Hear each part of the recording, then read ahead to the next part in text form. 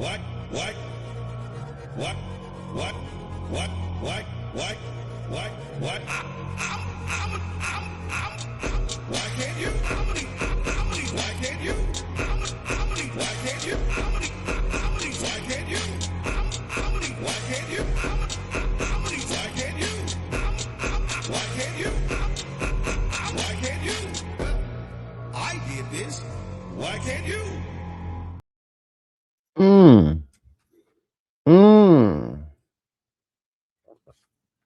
Guess what, y'all? Guess what, y'all?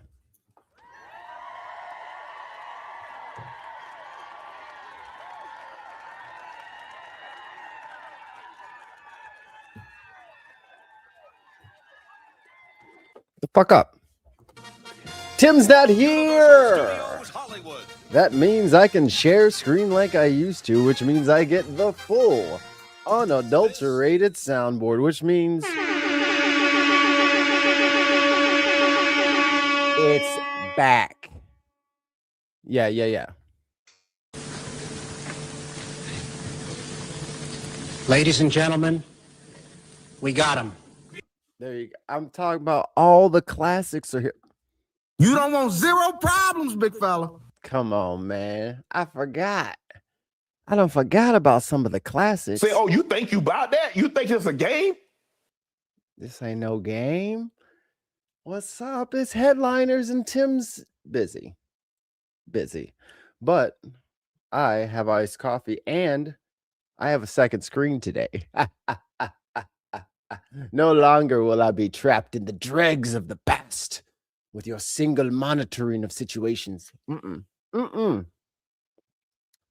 I still haven't set up my setup, so we're not using the bedroom TV right now.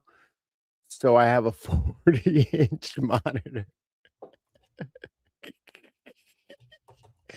Shut up. I'm getting there, okay? I'm going to get everything set up, and then we're going to be good. And then it'll be fine, okay? It'll be fine.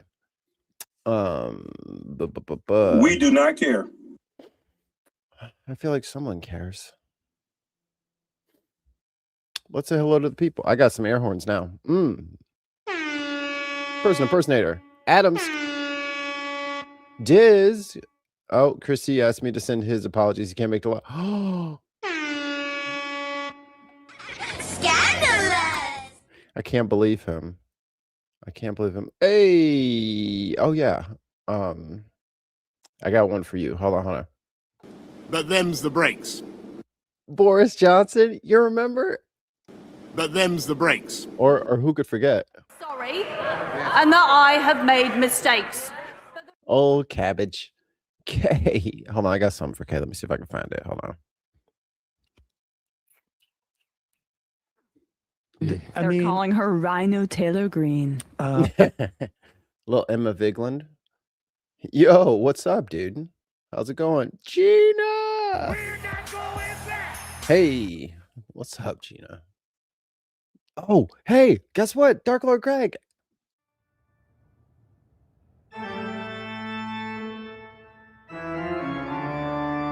Please tell me those are going through. Please tell me those are going through. Can I get confirmation that they are? Yes, the soundboard is going through. Yeah, but you Day. Hey, what up?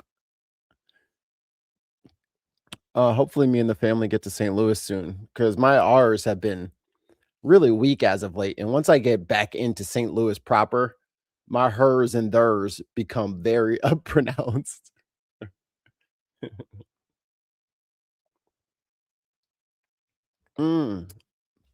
Soundboard is all good. That's what I'm trying to say. Oh, my Bernie clip is gone. I don't like Elon Musk. I'm going to say it 50,000 times. Oh, wait. I did flick. I'll remember this one. That are willing to the establishment. Unnecessary bleeps are awesome. That are willing to the establishment. That's good. That's good stuff right there. All right. I guess I'll guess. Oh, I wanted to see about the new guy. I want to know about the new guy. And then I'm going to watch, let's see, I would rather find a UK news source here. Is let me see if LBC has something about him. But I need to learn about I need to know more about the UK Parliament. Okay, there's his speech. Should I listen to his speech or should I find like stuff about? Should I investigate him? Muttley. I don't know. I know nothing. Nothing.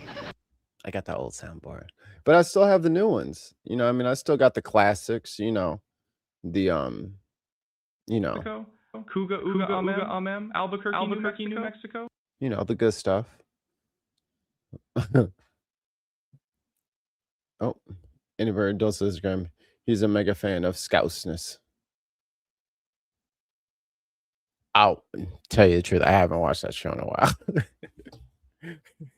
If we're being honest. I felt it was best for everybody if we just had a clean snap. All right, this one looks good. Andy Burnham is officially Prime Minister. LBC callers react. I have accepted Majesty the King's invitation to form a government. We have not been good enough, and we need to be better. I will bring forward a new plan for Britain. How's the audio? Is the audio good on the share? Let me know. 10-year plan. I will soon go through that door behind me and issue my first instruction to end rough sleeping in our country. Now, rough sleeping is like houseless people sleeping in their car and stuff, sleeping outside. Stuart in Thank you, Dace. Kirby Lonsdale in Lancashire is the first caller. Hi, Burnham has a northern accent. Your audio can't erase that. Audio's fine, I think. I mean, it all sounds like bullshit, but hey-o. Stuart. Hi, Asma. How are you? I'm okay. You feeling? See, and this is who I need to get my information from. I have no idea why every news program isn't just like call man on the street. Like there should just be, okay, when I take over the earth and I get my own network in the UK, I'm just gonna put a red phone on like a end table in the middle of a park, and people can pick it up and bitch, and it's just gonna be the best show ever. People will call in about any kind of thing you can, anything you can imagine. Optimistic or pessimistic? Actually, you know what? I was sitting watching it, and I was, you know, I think maybe a mix of, you know, the blanket His audio is shite. sunshine and the cheers and Andy's sort of infectious smile. And this is coming from someone who's probably forever the pessimist. Actually, I felt quite sort of teary watching it, actually. Mm. And I think I felt teary because I actually felt that we so need hope. Yeah. We need something, we really, really need something to believe in. And So here's my question. And this is going not just to the UK people, but this is for everybody. Like everyone keeps expecting this like fucking knight in shining armor to just come over the hill. Like Gandalf's not coming. Okay? There is no one coming from on high with a horde of the Rohirrim to come save us from Helm's Deep. Like it's not happening. Okay? Like everyone has to wrap their fucking brain around that. It is us against the billionaires. That's it. Those are the teams. You know, Mike, you need the one chill farm with 10 piss off farmers behind him. Yeah. If you did that with a phone in the middle, I'm done. And then the guy's just like, yeah, it's a good call. But yeah, thanks, Tiz. Like I'm like you guys have to understand the people that are in charge are really dumb. Like they're worse than the people that they replaced. They're just hoping no one asks them to do their job, because if someone does ask them to do their job, they will be in a bad spot because they don't know how to do it yet. They've just been getting everybody all hot and bothered over cultural issues instead of actually legislating and governing. It's hard to govern. It's really hard to get, like, you know, a trade agreement, or the teachers are going on strike, or the subway workers are going on strike, and you gotta, all right, we're gonna have to give up this and do that. Like, that's it's hard, and then you lose a lot if you're the leader. You have to capitulate. You don't get to win all the time. You have to lose a lot because it makes the most people happy, which is your job, kind of.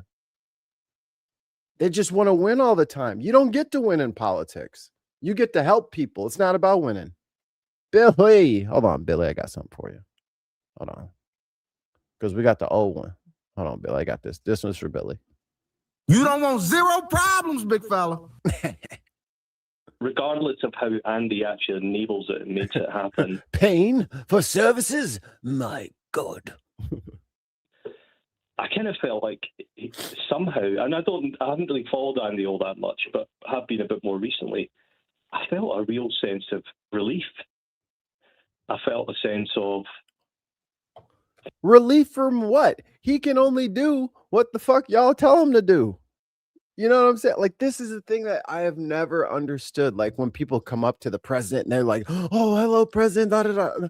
You should be handing that motherfucker a rake, a garbage bag, a honey to-do list. It's a job. He's not a celebrity. These are not celebrities. These are positions. Positions for very difficult jobs. Media has made them celebrities, but they're not, bruh. Most of them were nerds. Because you got to be like me and Tim level into the weeds on, oh God, hundreds of issues. It's a nerd job. Thank God there's someone there who's going to give this a real go, and I think he will. And in terms of a general election, I can sort of understand the point on that, and I actually think there might be a lot of people who might just be thinking, let's just get him to crack on with it. Just get going. And there is I do feel get going where, you know, like, I get that people want change, but what is the change you're asking for? Because I think, especially with the Democrats over here, like, they'll say, well, you don't want that, do you? That would be bad if that happened. Surely you don't want that. So you might as well just go ahead and give your vote to us. I was like, well, okay, well, what are you offering? It's like, not that. Right. But what are you offering? It won't be what they're offering. Okay, but what is it? Literally nothing. I'm just not going to do anything. But I'm also not going to do what they were going to do. But I'm not going to do anything for you. This is the bargain we're making with people. we're running a bit short on time. And it was quite a relief, I felt. And I was teary. I thought the last time I felt that was when I was living in New Zealand and Jacinda Ardern got in sort of last minute as leader of the Labour Party and won her first general election.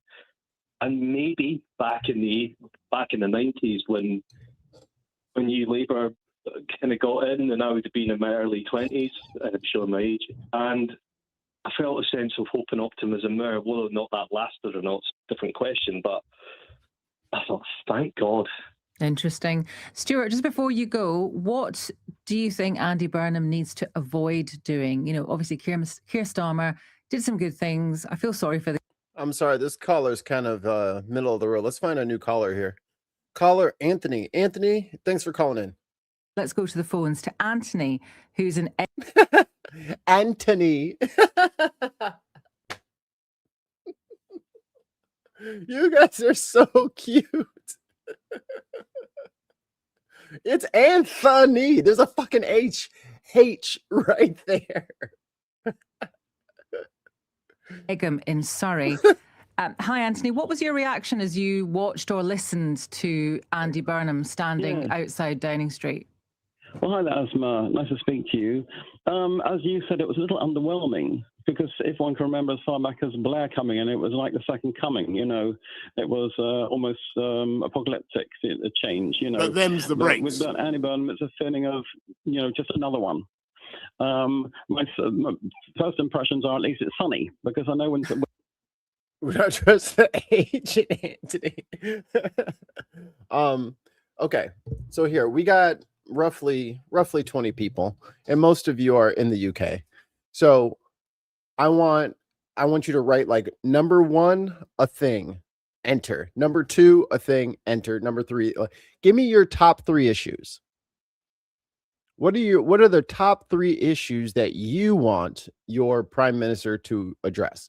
Whether it's the winter fuel allowance, or the disabled payments, or NHS, maybe it's the military. Like, what's your top 3 things? Because I'm pretty sure everyone is going to have the same thing, and it's going to be the exact same 3 that we have in America. Almost guaranteed. Because the same morons that are ruining your country are ruining this country. It's the same brain trust of fucking idiots. A bunch of billionaire fail sons who are at pretty much towards the end of the Monopoly game. And now they're just making dumbass decisions because they're bored. Ooh. There we go. Number 1, cost of living. If anyone disagrees with that, I am willing to look at what you want to say, but I think that is across the board what everyone is saying. Yo, relief now. I need it. Remove Palantir from our nation's book. Oh, for yes. Dude, Palantir should not be a fucking country, but okay.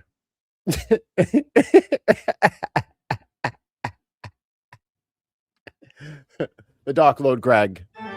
Abolish ferrets. Bring back Prima Nocte. Mandatory pocket squares. Oh no, then I'd have to wear a shirt with a breast pocket. I don't like. Then I have to have a collar. Ugh. I don't want. My daughter has entered the I don't know about clothes phase, so God, it's so annoying. It's like, all right, I finally found you 2 socks that match. We're gonna have a good trip to the park. Or we're gonna go for a nice walk. Man, we get in the house. Soon as I was like, all right, let me go get you a snack. I turn around, the socks have disappeared off the child. There was no groaning, no that they just instantly disapparated. And then I find them like stuffed inside of like a toy 3 weeks later, smelling of corn chips. Gina says, housing, trans rights, and right-wing twats. Do all the PIP. Yeah. PIP payments. That stuff. No poor laws or poor laws. Yeah. And I think these are just general things that people believe. Normal people shit. You know, this is not. And then I want to make sure libertarians and Republicans have to pay triple tax. Like, no one is even targeting these fucker. Like, no one cares about y'all. You know what I'm saying? Motherfuckers just like, can we get the landlords under control? They're getting a little crazy. They're using AI to artificially inflate the fucking housing market. Can we do something about that? Can I just go to my job and like be able to afford my place and live on my own and not have to have 5 roommates for a fucking 2-bedroom? Like, come on. Like, it's getting a little nutty out here. And then the people who have, you know, already had their boosts to their careers happen. I mean, this is fine. But for those people who feel like they're comfortable and they don't need to care about, you know, the cost of living shit because they have enough, well, I'm going to just let you in on a little secret. Most Americans are about 5 weeks away. 5 weeks away from having nothing. that under 60K crowd are hurting. They have been getting punished by all this bullshit. We're going to talk about that. You think I'm secure in my lifestyle and I'm great? When entire suburbs become hoods, I don't know where you think you're going to hide and run and be safe, and what kind of life you're going to have when everyone is fucking apocalyptic. I mean, what are you going to do at the street light? You better hope these people don't go broke. You better hope these people don't go broke, because you ain't going to keep what you got. The streets never go hungry, dude. Never. So, I mean, you can make them go broke if you want to. They're going to eat regardless. When Starmer came in, it was a drizzly day, and that didn't seem to be a good omen. So perhaps that is a good thing. Well, let's hope so. Yes. And the other slightly positive thing is he's a clean sheet, because he hasn't been tainted, at least to date, by the scandals that afflicted Starmer. So he's come in sort of really almost with a clean slate, and we hope that he does succeed. However, I'm going to now strike a slightly gloomier note. Air Day says these crises will touch everyone's lives around the world. And they are completely oblivious to it. They're like, not me. There is no not me. Daily blase. Like, you can't, like, unless your car runs on sunshine, which it might. But even still, every person that you're going to interact with is fucking complaining about gas, and that's going to get worse. We're going to talk about that. In that I think he will struggle, because he speaks about this so-called new economic model. What the hell is it? Because, you know, you can't come in after 40 years of Thatcherism and just tear all that up. The state is kind of, it's enmeshed into the fabric of the country. So you're going to have to do some pretty huge reforms. And when you have the time to do them, you know, undoing a lot of things, such as not just the private. Okay, question for the UK people. What if Burnham proposed a wealth tax? Hear me out. Hear me out. What if he was just like, all right, pushing this through the legislature or whatever. I want to push forward. I want to champion a 8% wealth tax on people that have more than 500 million pounds.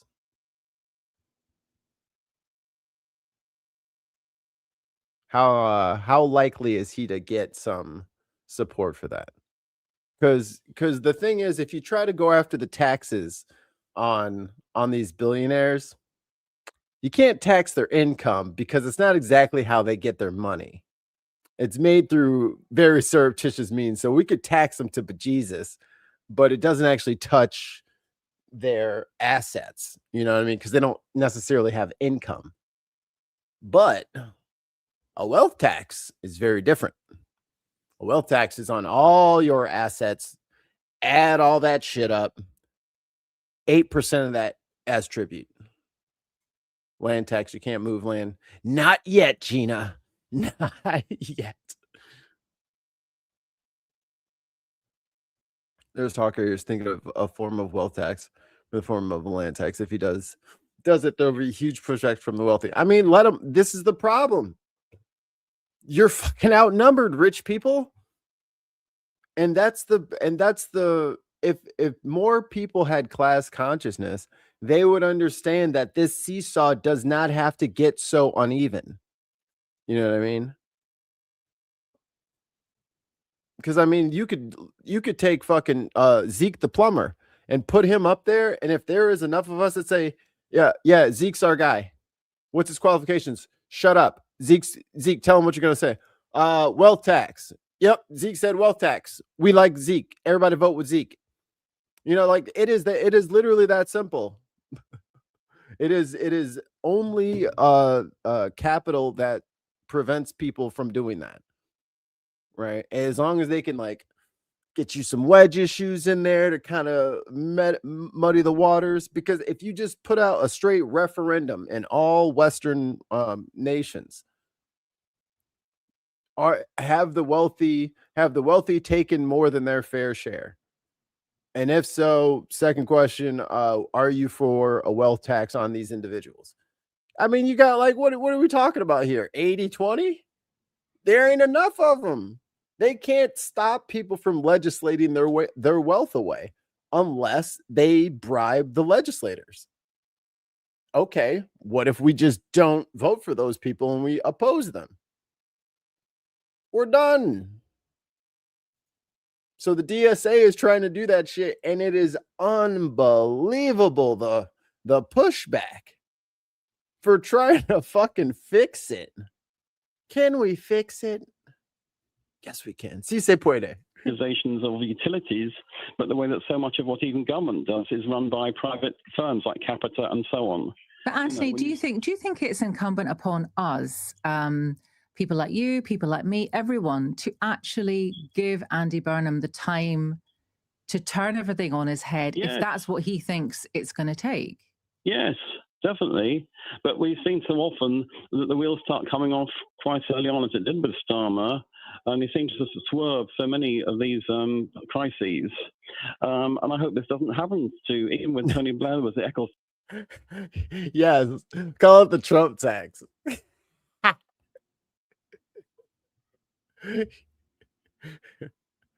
As we implemented against his fail sons that are, God, they are fucking, dude. Did you guys hear about the mine that they're a part of in Kazakhstan? They own like 20% of a mine. That's not lithium. It's like one of the building kind of metals, not the superconductor ones. I can't remember. It's not titanium. I don't know. It'll come to me later. But yeah, these motherfuckers they got like a 20% stake in that shit. And it's being fronted by like the US government. I'm like, brother, you cannot do that. That is cheating. This is the fact that governments don't spend money efficiently. That's true. That surplus tax increase gets spent instantly, and they'll ask for more. You'll never spend others' money as carefully as your own. Well, I mean, that's true. The never-ending bureaucratic expansion funded by the taxpayers. But see, that doesn't have to be that way. And again, this is where we come in. Like, government is a full contact sport, and you can't just, take your eye off the ball. Not too many, I'd say maybe 2 years ago in Dalton, Illinois, the mayor was they had like a natural disaster, like storms or something like that. They had storms and flooding, and a bunch of trees went down, and this young black lady mayor, and she fucking, as soon as the storm hit and these trees are down and all, she gets on the phone book and she starts calling all these wrecker crews and all these landscaping people to cut these trees and all this stuff. And she's acting like she's just going to pay them through the city or whatever. Bro, she spent like $600,000 in like 10 days hiring these people, just calling everybody, telling them to come out right away. Emergency pay, all that shit. Is like those people are still waiting to be paid out. And this was years ago. They've gone through legal cases with her. They got her removed. There's a new mayor. Shout out Jason House. And like, it was a mess. But that shit has to get paid because she wasted it. So you have to find new ways to replace them. Like, it is literally check by check, individual event by individual event. That's how taxpayer money is spent. It's never like this big, like, I know grants are a thing, but it's never like, at the end of the day, there are receipts for all of this. And this is transactions that are at the individual level are managed by people. But if you have people who are freaking bought by corporate interest, doing shit for corporate interest. The receipts look a certain way. Without that corporate interest, a lot of this shit doesn't happen. Like, how the hell, what's those guys called? The pharma in between dudes. Like, how do you get that job? How is that a job?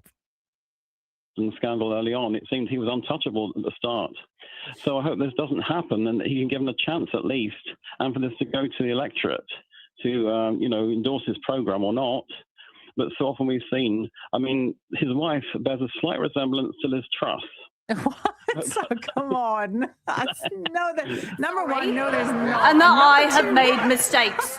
What does that mean if there is? Well, I don't know. I don't know if the power is behind the throne of that partnership. You see, I'm wondering if she's another Cherie Blair.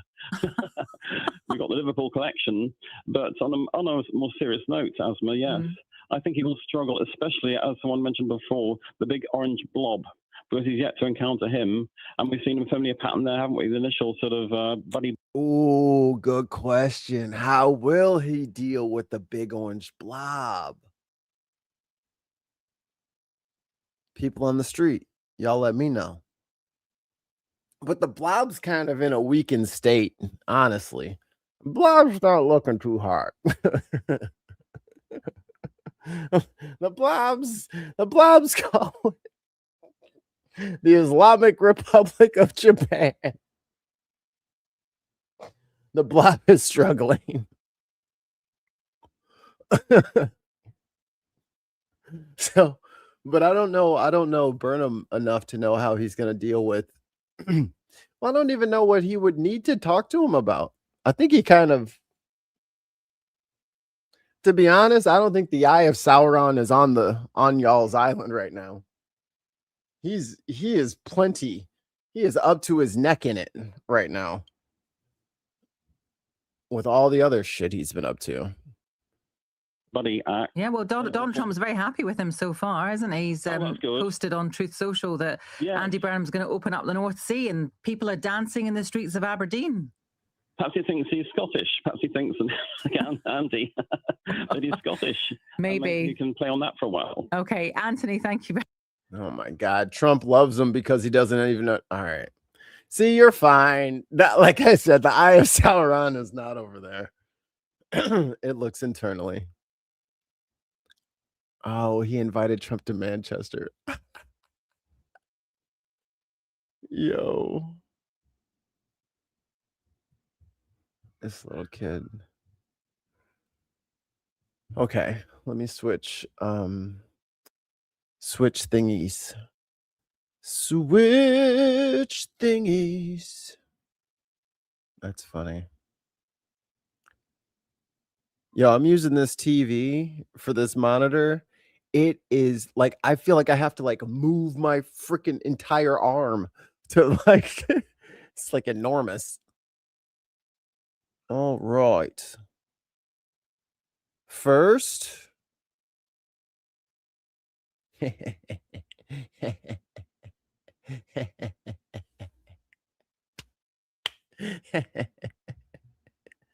US federal law enforcement moved quickly, handcuffing controversial influencer Andrew Tate and his brother Tristan. Tristan, anything to say? The US Marshal Service. Yeah. Jesus. Hold on. I can go check on the kiddo. That sounded like a big fall. Oh, she's laughing. Never. God, she does this all the time. She plays so rough. Arresting the pair in Miami, where self-proclaimed misogynist Andrew Tate was set to appear at a boxing event. British authorities announcing they're seeking the Tate brothers' extradition after UK prosecutors get that music out of here. 21 charges, including alleged rape and human trafficking. Now, I wonder who let him in the country. Huh. Miami. What country is that in? Florida? Florida, that's a state. Florida, Miami, Florida. Miami, Florida. North America. United States. Yes. So who let him into America is the question. Why is he here? Weren't you in Romania hiding from your charges? How are you here? Against the pair last year. The Crown Prosecution Service has decided to bring further charges in relation to 4 additional victims, a CPS statement said.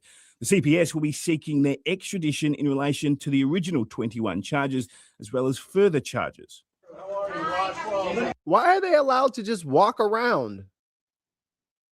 You know what I mean? Like, what are we talking about? Oh, what the fuck? I thought they were UK citizens. No.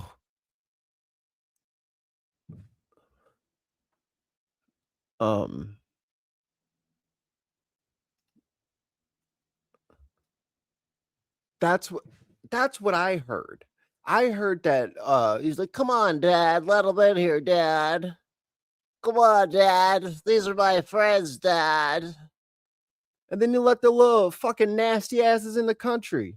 I thought we were supposed to be getting rid of the worst of the worst. What the fuck is this? Hey, let's just leave them in Canada. Right? Just drop them off.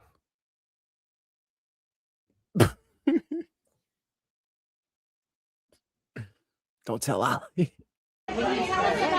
Bedfordshire Police presented additional evidence, bringing the number of alleged victims in the case to 7. Among the new charges against Andrew Tate. Like, what is this? They're not. I don't understand. I don't understand. Like, why are y'all letting them run around? And now they're gloating. Indy Duck. Hey, Mel. 19 alleged offences relating to child pornography. It's CSAM, okay? I wish they would correct their language. Brother's lawyer describing the move as politically motivated. The world knows... Politically motivated? Brother, you did it. What you talking about? Andrew and Tristan Tate are innocent. America does not do Britain's political dirty work. Not here, never. The arrest signals a new phase in this international legal saga, with the brothers already facing criminal proceedings in Romania and Andrew Tate set to face a civil trial here in the United Kingdom. The defence team already saying they will formally oppose any criminal case and extradition. A renewed hope for accountability for the Tate brothers' alleged victims. Elias Kluwer, ABC News, London.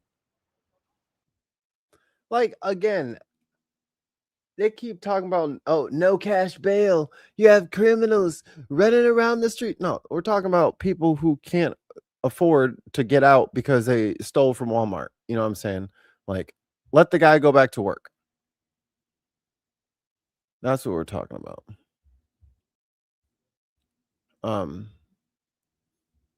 And I was kind of kidding about dropping the Tates off in Canada, because look what Canada is doing to us. Fire smoke is on the way out, we know that, but some of it is probably still trapped inside your home. Some alarming data from Alertify found the air inside dozens of apartments hit hazardous levels. Joining us now is Melissa Bernardo with Alertify. Thanks so much for joining us, Melissa. What did the data show? Hi, thank you so much for having me. So basically, Alertify, we have these little devices in all of our units, or properties that we co-manage.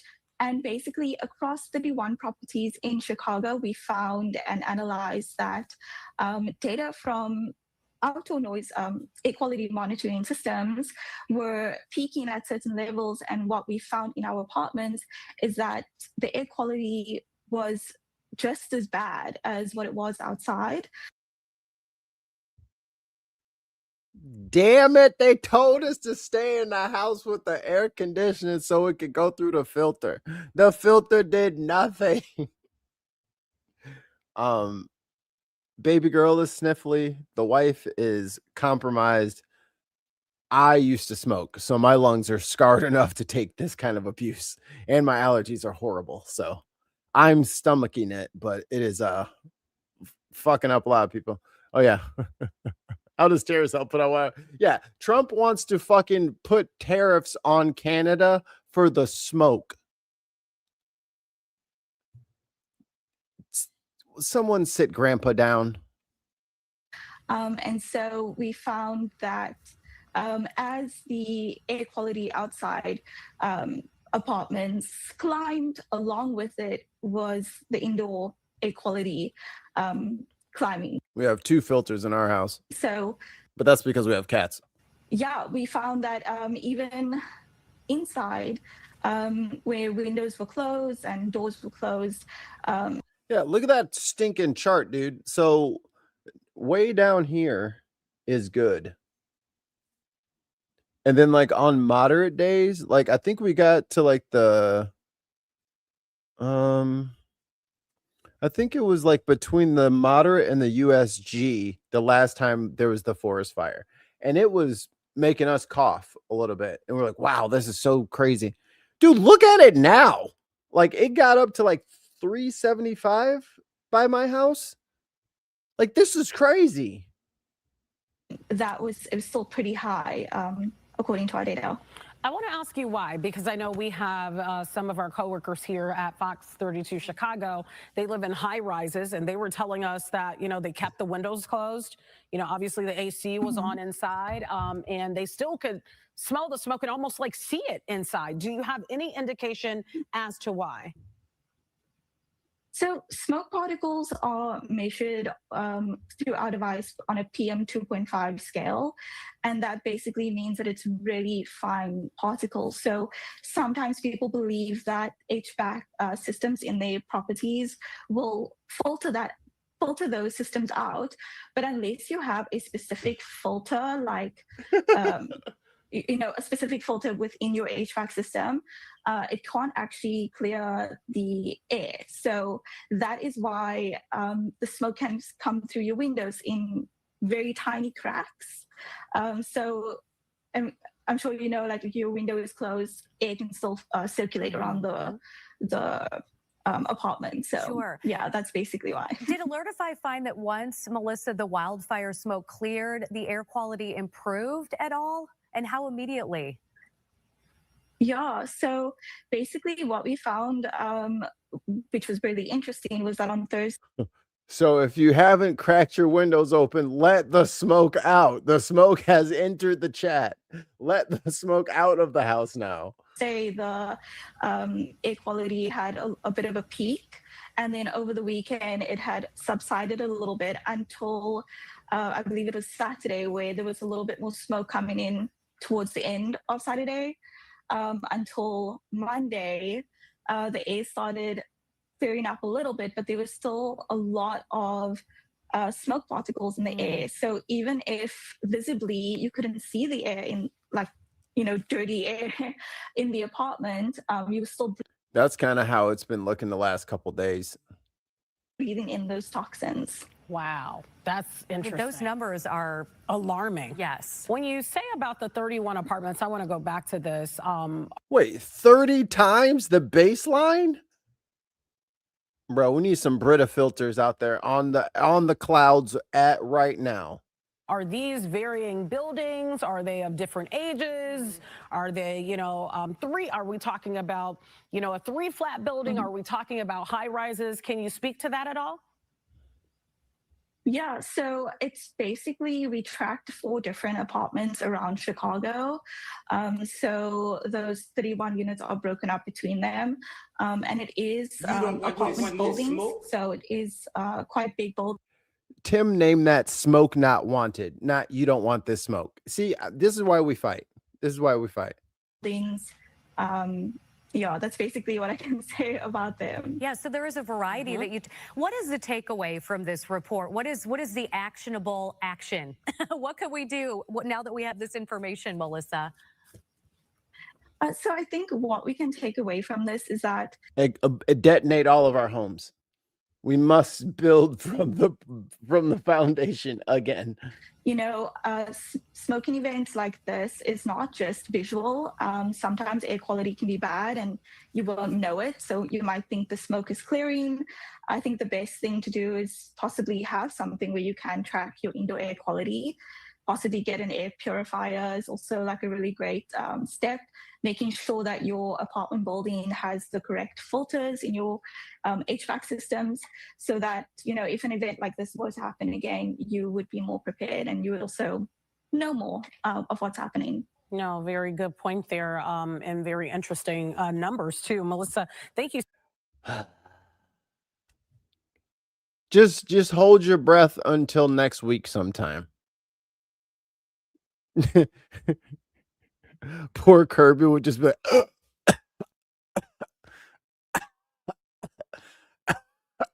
like, Kirby finally gets an inhaler because of us. Man, and that's like no hey, Viper Scott in the building. Hey, Viper Scott, guess what? I got my From Universal Studios old soundboard. Cause Tim's not here, so it won't echo. Okay. Next on the list. So I've been waiting. I've been waiting to cover this. Like, so there's a lady. Oh boy. Hold on a second. Boy. Hold on. Oh my gross, my voice. Oh boy. Hold up. Here we go. Before we even get started, I'll take her off the screen so she doesn't have to be part of this. Boom. They've done it again. Let me get.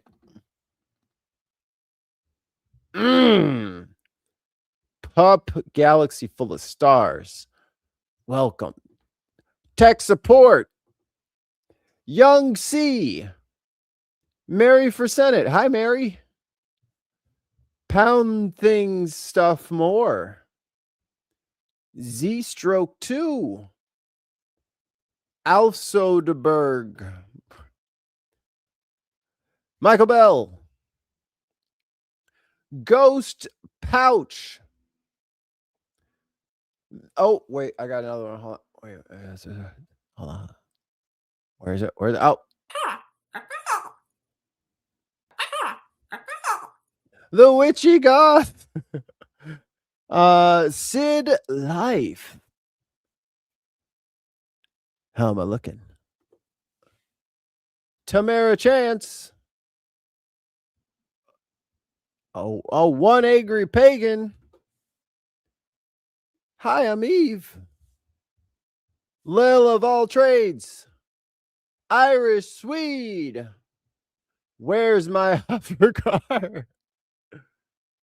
Congratulations, you are all Binsiders. Everyone, this hour and every hour this week will be commercial free. Thanks to our patron, Scott, Viper Scott. Everyone say thank you, Viper, in the chat right now. Do it. I command it. And thank you so much, Viper Scott, for your continued patronage. We love you more than you understand. Now. Whew. Blew my shoulder out on that one. You know what I'm saying? My rotator cuff can't take all the subs, all the air horns. Yes, Lord Viper Scott of the Scotland realm. Let's see. Okay. Bad vibes. Okay. Hail to the Viper Scott. I agree. All right. So this lady, not this lady, but the lady she's interviewing. Sorry, pedantic. There's a lady. She's trying to flip Chicago red. Now, I feel like I don't have to look into this too deeply, but I also feel like I have to address it. And Tim's not here, so let's see what she has to say, I guess. Chicago mayoral candidates is growing. Danielle Carter Walters is the only openly conservative candidate in the race right now, and she's looking to upset the status quo. You may recognize her because her group has become a fixture of city council and county meetings. The retired Chicago police officer is the face of the grassroots initiative, Chicago. Ooh, she's a cop. Ooh, you're a Chicago PD cop? Ooh. Look, I get that some people find that profession very noble, but you can see how Kamala did being a prosecutor. Like, it's just when you're on that end of the criminal justice hammer, you don't like it. Flips red, and she's joining me here in studio right now.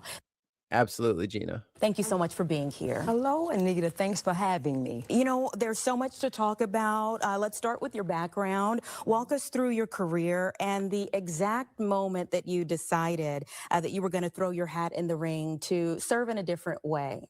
Okay, well, I'm a entrepreneur, a business owner, a mother, a wife of a retired police officer who gave 25 years of his life, well, more than 25 years. Hey guys, she's not answering the question. I'm worried. I'm worried.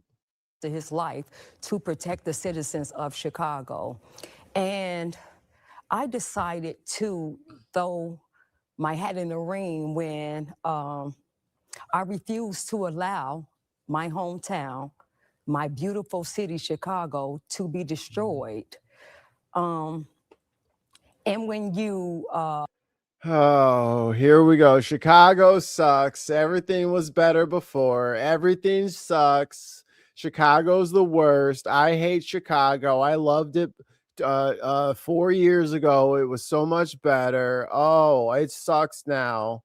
Oh man, you can't do anything in Chicago now. It totally sucks. The whole city, the whole thing sucks, top to bottom. Like, come on, lady. I hate it when people do this shit. Like, if you want to fucking represent somewhere, don't fucking come out the gate dissing the fucking city.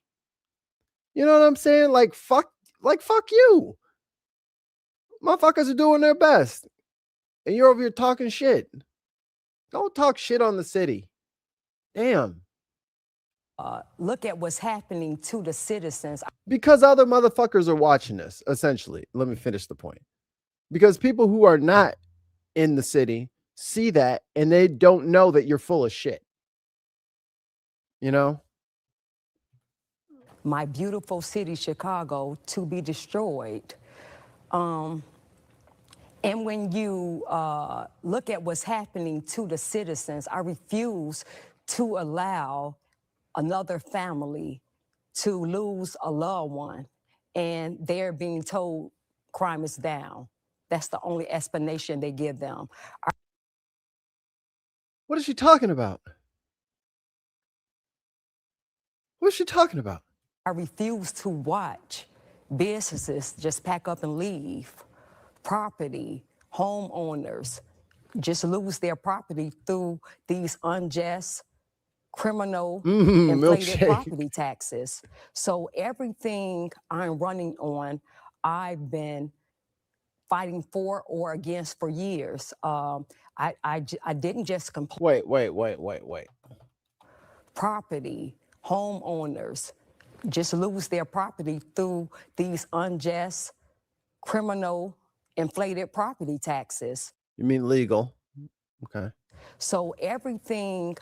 Yeah, she's mad because the property tax is going up. Well, because we've had fucking criminal ass fucking governors stealing fucking money from people, and they had a corrupt fucking pension system which put us billions of dollars in the hole. So yeah, we had to pay for shit. It sucks. Rent went up too. What do you want us to do? Can't be low the same rate as the 80s forever. I'm running on. I've been fighting for or against for years. I didn't just complain. I've been for good things and against bad things my whole life. Okay, thanks. I took my grievances straight to Washington, D.C., Capitol Hill, and I testified twice. First in front of the Senate and next in front of the House in 1 year about the fraud that's going on. I demanded a forensic audit about the illegal immigration that they were prioritizing over the Chicago citizens. Where did those immigrants come from? They came from Texas. Who sent them here? Governor Abbott dropped them off in the middle of the fucking winter with no fucking winter clothes on. We had to put them up. It was the fucking moral thing to do. What do you fucking leave them out in the fucking cold? They dropped them off. They lied and told those people that they were going to go get processed, and they were on that bus for like 12, 14 hours. Like, they lied to them and dropped them off, and they were fucking walking up 55, bro. Walking up 55 in fucking shorts and t-shirts in fucking, I think it was like January or February. And it wasn't like a bitter cold, but it was like 30s. You know what I mean? It was cold. He just dropped them off. Crazy. Oh, she's yelling because her tower fell down. But I mean, that's what happened. And a lot of NGOs and a lot of groups helped take care of those people because they were fleeing Maduro, who everyone said was a bad guy, right? So those people ran away from him, got picked up by Abbott, and got brought up to us.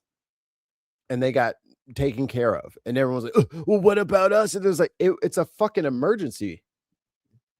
That they were prioritizing over the Chicago citizens.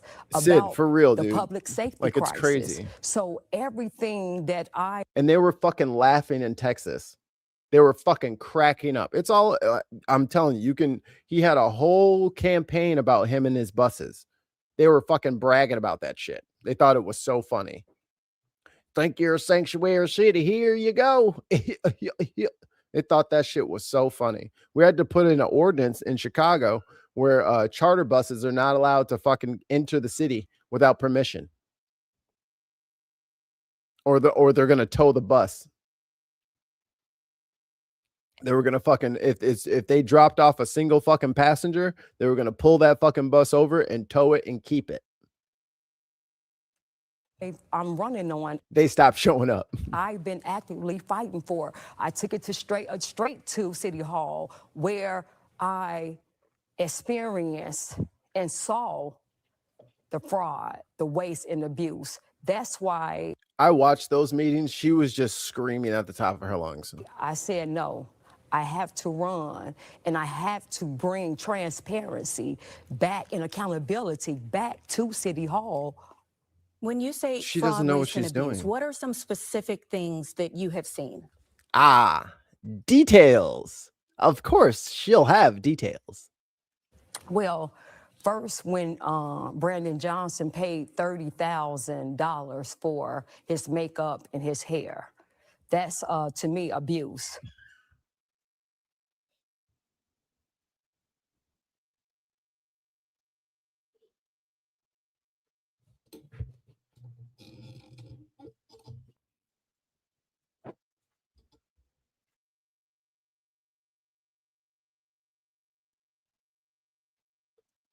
Because he gets his hair cut and his makeup done to do the TV stuff.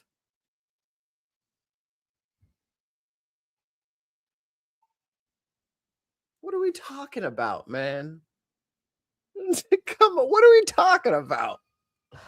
When you have him spending over $600 million on illegal migrants, and he's prioritizing them. And also, federal funding was supposed to pay us back for that. And then they just kind of, other stuff kind of came up. Like we were supposed to get that back from the Fed, from the Biden administration. They owed us that money. Over the citizens, Chicago citizens. To me, that's waste and abuse.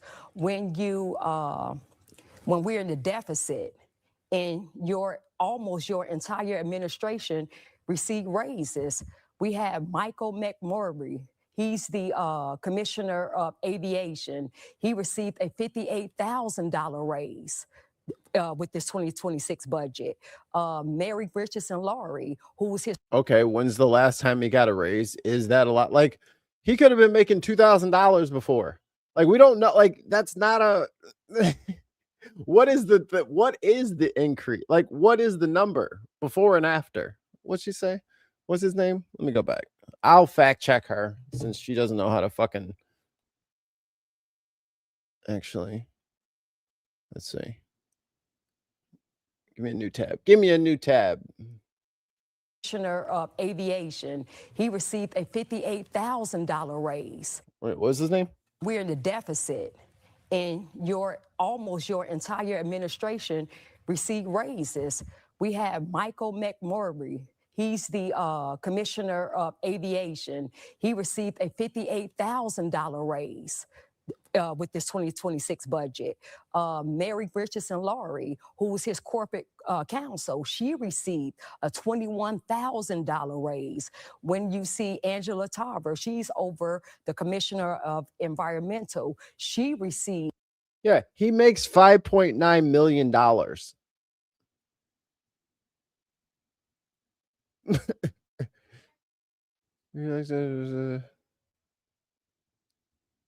Like, let's see. Oh, look, is this her? Let me see.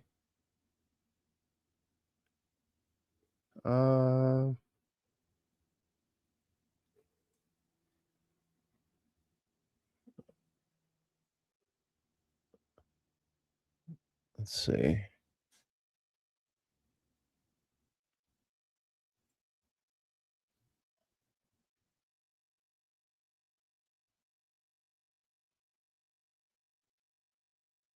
Yeah, that's like all these articles don't say anything. Like, where are they getting this? Okay.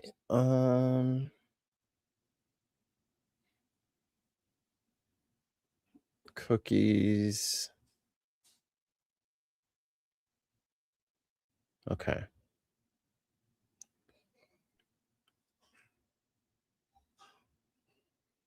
That's not it. I don't know. Like, it looks like he makes a lot of money. Like, they make way, you know what I mean? This is what I'm saying. So, like, if he's already getting paid millions of dollars, like, he got a $58,000 raise, like, did he even know that? Like, does he not? I mean, he probably doesn't deserve that much money, but what the fuck is his salary before and after? A $30,000 raise. Now, the taxpaying citizens are funding their salaries, and it's about 16 of them that receive raises like this. And then when you talk about the CVI money, where's that money going? Because we know that we're spending millions on CVI money, and that's going to these churches, to these nonprofit organizations. And my thing is, we're having almost a mass shooting almost every week, or if not every day. And we're these teen takeovers. So where's that money going? There's no accountability. So we need, So this was also the same lady who went to the meeting and was like, I want to know what's in the budget. They're like, it comes out in 2 weeks. They're like, but I want to know what's in it for transparency. Like, it's coming out. You should read it. And then it came out and she didn't fucking read it. Like, this is the thing. You can't just keep screaming and hollering about things. If the councilmen and the aldermen and all these other people who are part of the city legislature are deciding things that you disagree with, you can't just point that at the mayor and say, I don't like it. Because he doesn't make all these decisions, right? Like, and even the decisions that he does make has to go through the aldermen anyway. There's still boards that it has to go through anyway. Like, what are you talking about, lady? But she's kind of confirming what I thought. She's a right-wing fucking stooge who's being puppeted up here to just push general right-wing conspiracy, wasteful bullshit. And then just kind of do like an overview of the Chicago landscape. And then they just kind of tailor her message. And that's what they give her. Because this makes no fucking sense. Like, this is dumb. If she actually had things to complain about, like, I would get it. Like, there's way bigger things that she should be complaining about. Like, she hasn't brought up the tollway system at all, which is the biggest fucking scam of them all. Where is that at? You know, like, do something about, like, ugh. I'm demanding, and when I get in office, forensic audits Or the fucking parking meters. Like, what's up with the like?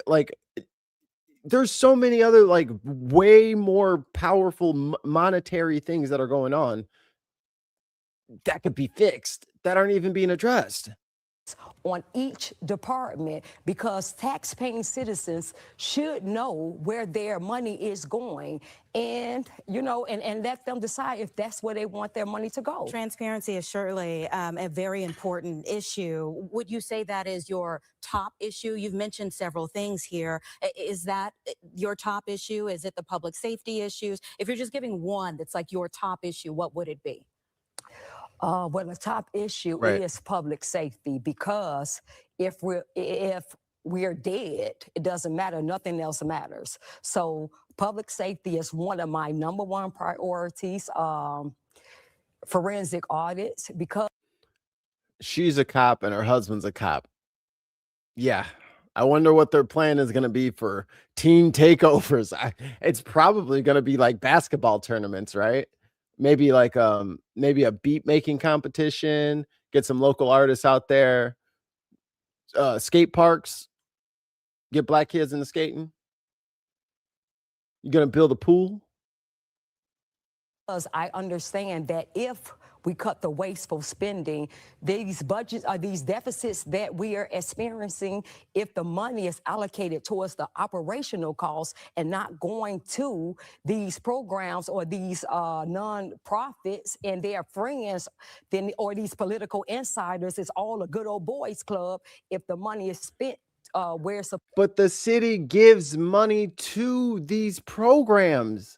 What is she talking about? These programs are the very thing she's talking about, the after school shit.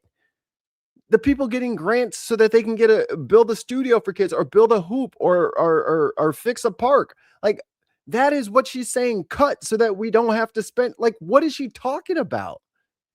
You can't be for, like, this is the dumbest shit ever. Like, this is just goes to show you that conservative fucking ideas don't work, and especially don't work for black people in fucking urban areas. Like, what are you talking about? You just want to take all the fucking shit away from the fucking black kids and then be like, that's better for them? Their shit shouldn't be going towards fucking migrant families. It should be going towards no families. We should just not do it so my property taxes can stay low. That's your fucking plan? And more cops and less parks? I don't know if she has kids, but motherfuckers need to grow up in the cities that they're from. They don't want to just fucking go from apartment to apartment. They want to go outside and play too, just like she did when she grew up. Supposed to go, then we won't be looking at this deficit. So let me ask you on the, and hopefully we have enough time to circle back to the funding, but let me ask you on the line of. And again, Biden fucking screwed us. Brandon Johnson made it very clear that he was looking for compensation back, and Joe Biden made it very clear that he had our back, and then he fucking disappeared, and fucking Pritzker had to say something to him, and then we never got our shit. Public safety. Do you believe that the city should be working more with the federal government when it comes to alleviating some of the crime issues that we do have? Yes, I believe we should. One life that's lost is a life too many. And I've been a big advocate for just public safety. We need help. Drastic times calls for drastic measures, and we're in drastic times. So I think that I would welcome any help that we can get just to save one life, because one life lost is a life too many.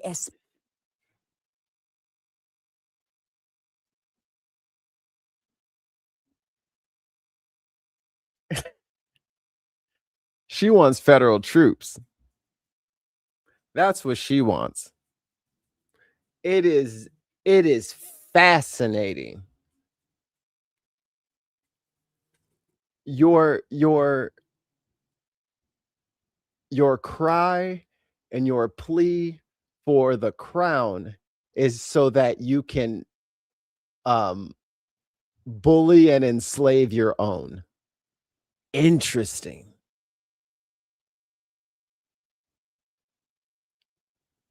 Whatever they're paying you, honey, it ain't enough. Life. Because one life lost is a life too many, especially when it could have been prevented. And for the They're gonna shoot us, dumbass. What are you, fucking stupid? They're gonna kill us, dumbass. They're just gonna shoot all of us like they always fucking do. That doesn't make us safer. What are you talking about? the teen takeovers that you mentioned, how would you address them differently than what's being done now? Federal troops just fucking mow them down, I guess. Well, when you don't invest in communities, when you starve communities of economic resources, then you take the mental health facilities away, the drug rehabs, and you lock them down. Brandon Johnson literally opened like 20 of those. She's full of shit. Down during COVID, and you release them. What do you expect? So although I understand why it's happening, we still, because this administration has allowed it to get out of control, now we must crack down on it. So what I would do is enforce. So you're gonna, I'm calling it right now. What they're gonna do is they're gonna set up little traps and they're gonna cage these kids up and they're gonna put them all in juvie, and they're all gonna be juvenile delinquents, and they're gonna fucking put little marks on their record, and they're gonna put them straight into that school to prison pipeline. That's exactly what this is. And dumbasses like her are gonna invite it into the city. I mean, she's not gonna win anything, but and there's I don't know. There's probably a couple of hundred of hers around the city or whatever, and it's anathema. So all the money she's raising, she could have built, you know, a lot, or got with some friends and got a community center together. But instead of doing that, she wants to be the celebrity, and she's going to use these kids as a very effective prop to get what she wants. They should be behaving better, but I mean, I'll just say whatever they tell me to say. Like, she's dooming these kids. Enforce the curfew laws that we have. Right. I will enforce that. I'm going to get a social media unit. I'm going to definitely have a rapid response team. I'm going to look at ways to hold these parents accountable. I'm going to look at ways to hold the organizers and the promoters legally and financially accountable. So I think if we and put more police in those hot spots where they're gathering at. So I think if we do those. Man, it's almost like if you gave all these kids summer jobs like Brandon Johnson did, giving them like $25 an hour, and he got like, I think they had like, it's like 5,000, 6,000 kids, but they do it every summer. You just work for the city. Like, you could work at like a train station or some kiosk somewhere or sweeping up somewhere, and they pay you. And guess what? You get to show up and you get fucking decent money, and it's, you know, keeps you out of trouble. Has she brought up any of that shit? No, she's going to fucking tell Trump to bring in the fucking federal troops so that they can fucking box up these little boys and take them away forever, because she's a puppet of the enemy. And I'm going to, you know, the repeat offenders, I'm going to arrest. But what I will do, because I'm in the street, I'm talking to the youth in the community. I live there. Where they live there, I live. My experience is their experience. So when I'm in office. So you want to lock them up. You're like, hi, friend. He's over here, officer. Bye, friend. I'm with them in the streets. This lady's psychotic. I'm going to make sure if we arrest them, I'm going to make sure the family, the mother has to, the family has to go get them. And we're going to set up, I don't know, maybe it's monthly or every 2 weeks. And I meet with the family and the children. And I let the family know exactly what I expect as a mayor. And if you violate these things, Oh, I'm the mommy now. Okay. I'm the mommy. Every 2 weeks, the parents will come meet with me, the mommy, and then I will tell you how to raise your children. Has she lost her ever-loving mind? You're gonna tell everybody how to raise their kids? Every 2 weeks, they need to come see you to see what your marching orders are on how to raise their children?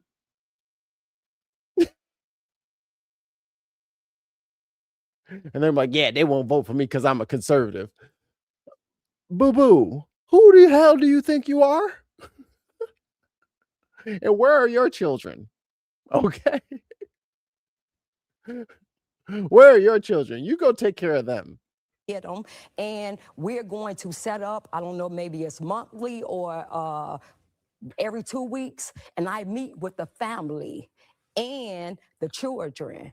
And I let the family know exactly what I expect as a mayor.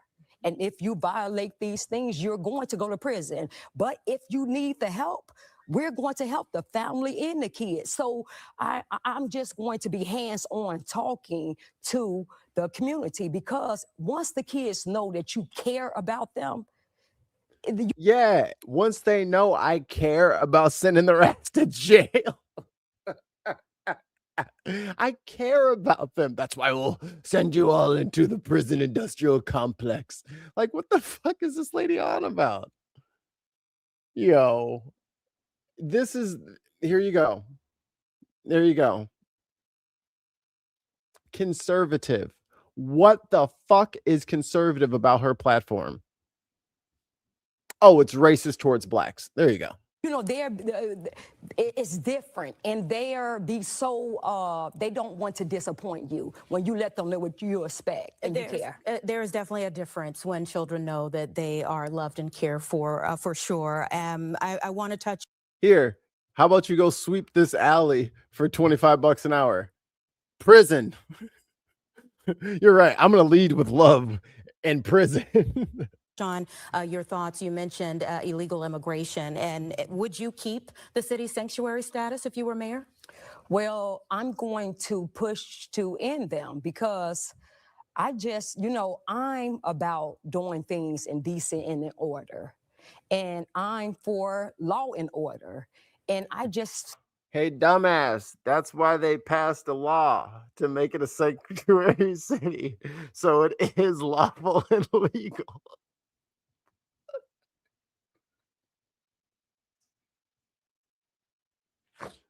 Like,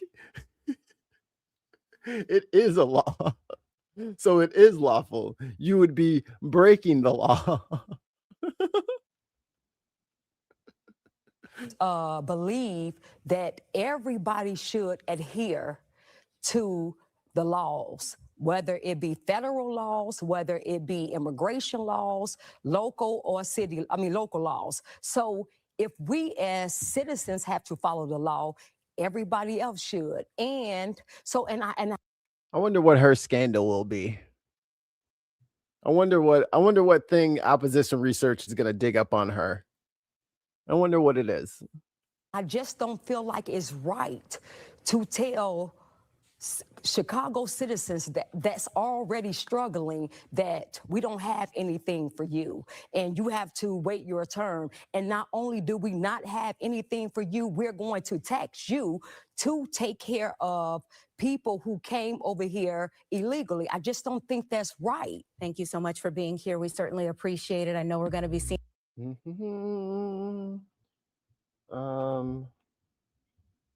Open secrets. I can't spell. Secrets.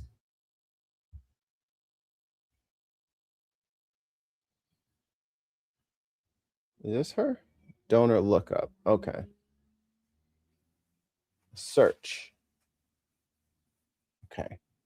Search. What's her name? I lost it.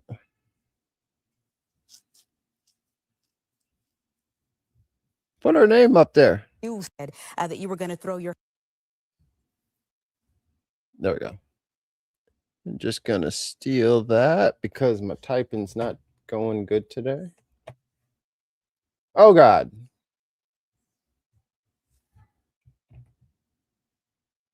There's a lot more stuff on my clipboard.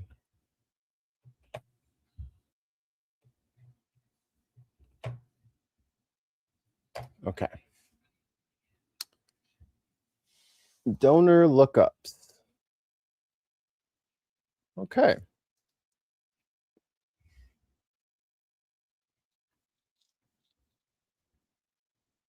Alan Sackman.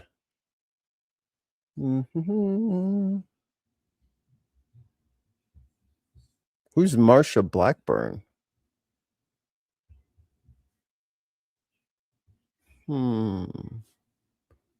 Dixie Well Pump Driller. Hey, get out of here.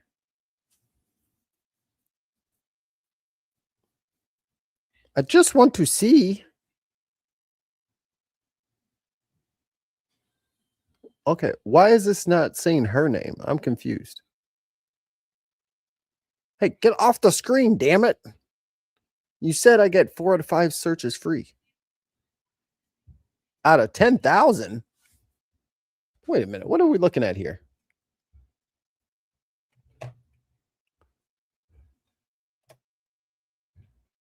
Okay.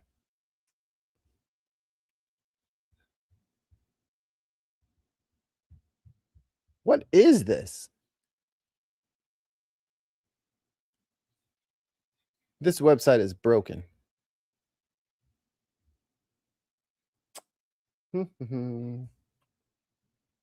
Ballotpedia.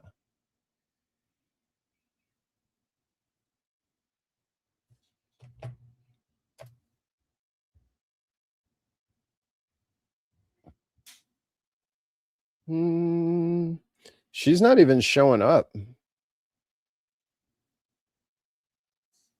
Maybe she doesn't have the support. Maybe she didn't do all of her due diligence yet, but she's not there. All right. Well, I can't do any more research on her because she doesn't apparently know how to do her homework. Okay. All right. Let's hear from one of my favorite Illinois people, and then we're going to talk about Iran. Joining us now is Democratic Senator Tammy Duckworth of Illinois. She serves on both the Senate Armed Services and Senate Foreign Relations committees. She's also a Purple Heart recipient. Thanks so much, Senator, for your service. Thanks for joining us. As you know, other Iranian officials and even the Secretary of State, Marco Rubio, have insisted that diplomacy with Iran is still an option. Do you think that's a realistic assessment in your view? Well, if we would have to actually send in a real diplomat who could actually negotiate with the Iranians. But at this point, what we have is our vice president continually saying that he's reached an agreement, but the Iranians in the next 15 minutes after our vice president makes an announcement like that, say, no, we don't have an agreement. Right at this point, listen, it's enough is enough. We have 18 of our service members have been killed, and Trump isn't a single inch closer to getting out of this illegal war that he started, that we should never been in to begin with. Whatever the whatever provision that they put in the, was that in Vietnam or whatever, to allow the president that's 60 days. We're going to have to go ahead and repeal that. That's got to go. That's just got to go. Because you leave the door wide open for dumbasses to do dumb shit like this, like get fucking hustled by other countries and do dumb shit. But first, oh yeah, we got Fish-Eyed Fool, Sage Outcast, Jerry Mandowski, Enzo the God, Wayne Lewis, Brenna, Meg the Artist, Blue Cat 42, Jimmy Blue 2009, and Rustino. You all are Bensiders all of you say thank you so much to Viper Scott. Viper Scott, thank you again for your continued patronage in this hour, brought to you commercial free by our patron Scott. Viper Scott 1.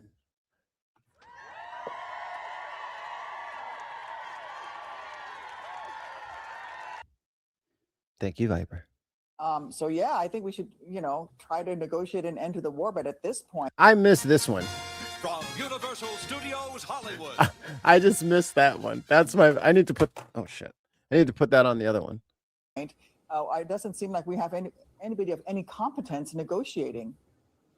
An Israeli source familiar with the matter tells CNN that Israel now believes Iran has moved advanced centrifuges and parts of its stockpile of highly enriched uranium to a fortified underground facility just south of Tehran after the 12-day war last June. How worrying is that to you, that potentially that sets the stage for Iran to continue its nuclear weapons program?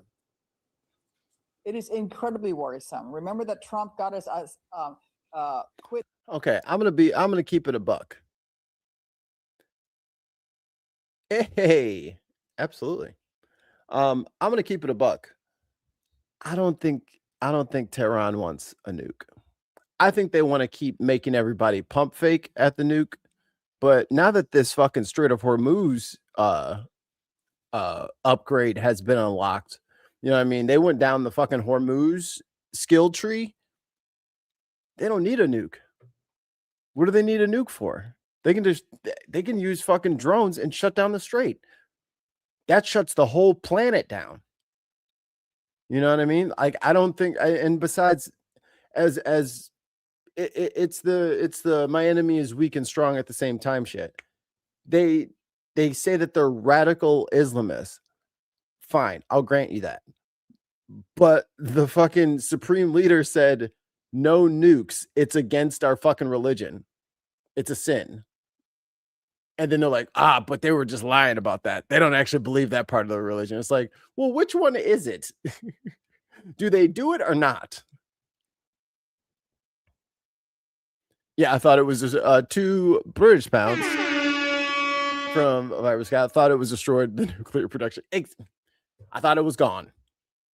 It's gone. It's not gone. It's gone. It's not gone. But I mean, they don't need a nuke now.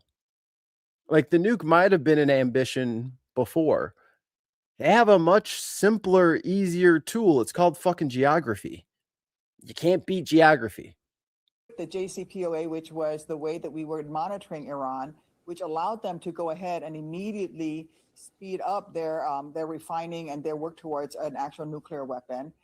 He claimed that he buried all of their uranium under, hundreds of feet of concrete. That did not happen. And when he started this war in Iran, he says one of the things was to destroy their capability of advancing towards a nuclear weapon. And obviously that has not happened. He then claimed he wanted regime change. The regime change he got was a worse Ayatollah than we had before he started the war. Bro literally went for the upgrade. The Straits of Hormuz is now mined. Americans are paying the price at the gas station, at our grocery stores. In Illinois, I talked to my farmers. The input costs have gone through the roof that many farmers don't think they're going to make it through this through this season to next planting season. And if the deaths of our heroes weren't enough, don't forget the billions of dollars that's been wasted. Yep, you make important points. A dignified transfer of the U.S. service members just killed in action in Iran, in Jordan and Iraq for that matter, is expected to take.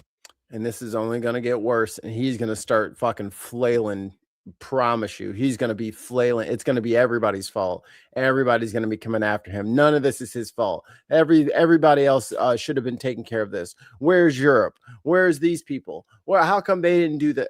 He's going to blame everybody except himself. Take place tomorrow at Dover Air Force Base in Delaware. As someone who has fought and sacrificed so much for our country during your time serving with the U.S. military in Iraq, how are you reflecting on this loss of American life? And should the U.S. punish Iran right now for those deaths, as President Trump is suggesting? Well, first and foremost, Trump is the one who started this war. Trump is the one who started this war without any actual plan for how he was going to execute the mission. So because he got fucking gassed up, getting told that he can just bomb them to pieces, and they would just submit instantly. Everyone who understood the fucking region knew that that was a fucking lie, and he did it anyway. So it's like, dude, there is no unringing this bell. He needs to surrender. End of. Sorry. Like, there isn't a way out of this unless you guys want another fucking forever war. And then, tens of thousands of teenagers being sent over to the desert again. Well, not even to the desert this time, to the mountains. Blame for those 18 service members' deaths lays at the feet of the President of the United States. It sits on the Resolute desk in front of him in that gilded Marie Antoinette of Oval Office that he's turned it into. He brags that he doesn't think that Americans' financial situations are important to him as he tries to hand Iran hundreds of billions of dollars, and he hasn't taken the responsibility for the deaths of our service members. Look, our servicemen and women are the most important national treasure we have in this nation. And before we choose to ask them to sacrifice on behalf of each and every one of us, we need to be sure that we know what we're doing when we start a war. When we send them into war, we better have a plan. We better know how we're going to execute it. And we better know what the conditions are for the end of the mission. Trump has not done any of that. He also appointed the most incompetent Secretary of Defense in our nation's history, who's all he seems to be worried about is testosterone levels in our troops, instead of making sure that he actually has a plan. Which is a major confession, by the way. Everyone should get their T-checked. Standing orders. To execute this mission in Iran and ending it before even more Americans get killed, even before our economy craters even further, and before we alienate even more allies and set Iran up to have nuclear weapons. This whole thing has been an absolute disaster, and it shows what happens when you have an incompetent. Took Trump 18 months to make China more trusted than the U.S. They're calling him Comrade Trump over there because he's like rebuilding their country.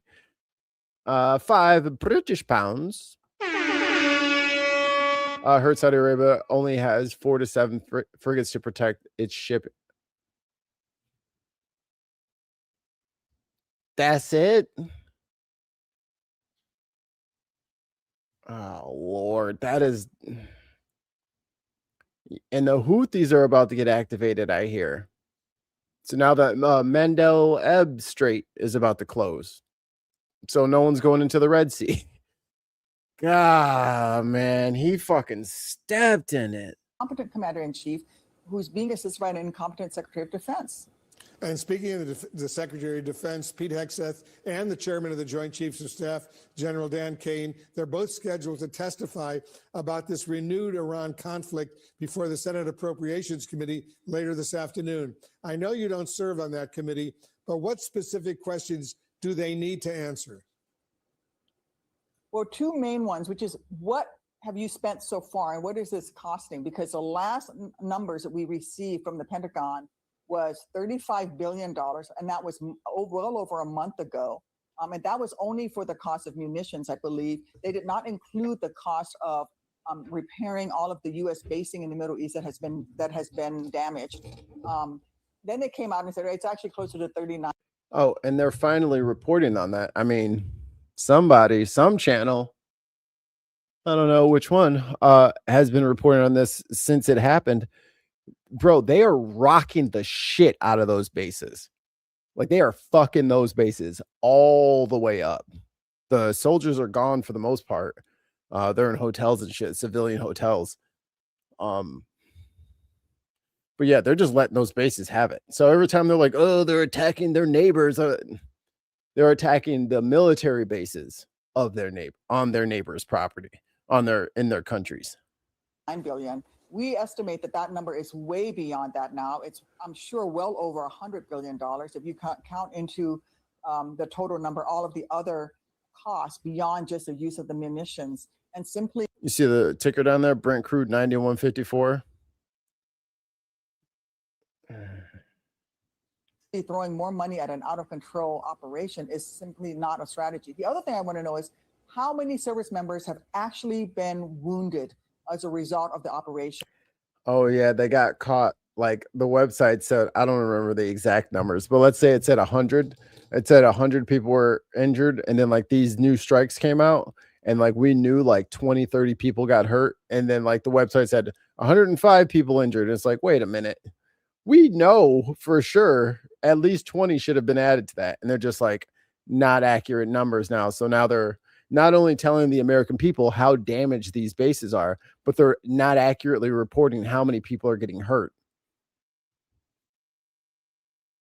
Why you? In Iran, and that includes what's happening in Jordan, the troops that are all over the Middle East. How many troops have actually been wounded? Because Thank you, Billy. we're not getting real numbers from the Pentagon, and there's a report that came out today that looks like they're trying to suppress. The Trump administration is actually trying to suppress a true number of wounded. Well, they're saying about 100 have been wounded so far, but 95 or 96% of them have since returned to active duty. But that's what they're saying right now. I know you are interested in this next question. The Defense Secretary announcing just recently a new Pentagon policy to test U.S. troops for low testosterone. You actually wanted to extend hormone screening further. Explain what you mean and whether you've communicated that. Oh, she got something up her sleeve with Pentagon officials. Get him, Tammy. Well, I mean, this is the ridiculousness of Pete Hegseth, right? We're in the middle of a war that he is failing. There, that soldier right there. Pump her up with testosterone right now. To execute properly against Iran, and he's worried about testosterone levels for men in the military. You know, it seems like, to me, it sounds like gender affirming therapy to me. And if he's going to do gender affirming therapy, then let's also extend hormone testing to female service members so that if they have infertility issues, they can apply for and get coverage for IVF. This administration and Republicans in the Senate have actively blocked access to in vitro fertilization for our military men and women. And why is that important? Number one, humanely, it's important that military men and women should have access to IVF therapy if they need it through their healthcare system, which is through the military. But on the other side, and the more practical side, if you cannot start your family and you're a service member that we have sunk hundreds of thousands of dollars into training, you are likely to leave. Well, if you shoot testosterone, or is it a cream, or I don't know, or patch, I don't know how it works. Doesn't that make you sterile eventually? The military in order to go start that family because you don't have access to those therapies while you're in the military. We can't afford to lose fully trained service members that we've invested all this money in because we won't provide them with the health care that they need. So if Pete Hegseth wants to extend hormone therapy to service members, he should extend it to all service members so that they can get the full range of their health conditions attended to, because we want them in the best fighting condition they possibly can be in to I think they should at least have to call it gender affirming care. defend America. And I just want to point out that the new defense bill does have IVF in vitro fertilization for women serving in the military. And this is a subject very close to your heart, right? It very much is so, because I had both my girls through in vitro fertilization as a result of infertility that I suffer from because of my military service.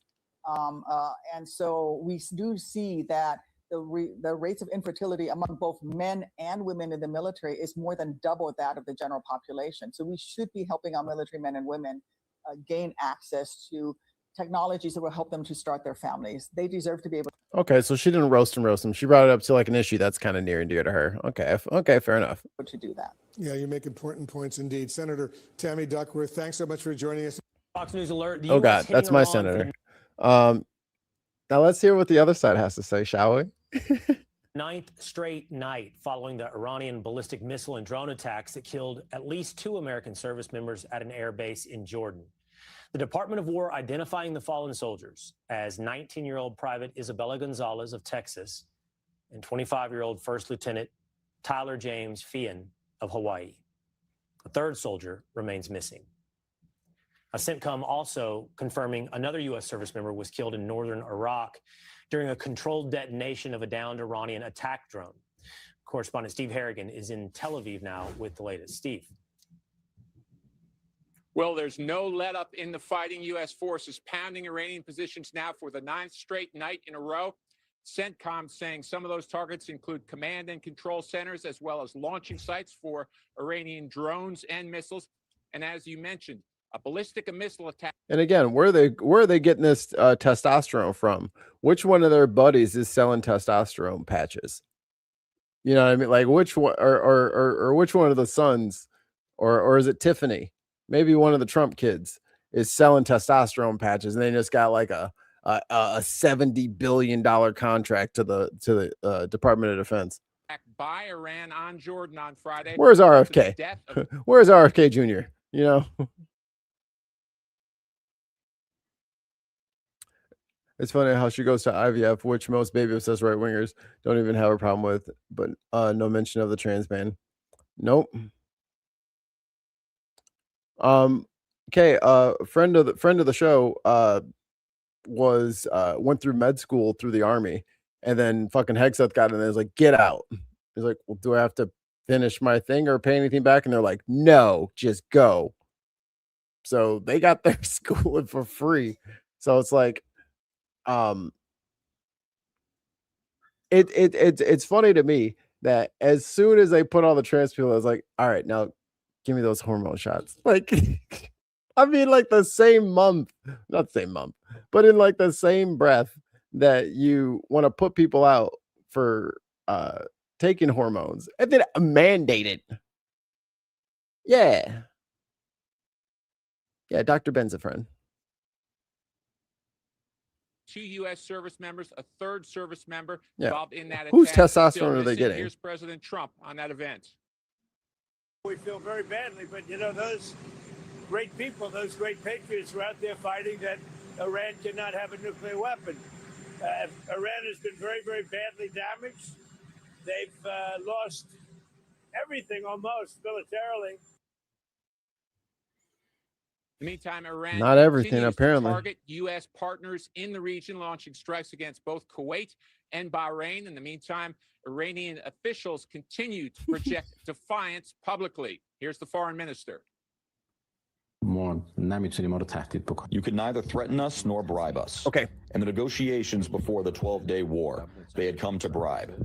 Not to bribe me, to bribe the Islamic Republic, saying we will do this and that. We will build. Oh, your country has lost the plot, Mikey. I'm so sorry you're stuck there. So there isn't like an easy way to fix all this shit. There's just a hard way to fix all this shit. So they're gonna have to leave Iran alone. You know what I mean? And once the orange blob finally blobs his last blob, everyone's gonna have to go back to doing shit at a normal human regular rate. And America is going to be on the back burner. Like, we're going to be left out of a lot of shit because of his actions and because this Republican fucking Congress refuses to rein him in. Like, we have safeguards for all this shit. They are sitting on their hands. They are refusing to do anything about it. Refusing. That's gonna bite them. Build this and that. All of us. I told them there that our enrichment is not for sale. This is something the people of Iran for 20 years have endured sanctions for. Scientists have shed their blood. Can we sell it? Finally, British military. So they said no. They're gonna keep doing it because you're not my dad. This is the argument. Like this, if that's what you think that this war is gonna be, and if you think they're ever gonna give up on that, you're wrong. You're just wrong. I mean, India and Pakistan, did they ask for permission to fucking get their nuke program off the ground? Nope, they just did that shit. Same thing with Israel. Them in South Africa did their thing. And they just did what they had to do. And I mean, at this point, all the money they're going to get, they could just buy nukes. But again, they don't fucking need them. They want to be able to do it because they want to be able to do it, and they don't want to have to listen to you. All right. They just don't want to be controlled. Whether they develop any kind of weapon system to attack Israel is neither here nor there. You can't tell them not to, is the thing. Officials said today a second ship inside the Strait of Hormuz was hit by a projectile. So far, they say just 5 ships in the past 24 hours have made it through that crucial strait. Will, back to you. Okay. Thank you, Steve Harrigan.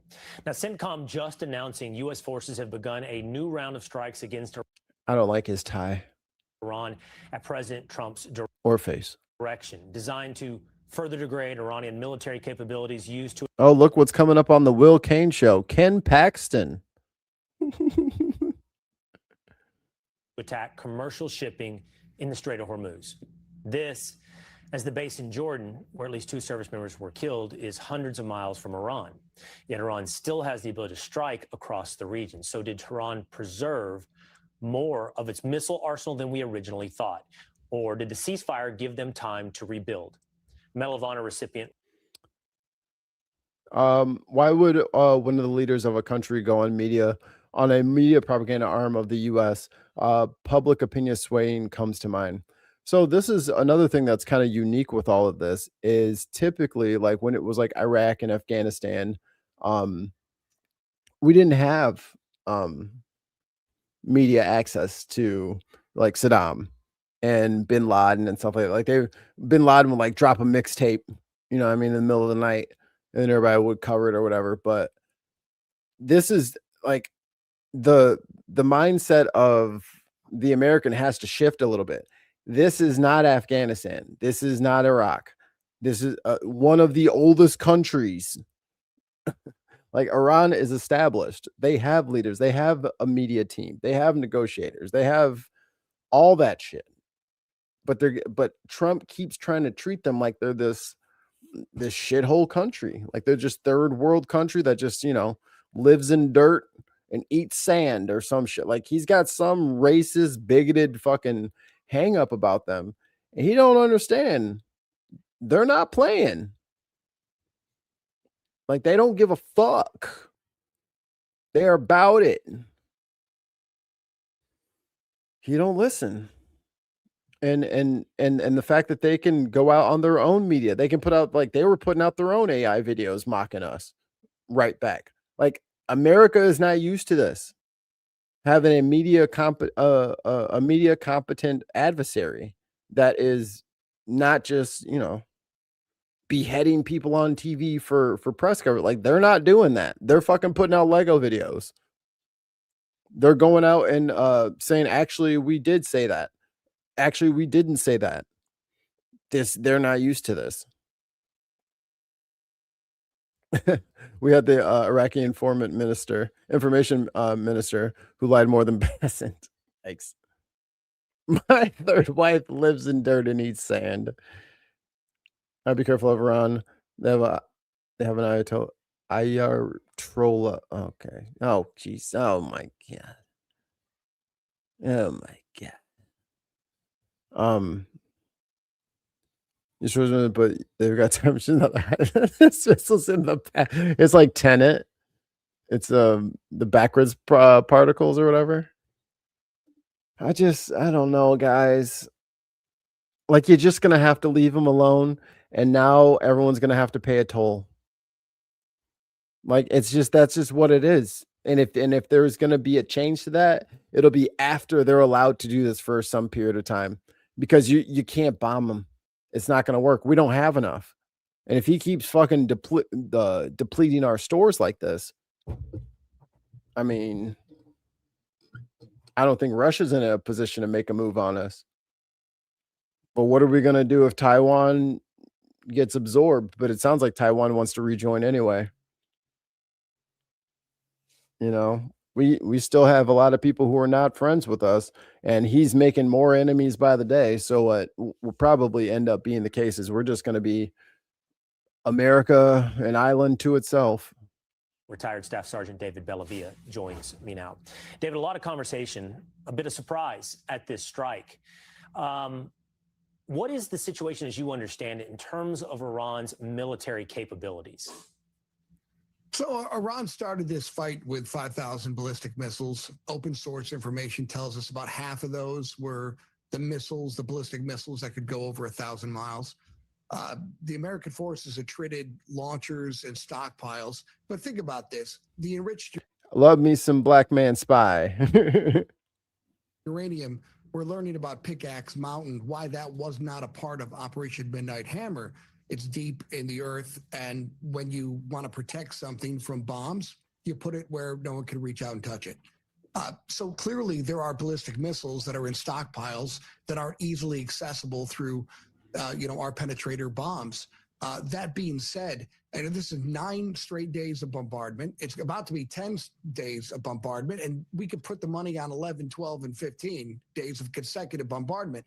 If you want me to believe that Iran is in some position of power because they can reach out and touch once every 9 days, that's just not a serious person that would make that. But here's the thing. You get in your boat and you go out there in the strait and you hope it's not one of the 9 days. Or you take your money and you insure one of those boats that's carrying, $30 billion worth of cargo. Or I think it's like $2 billion. I think a full tanker they said was like two or 3 billion. So yeah, you put your money where your mouth is. If it gets hit, and not to mention the cleanup, because if it hits an oil tanker and that shit goes there, you got to clean that up too.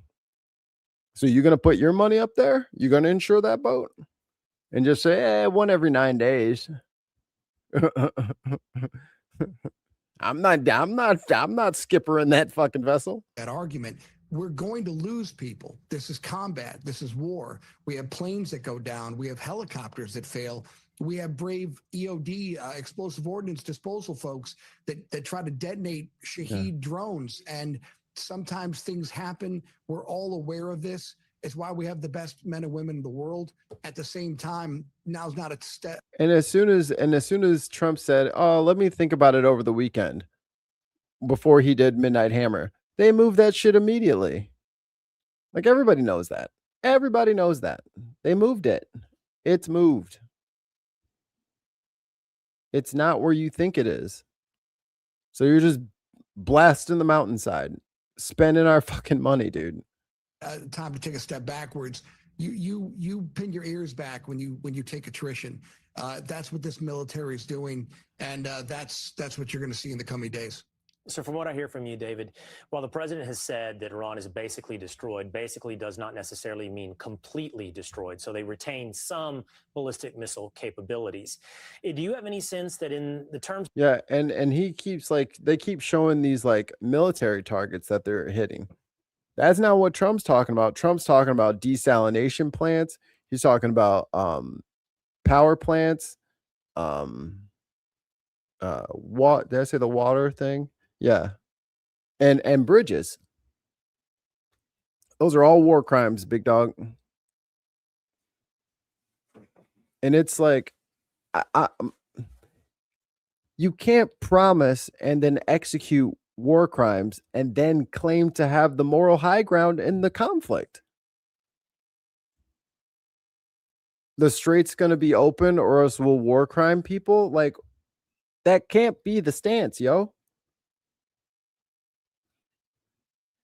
And they're like, oh, we don't have to listen to the ICC and we're going to take it down brick by brick.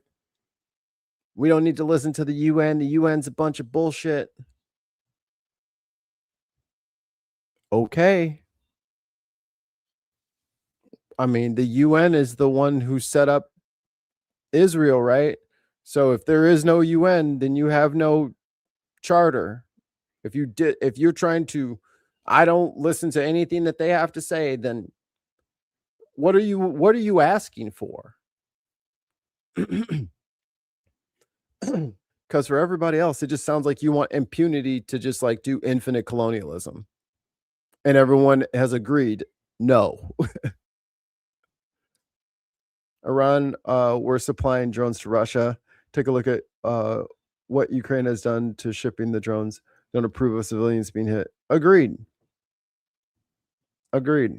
So USSR lost and left after 9 years in Afghanistan. US left after 20 years. Iran is vastly superior to Afghanistan. Do the math, folks. This is easy math. Don't.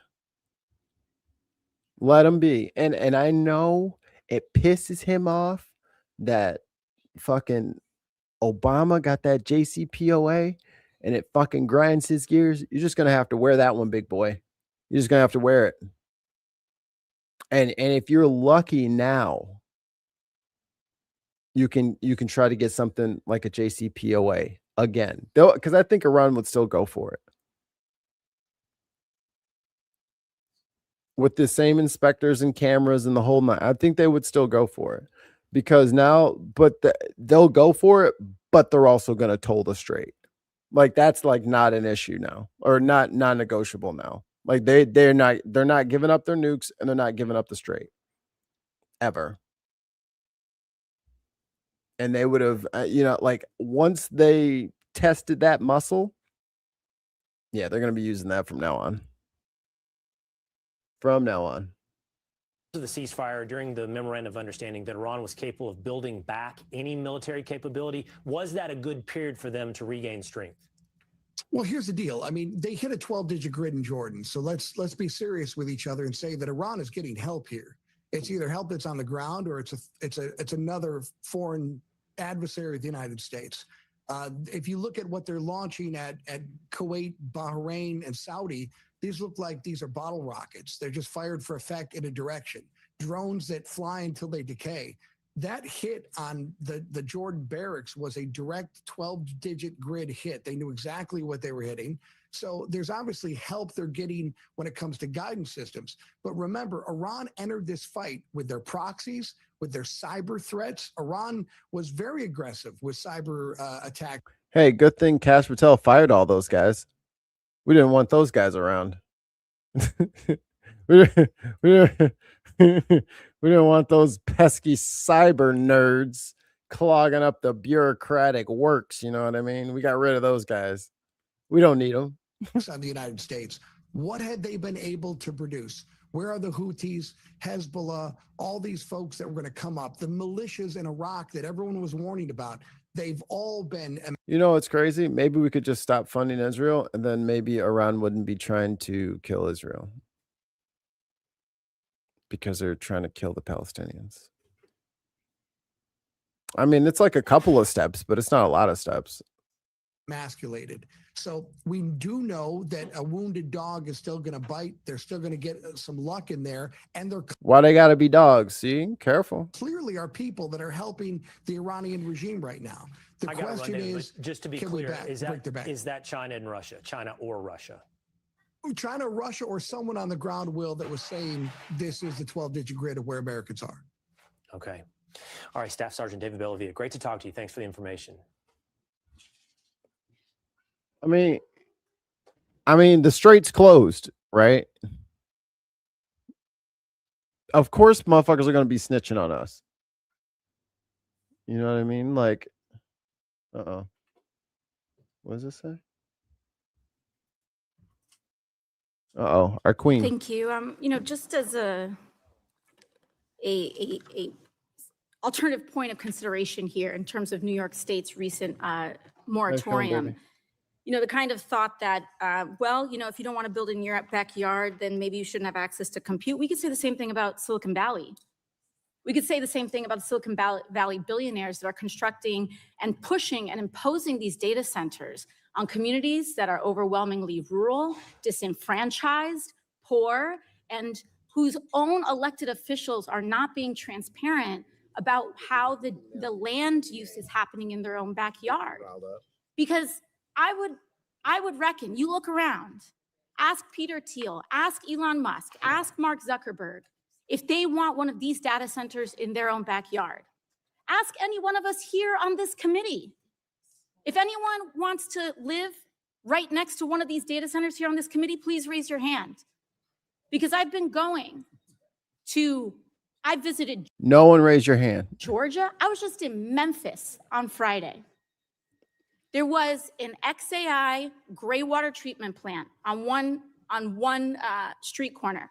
Across the street from methane turbines, all within one block, methane turbines, coal ash, wastewater facilities, and everyone in that area is getting poisoned.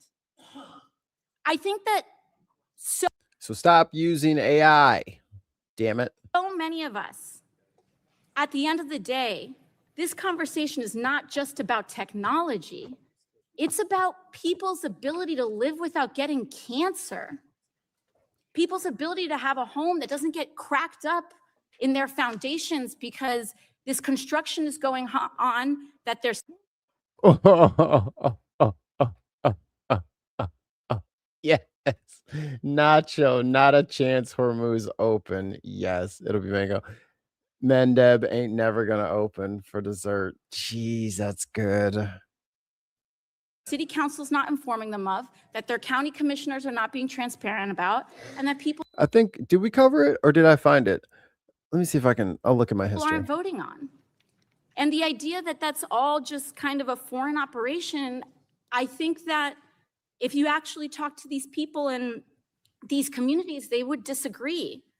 Just this, and on top of that, in New York, it's not just the electricity bills, it's the water. Yeah. We have one of the most precious and sacred water supplies in the United States. Once you compromise that, it's done. Ask people in Flint, ask people across the country, when their critical water supplies are compromised, it takes years, if not decades, to clean up again. So I think what people are asking for in their basic protections is not too much to ask. They want to make sure that their water isn't going to be poisoned, which these data centers come in, they say it's not going to be a problem. And then you all saw, we brought the well water right here. So we need to have protections in place for people. And when we talk about increased worker productivity, that's because millions of people stand to lose their jobs. And so you have people where we're seeing some of the output of AI, increased productivity per role, and we're seeing lots of companies talk about how many people you can lay off with this technology. What is the plan? And what are we supposed to be gaining for this? Because I think like the point has been lost. Because these fucking horrible city council members are literally listening to the people for trying to scoop back, but my freaking socks are too slippery. There we go. There we go. Get my big grasshopper leg up. But these city council members are sitting in these meetings, listening to people for hours and hours, and then extended meeting and going further and further. And hundreds of people are coming up saying, don't build this here. And then they're going behind closed doors and they're voting to do it. I'm trying to find the one with the mayor. Oh yeah, that was the what's the guy with the paperclip thing? Oh God, what is his name? You guys know what I'm talking about? The guy who always wants everybody to make their picture the Clippy guy. Oh, what's his name?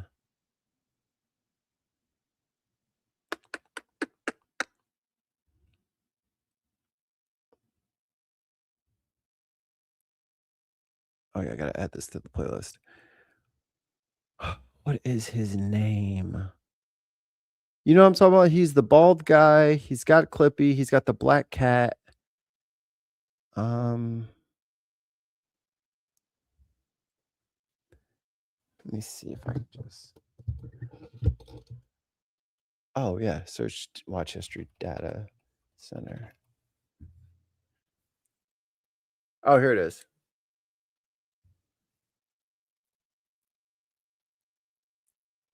I did a Yeah.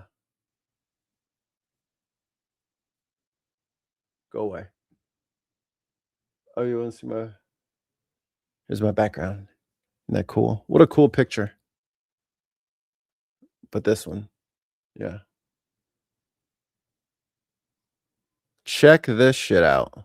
My comment section got botted again after I did a second follow-up video on the Taylor data center story, where there was an old farmer that donated 87 acres of land for $10 to the city, and he put in the deed to be used for a park, and the city sold that land to an AI data center company for $10 million. It's unbelievable. And when I did my follow-up video on my first video, it got even more bots in the comment section. And one of the things that I want everybody watching this video to understand is that there is an inverse yet exponential ratio that goes on anytime you do something like that. If you are going to fuck with I missed it. Hold on.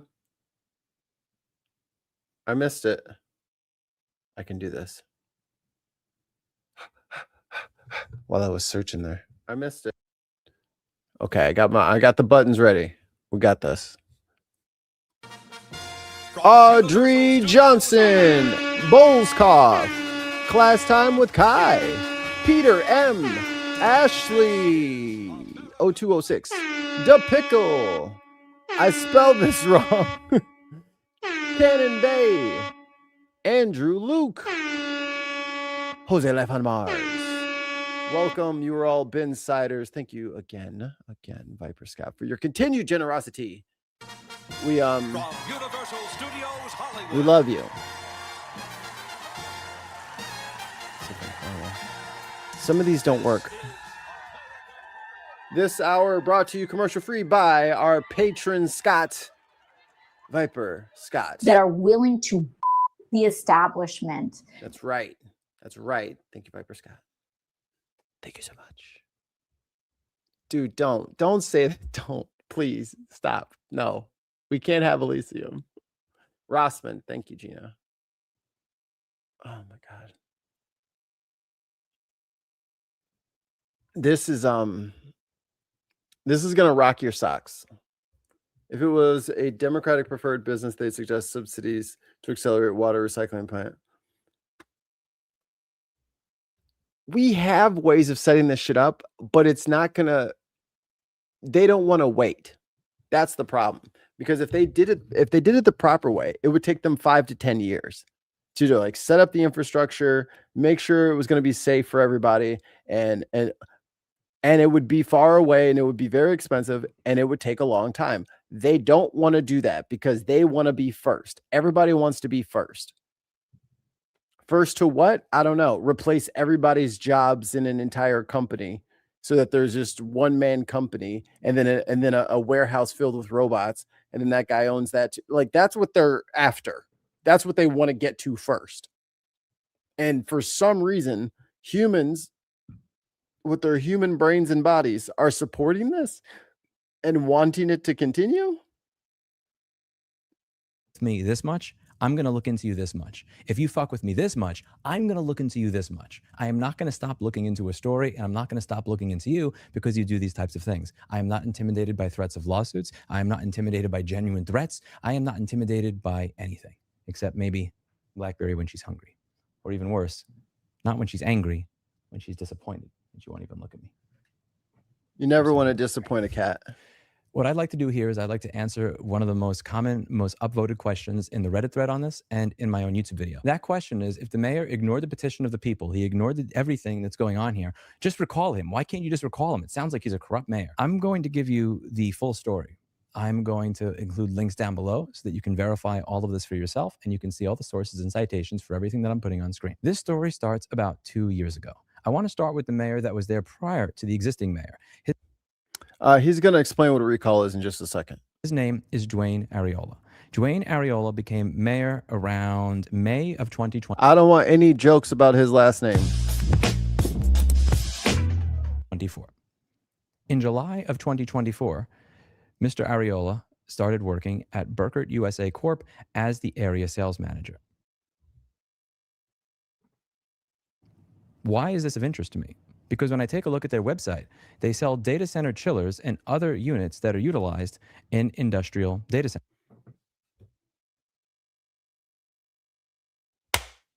It's right there. Interesting.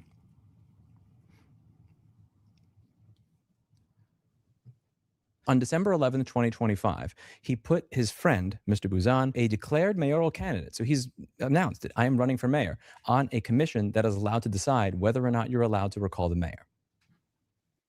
Like, think about this, y'all. This is just blatant corruption, no? And for those of you who don't understand the terminology, recall means get rid of. So if I get elected and I haven't finished my term yet, but everybody who voted for me changes their mind, is like, yo, we hate this guy, can you have it put to a vote that I get taken out of office? It's what allows you to remove corrupt officials from office. So he was put on a commission by his lifelong friend that gets to decide whether or not the mayor can be removed from office. Ethics concerns were cited, nothing happened. Ariola and Buzan have, and I quote, known each other their whole lives. Taylor High School class. Well, that's fine. They can just talk to the attorney general. Oh, wait, it's fucking Ken Paxton. Class of 1985. Ariola said that Buzan is, and I quote, the perfect candidate to take over.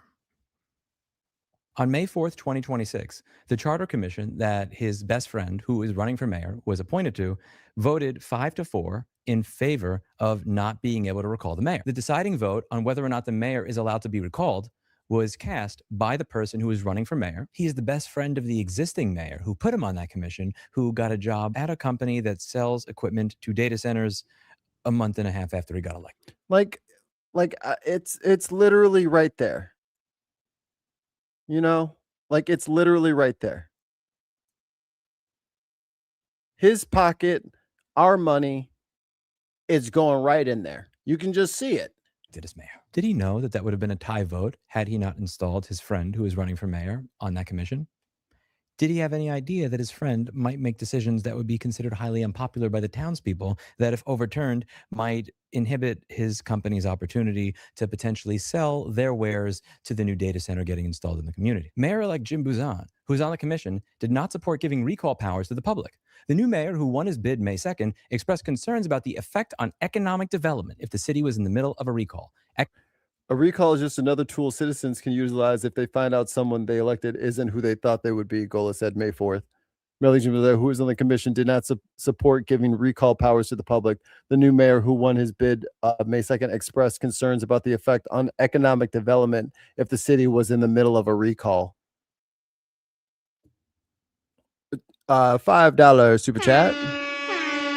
Or £5 was just going to say, Mikey, so they're screwed from doing that then. Yeah. And this guy, the guy that is the fucking mayor, helped vote to make it so that they can't get rid of him.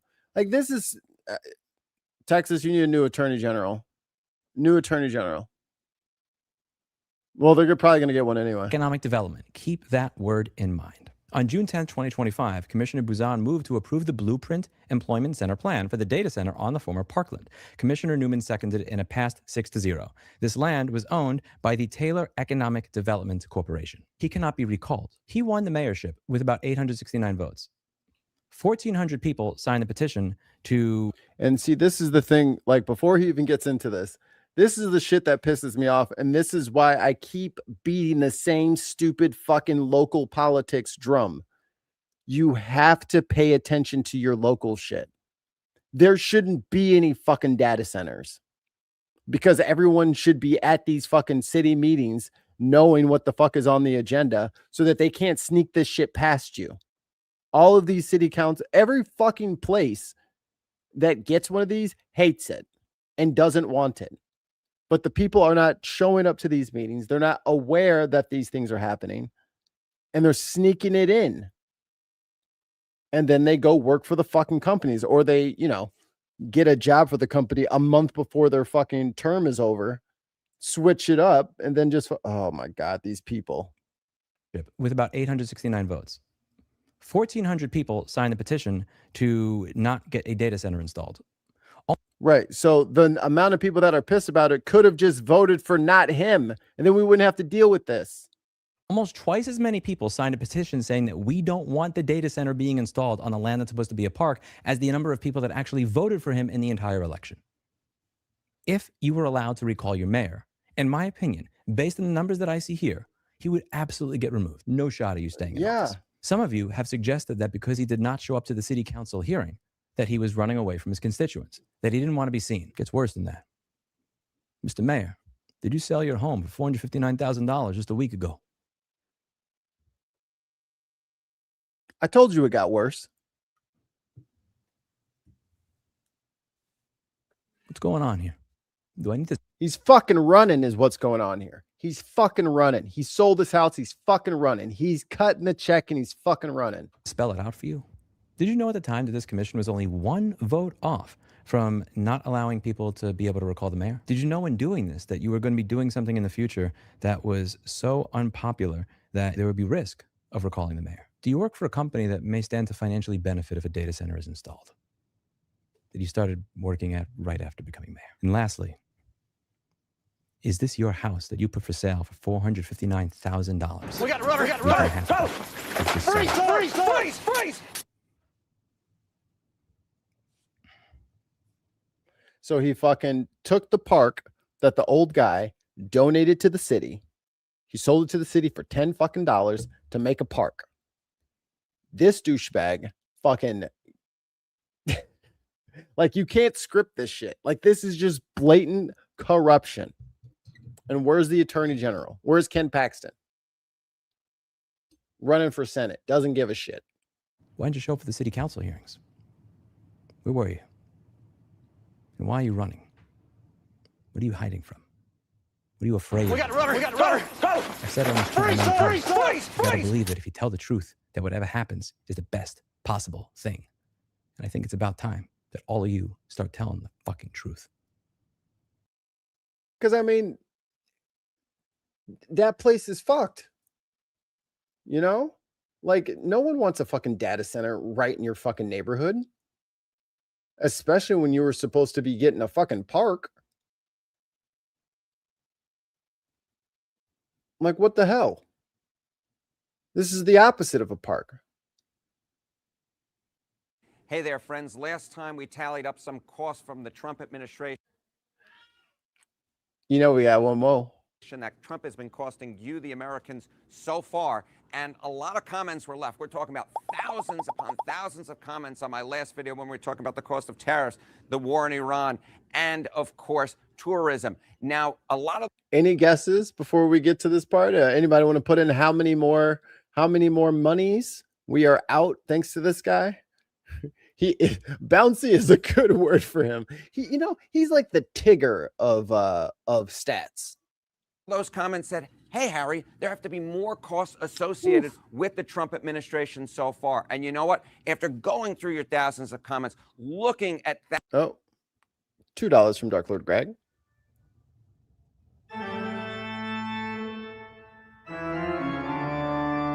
Data park. Oh, no. Yes. Yeah, parkways and driveway. Don't. We're not doing this. It's the running mare. Thousands of data points. I have to say, you're right. And I decided to break it down into 3 other categories. Hold on. What the heck is going on in that screen over there? You see that screen up here in the top right? Like, what's this? What's going on over here? I have to say, you're right. And I decided to break it down into 3 other categories. DC projects for Trump so far, ice in the border, and energy leases. And we'll start off with the DC projects, and we'll start off with something that has been in the news a lot. All right, MAGA trolls, now's your time. Step forward, MAGA trolls. We're talking about the DC reflection pool. Take a look here, reflecting pool renovations. We're talking about $14.7 million. I'm not quite sure they really got their money's worth on that one. But of course, it's not just the reflecting pool in which there has been DC renovations. What else are we talking about here? Well, it all started off with the 2025 let's not forget the parade. military parade. You thought that 14.7 million was a lot. How about this one? This was $45 million, million dollars with an M. Now, and we had to paint all the tanks, and then we had to go put them all out in the rain after we had to put them on trains and planes to transport them all from Arizona over to Trump so he could have a parade on his birthday. Of course, you would say, hey, you know what, $45 million. Doesn't he have a crypto coin? Why are we paying for this shit? That's what I want to know. If you're going to be grifting off the American people, you need to start paying your own way. If the American people wanted it. But did they think it was a good use of government funds? No, they didn't. We're talking about 60% of Americans who said that, in fact, it was not a good use of government funds on the military parade. Just 38% of Americans said that it was. Have you ever been wrong? Now, I was like, that's no. not the only poll that we know that what Trump is doing in Washington, D.C. Man, look at the White House. It's so ghetto and raggedy now. It's so raggedy. Just put some fucking used cars in the driveway. Like a rusted out old pickup next to a tree. Just, put some Coors Light cans out there, some cigarette butts. Just really trash up the place. Why? And you just trash it up. Ain't exactly the most popular when it comes to DC renovations because, of course, there is a person is that East Wing renovation. We're talking about that East Wing renovation. And here was a great poll from Quinnipiac. Tear down the East Wing and build a ballroom. Again, 60% of Americans oppose that idea. 60% of Americans, that support is way down there in the Potomac River. My goodness. Now, how much money? How much money? How much of this green stuff? How much of this green stuff did, in fact, they not that the paying him? ballroom actually costs? Well, when we're talking about, too, the government, Come on, man. Come on, man. talking about ballroom security, ballroom project security. Now, I'm trying to count here. I don't think I quite He got $19. They need to pay that man. have $307 million. That's from the Washington Post. Ballroom project security costing $307 million with an M. But of course, this isn't the only project for. Come on, man. And all he wanted to do was get in there and put his name on there. And that's $257 million.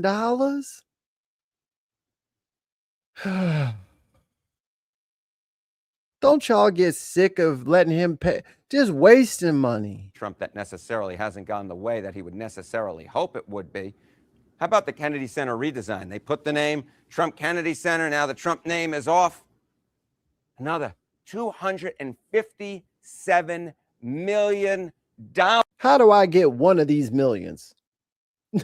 I would like one of the millions that he is wasting, please. And when you tally it all up, when you take all that do, re, mi, fa, sol, la, ti, do, and you put it all together, the total redesign, the cost of the DC renovations and parade, at least $624 million. That's the amount of green that the American people are out. Perhaps some of that green, in fact, went into the reflecting pool. But you see this million. Oh, you got jokes today. You see this million? Yeah. That's actually, it seems like a lot, but it's just a few dollars. It's just a few dollars in the grand scheme of thing when it comes to the federal government and Trump's projects. Because you think that I'm not ready, Harry. $624 million is a lot? Yes. What about for the border wall? What about for the border wall? Now, I think a lot of Trump supporters would like this, but perhaps a lot of them. What the fuck? Americans wouldn't. Newly pledged border wall funding through 2029. This time it is billion with a B. Billion with a B. Not million. Billion with a B. $46.5 billion. Billion dollars. Now, there are a lot of people who are outside of this country who perhaps don't necessarily like the idea of that border wall going up. They don't feel so welcome. Now, again, a lot of Trump folks would support this border wall, but take a look here. Net international migration to the United States. In 2024, it was 2.7 million. 2.7 million. Now, woo, that number is way, way down there. Now, it's just 321,000. 321,000. We're going to be like Japan. We're going to have an incredibly steep population crash. You can't be an island. Like, you can't just isolate yourself from everybody. You need people to come here because we get sick and we have car accidents and we have mass shootings and we have earthquakes and floods and like none of this shit is helping. That's your 2026 outlook. That's your 2026 outlook. Now, once you're here in the United States, right? If in fact you're here, you're not here legally, you might have ICE. You might have ICE come after you. But a lot of Americans have turned against ICE. Yet despite that, the funding for ICE, way, way up. Way, way up. Look at this. Ooh, increased ICE funding through 20. Come on, man. 2029. $113 billion. $113 billion at least. For a bunch of psychopaths who were fucking gonna shoot anything that even breathes near the, like, what a waste of fucking money. And they're all getting, like, I think it was 65K signing bonuses. Unbelievable. And you know what? It's not just those migration numbers that suggest that people aren't interested in moving here to the United States. It's in the polling data as well. Take a look here. Okay, want to move to the United States. Foreigners who want to move say that the U.S. is their top choice. Well, back 20 years ago, or so a little bit less than 20 years ago, but the years, they go back so. That's 20 years. Oh God, the years are flooding past far. me. I kind of lose track a little bit. 24% said the U.S. was their top choice. Now it's just 15%. And that is the lowest level And that's 2025. That's not even this year. ever, the lowest level ever polled by Gallup. Now, I've talked about the ICE funding. I talked about the border wall funding. But in fact, there is more funding that has gone to immigration, more cost to Americans. How about this? Other immigration-related added costs, such as upping air response funding. At least 49 billion. Billion. Where's all this money coming from? With the B, we're not talking millions anymore. We're talking billions. At least $49 billion pledged, mostly through 2029. Now, when you tally it all up, all of this new immigration funding, all this new immigration costs, what are we talking about? We are talking about, get this, at least $207 billion. This is all new Trump immigration funding, mostly through 2029. Now, of course, Trump ran and won on immigration. Do not have unlimited money in the United States. Like, this is stupid. Like, at this point, for as many people as he tried to remove, he spent damn near $1 million per person. So you might say, hey, you know what? The American people are for this. But look at Trump's popularity on immigration. It is going way down there into the Gulf of Mexico. Speaking of the Gulf of Mexico, Ollie's out there in the Gulf of something. What's your Gulf? The Gulf? Aren't you in a bay or something? What is your body of water called? It's the Northumberland Strait on the south side, and why can't I think what the hell it's called on the north side? They're gonna be closing. Gulf of something though. You're right. They're gonna be closing that strait. Ollie's gonna be out there in a rowboat taking tolls. That's right. Trump on immigration. Take a look. Trump's net approval on immigration. Back in January of 2025, plus 7 points. Now, woo! Minus 18 points. We're talking about, do the math with me quickly here, folks. 7, 18. That is a drop of 25 points on Trump's net approval on immigration. Stinks. Now, I will say that math and all this stuff definitely tired me out a little. It is the Gulf of the St. Lawrence. I thought the St. Lawrence Seaway going in, I wasn't sure if the Gulf was called the same thing or not. Yeah, it's the Gulf of the St. Lawrence. Nice. So. A little bit. So it's time for a little soda break. And we're going to do Mountain Dew Baja Cabo Citrus. Let's see. I bought that on accident. I thought I was getting a regular Baja Blast. I got home. I was like, what the fuck is it? Lemon. This is a lesser Mountain Dew Baja Blast. Refreshing. He does not sound sincere. Harry. Refreshing. We do a lot of food reviews over here, okay? I can tell a fake okay? I know when you're faking. I needed that, yeah. Anyway, can you imagine being next to Harry in the break room and he's like, "Ooh, look what I got for lunch. Popcorn." Refreshing. Like every fucking bite. Harry, I'm gonna need you to eat at your desk. Enter the final stretch here. Of course, we left one other thing. We were talking about energy projects. And Republicans, I need you to explain your big fucking brain strategy over here. What do we see? Okay, paid and canceled wind project leases. We're literally getting nothing out of this. We just paid to get out of it. 2.5 billion, 2.5. We're just paying people to do nothing. It's true. Fraud, waste, and abuse. That's what they're going after. And the first thing they did is say, rip up the contracts that we already fucking signed so that we have to pay anyway. Void the contract so that we just pay out. God, he's stupid. Billion with a B. And the thing about wind projects, look at this. Put more emphasis on what energy type. 55% say wind. Natural gas comes in at 42%. And coal, which the Trump administration has been putting more funding into, look at that, just 23%. Just 23. So Trump is getting rid. That's his people. Of something that is in fact quite popular. Now, if we want to tally it all up, okay, We're going to tally it all up right here. We're talking about all the costs. We're going to talk about all the costs. And we got our calculator here. Okay. We got 624 million. God. Plus I 200. forgot the bit where he pulls out the calculator. I forgot he did that. The crunchy adding machine. 7 billion plus 2.5.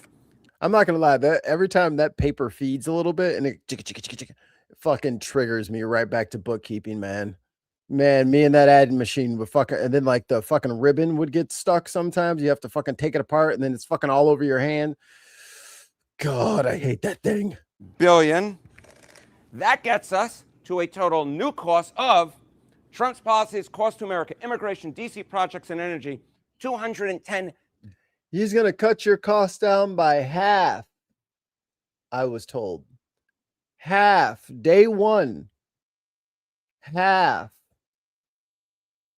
$1 billion at least. But then, of course, we got to add in the total from last week. The total from last week, which was 373. And where does that get us? Where does that get us? Well, our trusty calculator says, bro, just type anything on the thing as a bit. You don't act. He's like, all right, where's the 3, 7? Like, don't actually type it up.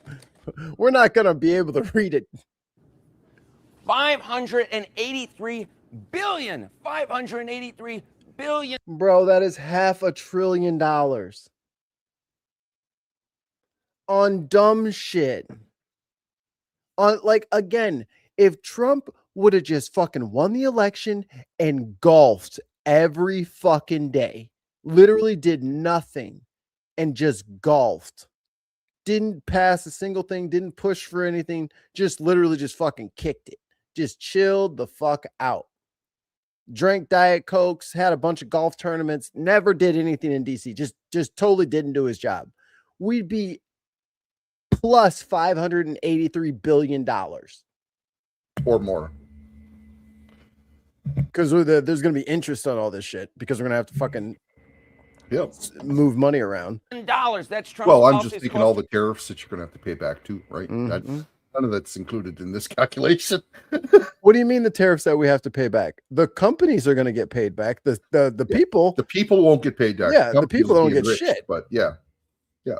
America, immigration, DC projects.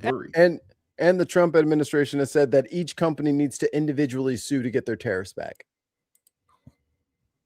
There's no, they won't let them do a class action. Energy, Iran war, tariffs, and tourism, or about $4,325 per household. Yay, you guys are going to be winning so much. You'll be like, oh, Mr. Trump, please, Mr. Trump, no more winning. I can't take any more. Is this what winning looks like? Goddamn. Per household? $4,325. Almost fucking $5K per house. Yeah. So by the end of the year, it probably will be $5K per household. Or more. Yeah. For what? We didn't fucking get anything. The immigration thing, great. All of the fucking food has been disrupted. And you pissed everybody off. And you've committed a bunch of war crimes. Is it 16 soldiers are killed now over in Iran? Iran? The DC projects. Who fucking cares about any of that shit? Woo-hoo. A reflecting pool full of algae. Yeah, great job, dumbass. The fucking the East Wing of the White House. Yeah. Destroying your national monuments. Right? Without permission.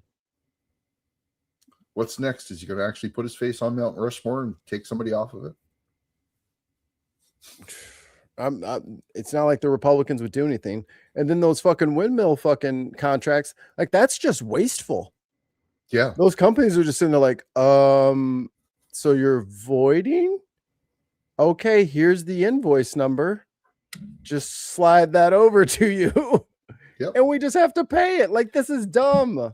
Even if you don't like fucking wind power because you're an idiot. Don't waste money. Just leave those up and be like, all right, I'm not doing no more. Like, that's the end of it. Yeah. But, woof. That is a lot of do, re, mi, fa, sol, la, ti, do that we're talking about. And I think a lot of people think that this $583 billion could be spent in other places. So what can it buy? Well, what can it buy and fund? $583 billion for the government over 1 year of Veterans Department funding over at the VA. Or if we're talking about $43.25 per household, that could be about 2 months of housing for the typical household. And of course, we're in a housing crisis right now. So on top of everything else, on top of all of the, so this is, I hope people are starting to understand this now. Hey, Matt, thanks for re-upping your membership. Shout out to Matt. So basically, you're paying 14 months rent this year. Good job. And it's like, dude, he doesn't know how to lower your costs for anything. He doesn't know how to do it. So stop listening to him when he says he's going to do something. And what do you think? JD Vance is going to come in here and make your rent lower? No. He's a Peter Thiel puppet. And Peter Thiel is on record saying, workers really need to start getting punished. Consumers need to start getting punished. Yep. They're not understanding this relationship. Like, he's deliberately trying to bankrupt everybody because he has a compound with armed security guards that are paid for the next 10 years. Yep. And just speaking of bankrupt, like, how could you ever have believed that Trump was going to cut your costs when he's bankrupt everything he's put his hands on? Brother, how do you bankrupt a casino? How do you bankrupt a casino is exactly it. They are money-making machines. Okay, here's the casino. It is a bucket. I will come in and put money in the bucket. Your job, Ollie, is to pour the bucket into your pocket. Yes. Yeah. Somehow he found a way to break that. Somehow he put a hole in the bottom of the bucket. Yes. We don't know how. He sold multiple holes to the bucket to outside influences. But if you can't get a casino to work, I don't know what to do for you. Yep. And then his excuse for why the casino couldn't work is because Native Americans had casinos. They didn't have to pay taxes. So why should he have to pay taxes? If he didn't have to pay taxes, he wouldn't be going under. Yep. when we're looking at all of this data, we're talking about 523, we're talking about $4,325 per household. I think a lot of Americans believe that it could be spent in a whole heck of a lot of places. So if you like what you saw, if you like what we're talking about. Yeah. Good report, Harry. I don't know how much more winning they want to do, but clearly Grandpa Simpson does not know how to fucking run a country. And you should have known beforehand, but it should be fairly obvious now. So if you want to be on the cool kids club, if you want to fucking fix what you did, then it's very easy. Fix it. The elections the primaries and the midterms are coming up. Fix it. You just said something I slightly disagree with. Yeah, calling Trump Grandpa Simpson's kind of all right, but really he's more like Herbert the pervert from the other Family Guy, right? Not is a Family Guy, yeah, Family Guy. Yeah, that guy. Some news today. So, with all the kids he's touched, come on now. Oh shit. Hegseth is testifying right now to bail him out. As the daughter of a World War II veteran and a Purple Heart recipient, the way this White House has blissfully operated with no plan for success is disrespectful to our men and women in uniform. These are patriots. They are highly trained and have sacrificed tremendously to keep us safe. They shouldn't be forced to put a show on for the president's birthday parade, or do the job of Border Patrol agents, or risk their lives in a disastrous war that the president clearly failed to think through. And as a U.S. Senator, this administration's refusal to explain what it is doing or how this war is protecting Americans. There we go. I'm generally curious now. What did he think was going to actually happen? Did he think that they were going to give up? Yeah. Oh, yeah. I'll threaten them, and that should be enough. We have the greatest military in the world. That should be enough. All I should have to do is threaten them. That's never ever worked before, but we'll do it anyway. IRGC. They ain't scared of nobody. Are you crazy? Why the fuck would they be afraid of anybody? And again, now that they've unlocked the fucking Strait of Hormuz token, like they're like, oh, this is easy. Oh, bro, just shoot one of them. All the rest of them will be afraid to go across. This is easy. We spend two rockets a month, and it shuts down the strait. Yeah, that's exactly what they're doing. Or just lie and say that there's mines all over it because they were like, oh yeah, we got to get the mines out, and then they got the mine, and then they got the mines out in like fucking 12 hours. I'm like, they was bluffing. They didn't actually put them down. They just said that they put them down, and that was enough for people to not fucking. I'm not putting my $2 billion in a minefield. Hell no. Well, the thing about an underwater minefield, Mikey, is you don't have to put them everywhere. Right. Put them in one spot. Just put them in one spot. Not tell anybody where that spot is. Where everybody goes through. Right. And then it's it'd be looking like Finding Nemo. Yeah. Its refusal to seek authorization from Congress and its expectation that Americans will now just pay for it all without any explanation or transparency is disrespectful. And it's insulting to the people back home that all of us represent. So here we are 5 months later. The strait is closed. The ceasefire hasn't just disintegrated. This war is now spiraling out of control again. The president is threatening escalation and war crimes and suggesting this could be another forever war. He has told us over 40. I'll just keep bombing the shit out of him. I'll just keep smacking him. I'll just keep doing it until it works or somebody tells me a plan. Dude, you got to surrender. Yeah. You got to apologize. You got to rebuild what you fucking blew up, and you got to say sorry and try to get a new JCPOA. Times now that a deal is near and the war will be over soon.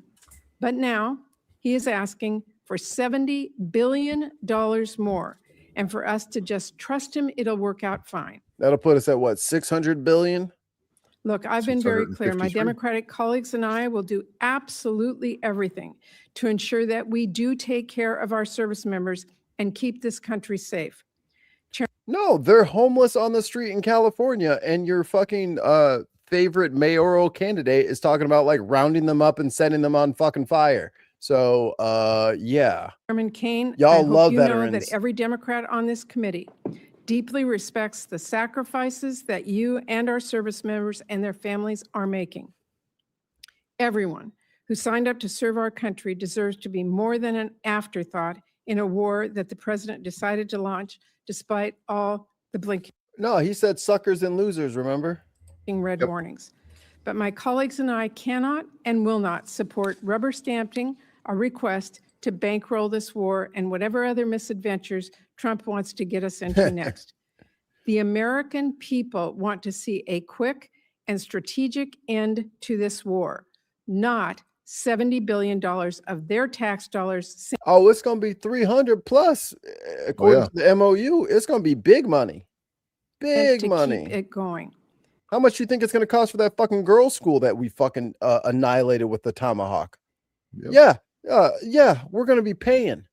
Yeah, and I want to make a few important. 583 billion. So they're trying for another 70 billion. I'm guessing that there's still at least another $500 billion in expenses before this is all said and done. At least, because they're spending around $2 billion a day. Yeah. Points. First, the president's request is not even primarily a request to cover the costs of the Iran war. This request is chock full of asks to fund unrelated DoD priorities, which should be considered through our annual appropriations process, not in. Well, Hegseth and Kash Patel and Bondi and the whole entire cabinet was incapable of getting a fucking budget together because they're a bunch of Fox News drunks and losers and fucking Trump sycophants. They've never had a real job. They don't know how to write a budget, and they always just said, "Oh, we'll get it to you. We'll get it to you. We'll get it to you." Yep. And they just spend, and they have no idea how to run anything. They don't know what they're doing. An emergency supplemental. and that includes almost $1 billion for Southcom, nearly $1 billion to keep deploying the National Guard here in D.C., and more than a Like that shit is they're like, oh, it's the army, so it's free. No, it's not fucking free. You have to pay those people. $1 billion for the southern border. Secondly, President Trump is making this request as the Pentagon has a record-breaking $1 trillion total budget for FY26, including over $75 billion it has in unspent money from Republicans' big ugly bill. So what are we talking about? Like, this is just loading up their friends' pockets. Friends' companies are just filling their fucking coffers with tax dollars. But fraud, waste, and abuse, everyone. Fraud, waste, and abuse. Look out. The Democrats are fraud, waste, and abusing again. Yeah. Don't let them. They're going to fucking spend money on buses in New York. Oh, God. Yeah. Oh, God. They're giving services to constituents. Oh, boy. I think the biggest problem with Republicans is that they have no memory for what has happened. Every time, like 5 years from now, they're going to forget all of this, that the Republicans have fucked everything up. They'll be blaming Democrats for the exact same bullshit when it's, no offense, even if the Democrats have the next, 3 presidencies and complete control of everything, they still will not have been able to fix this mess. And they will be blamed for it. Because I mean, just the amount of people that have to be rehired is almost an entire administration. Yeah, like Dingbats fired the fucking guys watching the nukes. He fired the Minutemen because they didn't give a detailed email about what they do. It's a national secret, you dumbass. I'm not emailing you back. So fucking Doge fired them. These people are morons. Absolute morons. Understand you may have mismanaged your budget, Secretary Hegseth, but you have to do your due diligence to fix the cash flow. Mikey, have they passed the funding bill that inextricably intertwines the U.S. and Israeli militaries yet? No, I think it got blocked by some Republicans too. I think 8 Republicans went against it. Did you hear about that, Ollie? They're trying to fucking mix our militaries together, and the experts are like, fuck no. The CIA and FBI have already raised up the Israelis' counter espionage level to critical because they're constantly leaving little presents inside of the fucking rooms that they visit, and they're bugging the cell phones and hacking the cell phones of like DOD people, Congress people. They're spying on us. Yeah. So the CIA puts them up to another level, and a week later, these fucking Republicans say, all right, now let's mix our militaries together. And the way that they want to mix it, we will never be able to get them out. They will always be able to have all of our military information. Hell no. Hell no. Who's, in the words of Bill Clinton, who I hate, who's the fucking superpower here? Yeah. Why the fuck are they entitled to all of our intel forever? Problems you've caused before asking taxpayers for more. Third, the president. Keep in mind, in Israel, they have free college and free healthcare. By the way, the president is now we're paying for it. Asking for all of us to approve tens of billions of dollars in new funding for the war, while his administration still has yet to share actual cost estimates, essential information to justify. I think Hegseth's answer to that question was, well, how much is it worth to have Iran not have a nuclear bomb? So just write that down and put that in your Excel spreadsheet, and then we'll figure out the final total at the end. But that's what the Department of War secretary told us. It was not a dollar amount. It was, well, how much is it worth for Iran to not have a nuclear weapon? That's the cost. This request and a plan for where on earth this conflict goes next. This administration is either hiding the truth from Congress and the American people, or if you take at face value what they've said in the few. Moses says, and they try to attach it to the towards that and the SAVE Act to a must-pass budget resolution, so it doesn't need as many votes to pass. Yeah, and the government's going to shut down again. Yep. They're not getting the SAVE Act. Like, he's not going to get it. It's too bad for the Republicans, because at the end of the day, what he's trying to do is he's trying to suppress Democrats. But his stupid SAVE Act doesn't just suppress Democrats. It overwhelmingly suppresses Republicans more. Like, it's going to hurt Republicans trying to get elected. And Trump's too stupid to know that. He thinks Stephen Miller and the rest of his fucking minions have got it all figured out, and they got all the schemes together, and this is going to work great. It's not going to work at all. Let's just say they pass the SAVE Act tomorrow, and the midterms are the day after that. The only people that are going to be able to vote are young people who travel. Because if you're old and you've been married more than once and you're a woman, you're not voting. Because your name on your birth certificate does not match the name on your voter registration, which means your ass is not voting. That's what they require. So if you've been remarried or hell, maybe you got adopted and you took your adopted family's last name, doesn't matter. You're not voting. You are not eligible. And if you don't have a passport, which I think 45% of Americans have a passport, those are the only people that are voting, because that is the only kind of verifiable photo ID you can supply that proves your citizenship. Your driver's license doesn't count. It will not suffice. So who has passports? Old people who travel, young people who travel, and that's it. Who probably travel. Yeah, and the rich people. So, like, just saying passports only, those are the only ones that are voting. Okay, you're going to lose even worse. What have you got? There's 170 million registered voters out of your 350 million population roughly in the States right now? Yeah, something like that. Right?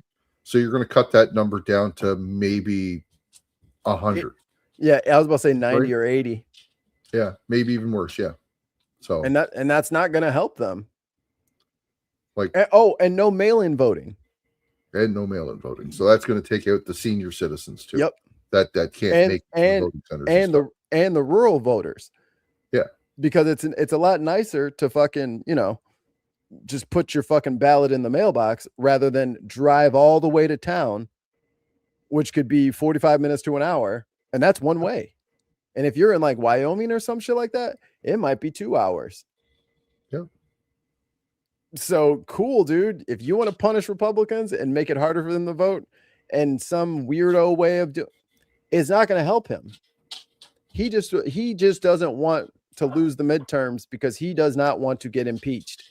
Bad news, homie. It's coming. The writing's on the wall, whether it's DSA or Democrats. The Republicans are losing. What are we at? How much can the Republicans jury rig it so that they don't lose horribly is what's going on right now. But even if you do, like they were trying to gerrymander in Texas, well, they gerrymandered it expecting that they would maintain the Latino vote. You have to gerrymander in people that like you. No one likes you.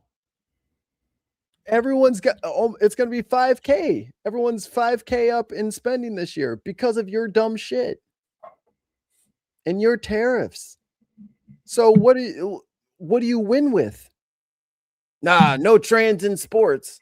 Who the fuck cares about sports? Motherfuckers can't afford rent. If they think that that's going to win them, if they think just bullying trans people is going to win them another election, I got bad news for them.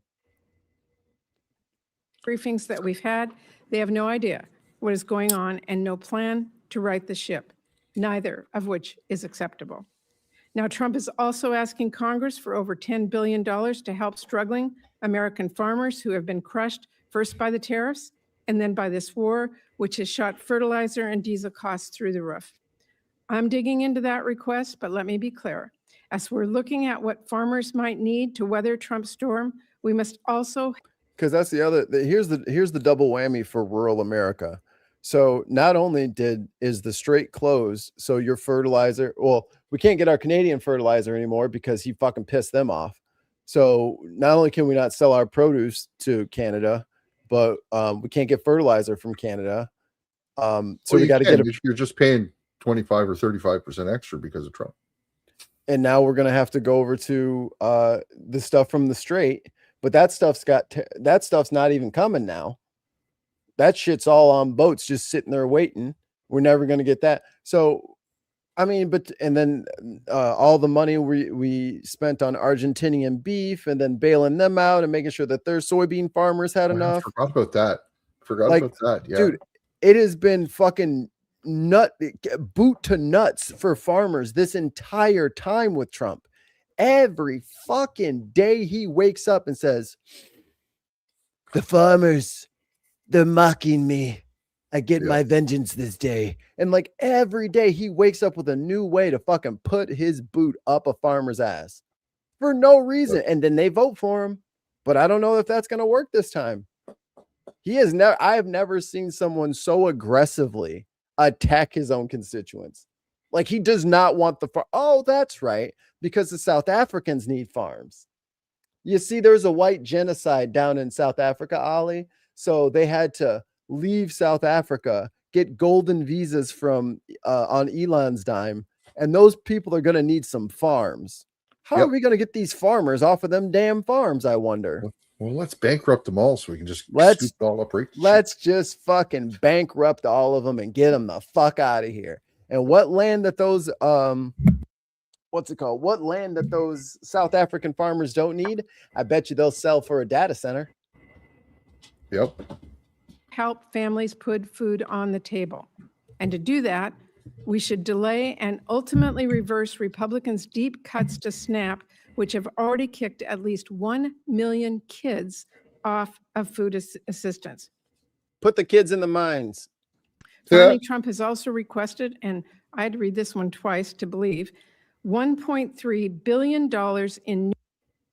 Like you're saying, Phoenix is saying here, Democrats expect win the House, but small lead, nothing else. Like, I hear what you're saying, but I think you're dead ass wrong. I think you grossly underestimate how shitty this has been for like the people who make like under 60K. Like, it's been like the whole point of them voting for him in the first place. TV will automatically turn on. Keep your TV turned on. Okay. What? A TV was about to turn off. What was I saying? Yeah, these people have not gotten the relief. Like, the whole point of him getting there was that Biden didn't do anything. Biden helped out the corporations after COVID, and he never did anything for the people. The people never got the relief. The corporations maintained their IPOs, and their stocks stayed fine. And we had the envy of the G7 with our economy. Great. But none of that trickled down to us. The corporations got taken care of. Everybody got to clap and shake hands and, we made it through. We made it through the pandemic. Oh, we finally did it, guys. And meanwhile, back at the ranch, we're the ones that held up everything. We're the ones that worked overtime. We're the ones that got sick extra times. We were the essential workers, and we got nothing. Yep. We got nothing except more stress and more work and less pay. And now that COVID has largely been pushed to the fray, there's no talk of any compensation for us taking care of biz and keeping everything open. It's like, no, fuck you. I survived COVID. Now, because I survived it, I get to pay, charge you more money. And DC is on their side. Seems like it. And that is why Kamala Harris lost. She was supposed to be going after these people, but instead she decided to go with the right-wing framing that everything's fine. Did Biden get rid of the fucking Trump tax cuts? Nope. He left them in place. Didn't want to shock the market. Fuck us. Yep. We don't need it.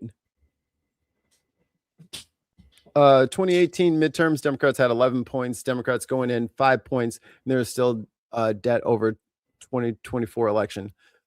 See, from the races that have happened so far, it seems like the Democrats are, even when they lose, are 15 points ahead.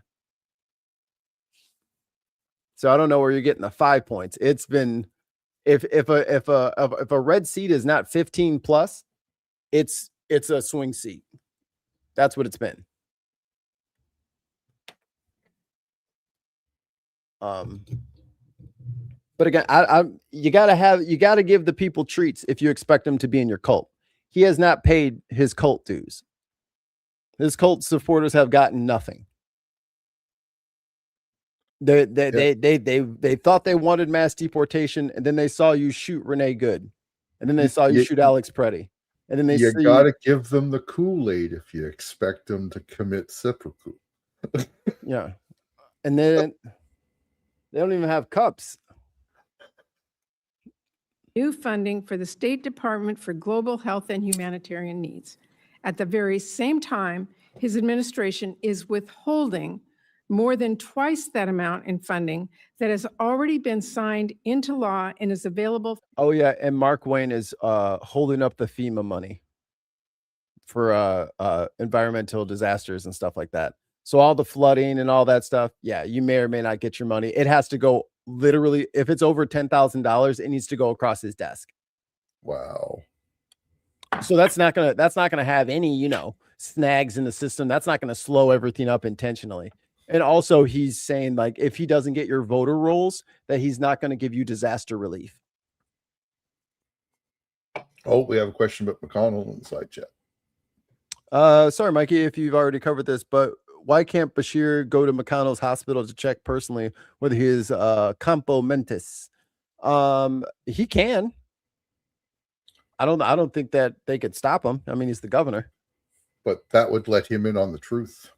I mean, I think he knows. Plausible deniability. I think he knows. Probably. And meanwhile, back at the ranch, while all this shit is burning down, they got dead men on the voter rolls, pretending like they're alive so that they can vote. For the same purpose. Speaking of fucking fraud. He's also asking for authorities to make U.S. taxpayer dollars subsidize the Venezuelan oil industry and to finance the establishment of private investment funds like the one he just handed over to one of his ballroom donors. Unfortunately, Secretary Rubio is not here with us today to explain those requests, to talk about how this war forced one of the largest evacuations of our diplomatic posts ever, or to explain whether, as a national security advisor, he still thinks this war is, quote, the right decision, and whether he still, quote, believes in it strongly. So this is really a request to make taxpayers pay for the president's reckless decisions, from the Iran war to his trade wars to his global health cuts, all while doing nothing to help our families back home who are suffering because of those decisions. And that is what we should be focused on, helping people. Because as Senator Padilla and others on both sides of the aisle will tell us shortly. Oh, God. Panel of witness. Oh, yeah. Susan Collins. Love me some Susan Collins. Let's go ahead and get this at half speed so we can get the full effect. What? Oh, yeah. Let's go. Susan Collins. Turn it up. Turn me up in the headphones. Today, we're going to be hearing first from our colleagues, Senator Mike Rounds of South Dakota, Senator Ted Budd of North Carolina, and Senator Alex Padilla of California. I welcome all of you, and Senator Rounds will begin with you first. Chair Collins, Vice Chair Murray, and members of the committee, thank you for the opportunity to highlight why. Like, you literally have to 2x speed her. And then she talks like a sentient 1.75 at least. Yeah. Food security and national security go hand in hand. I'd also like to thank the Trump administration for recognizing that input pressures have made it more difficult for American farmers to support their own operations. In South Dakota, farming and ranching is more than a job. It's a way of life built on hard work. Yeah, I don't know that my source from CNN, a left-wing source, like, I don't think CNN is left-wing, brother. CNN is pretty Republican. like the Democrats are Republican these days. They're not leftists. They're not left. Like, they're not Republicans technically, but they act exactly the same. Like, the Overton window is shifted so far. Like, CNN is actively trying to smear the Michigan Senate campaigner, you know. Stewardship, and the hope of leaving the land better for the next generation. Feeding and fueling the world has never been easy. Producers continue showing up year after year, despite drought, floods, disease, pests, volatile markets, and other challenges beyond their control. This supplemental funding request comes at a critical time. Farmers and ranchers are facing production costs that exceed market returns. Higher fertilizer, diesel fuel, seed. But it's going to be one of our states next. As of I last week, forgot the that we're federal talking government to takes it because we haven't seen him yet. Yeah, where's he at? I had to scroll around. I'm like, am I on the right link? Alex Padilla is senator from California. He's the one who went up to Krusty the Clown at one of her press conferences to ask her questions, and the fucking ICE agents fucking tackled them and shit. Yeah, because they're fucking psychopaths trying to protect their queen. Secretary, please proceed. Collectively, the here we budget go. proposals submitted under President Trump follow a simple. Oh my God, he's got the fucking flag as his pocket square again. I fucking can't stand this guy. Stop using the fucking flag as a hanky.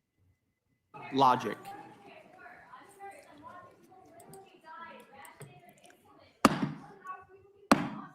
I would ask that the Capitol Police, whose professionalism I admire, remove those who are seeking to disrupt the hearing. They need a mic in the crowd. What'd she say? I don't know what you're Please proceed. President Trump's following a simple. Mikey, it's only a flag. Yes, it is only a flag. It is only a piece of paper or fabric, but it's more than that. The whole point of the flag code is so that the military has a very defined and clear, concise way of how the flag is and is not treated. He wants to be in charge of the military. You cannot disrespect the flag and be the guy in charge of ensuring that the flag is respected. Yeah. Because and the reason why I'm such a stickler on this is because when Colin Kaepernick took a knee, everybody and their mama wanted to jump on him and say he was disrespecting the troops, he's disrespecting America, he's disrespecting the flag. And since that moment, because I went through JROTC for 4 years, I know how to fly the colors. I know the flag code very well because they used to make us fucking go out there in the snow and go out there in the rain and fucking march colors and go present colors. Yep.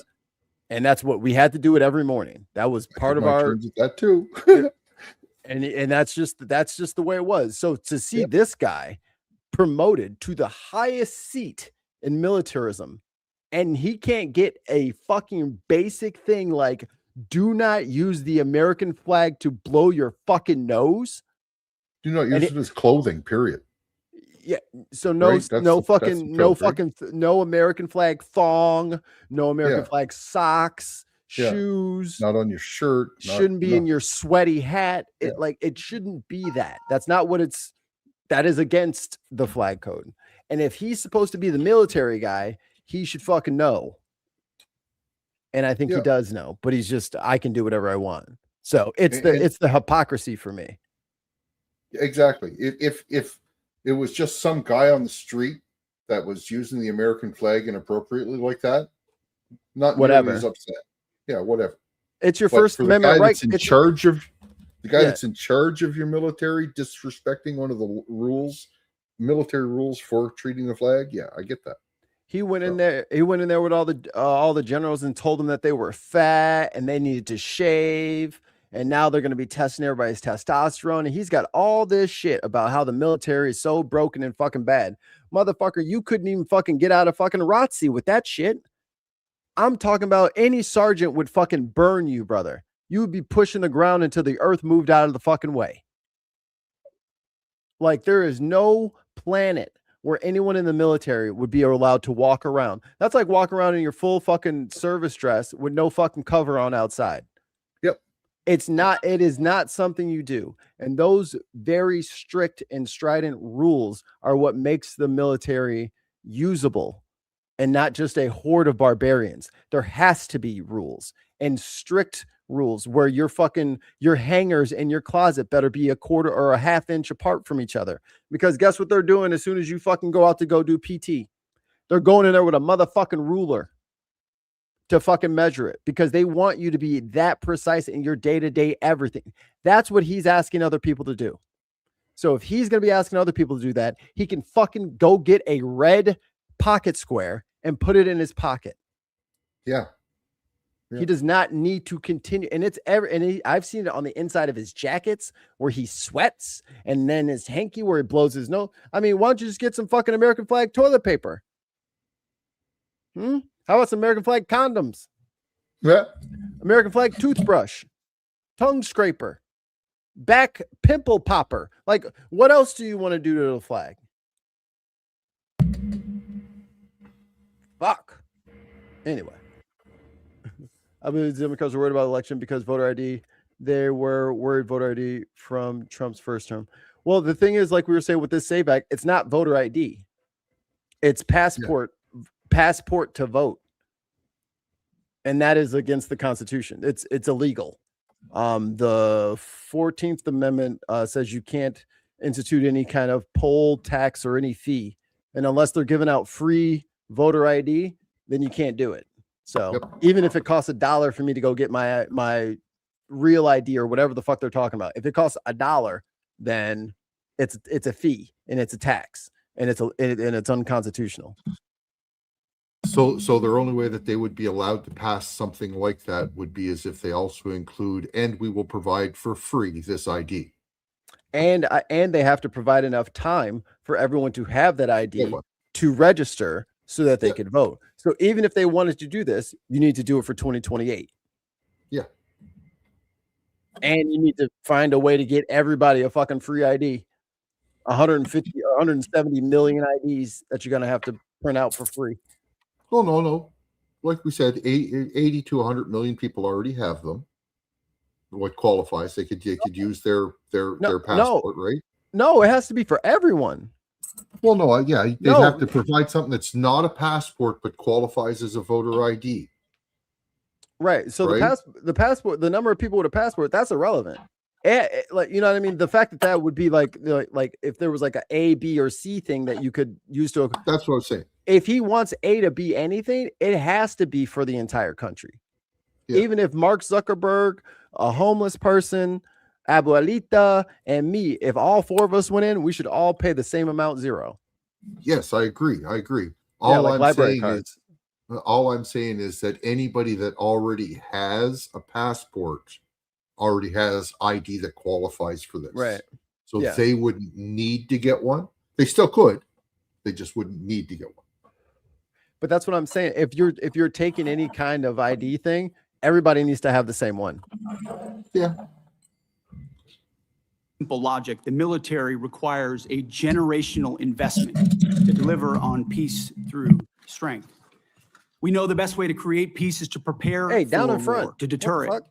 And that's exactly what the Department of War is doing, building a force so capable that it would be absurd for anyone to challenge it. As the direct result of neglected priorities and gross negligence that ignored threats left over from the previous administration, President Trump inherited a set of global and domestic crises, deferred maintenance almost across the board. Instead of steering the ship through gathering storms, former leaders let our military languish through. And I love whenever they don't know what the fuck they're talking about, they start fucking making these ridiculous analogies. When the ship is going through the storm, motherfucker, what are you talking about? All right, there's no ships. The ship through gathering storms, former leaders let our military languish through social experiments and globalist appeasement. Sheer weakness. Under President Trump, we have built a different type of department. The Pentagon is no longer run by bureaucrats. Instead, it's led by I said, what's his T level today? combat-tested veterans and world-class business leaders who are running the department like a business. And tech titans. That's not what we want, dumbass. We're not mercenaries. We're not mercenaries. It's not a mercenary outfit. Who are bringing lethal innovation. Yeah, globalist appeasement. To the battlefield. We're also at a different moment. and we cannot afford inaction. If we don't make critical investments right now in tech, in compute, in AI, in autonomy, in space, our adversaries who are already making these types of investments could outpace us. Without these funds, we face critical shortfalls that threaten our ability to also simply. How come AI ain't making no money? Y'all invest in all this bullshit. Where the money at? Where's the product? Oh, it's Ali unmuted so he can talk. Yeah, I did. I'm sorry. Where's the payout for all the AI, all that investment? Remember y'all were supposed to be turning over all this money. Where is it? Where the cash at? You keep asking for more and more investment. Where the cash at? You just supposed to be making little funny pictures. That's it. Pay our service members rapidly. I'm not reading that, Greg. Replenish equipment and munitions and sustain vital operations without disruption. This supplemental request serves two purposes. Right. The waterways. Sustain our military readiness to meet this year's new demands and accelerate critical capabilities to replace and augment those we have used in contingencies. But make no mistake, this is not a one-for-one replacement. We are upgrading and we are modernizing across the force. Yeah, that's why you're blowing all the money. That's why you're blowing all the munitions we have right now. All of our standoff munitions are fucking gone now. We requested $21 billion. This will fund military pay, replace much of the equipment utilized during recent operations, sustain forward deployed forces, and grow personnel and strength while stabilizing mission critical. Nope. You said everybody was fat, gay with a beard. Nope. You don't get nothing. You got what you got. Fueled shortfalls and supporting the National Guard. On the capabilities side, we ain't got no money for your fucking gender affirming care either. We ain't got money for that. We requested $46 billion. These funds will expand production lines and accelerate delivery of high demand munitions. We're talking about solid rocket motors, JDAMs, hypersonics, and counter drone capabilities. Additionally, we will use this investment to secure digital and space dominance, including resilient satellite networks. Department leadership recognizes that appropriating those funds is just the first step. Once funds are appropriated, or portioned, to the department, we need to promptly execute on them. And that's why we're requesting targeted. The Pentagon has not survived a fucking audit in like the last 7 audits. The last time we went and looked over there, they didn't know where like $8 billion was. They're like, what's this line item? They're like, we'll get back to you. So why the hell?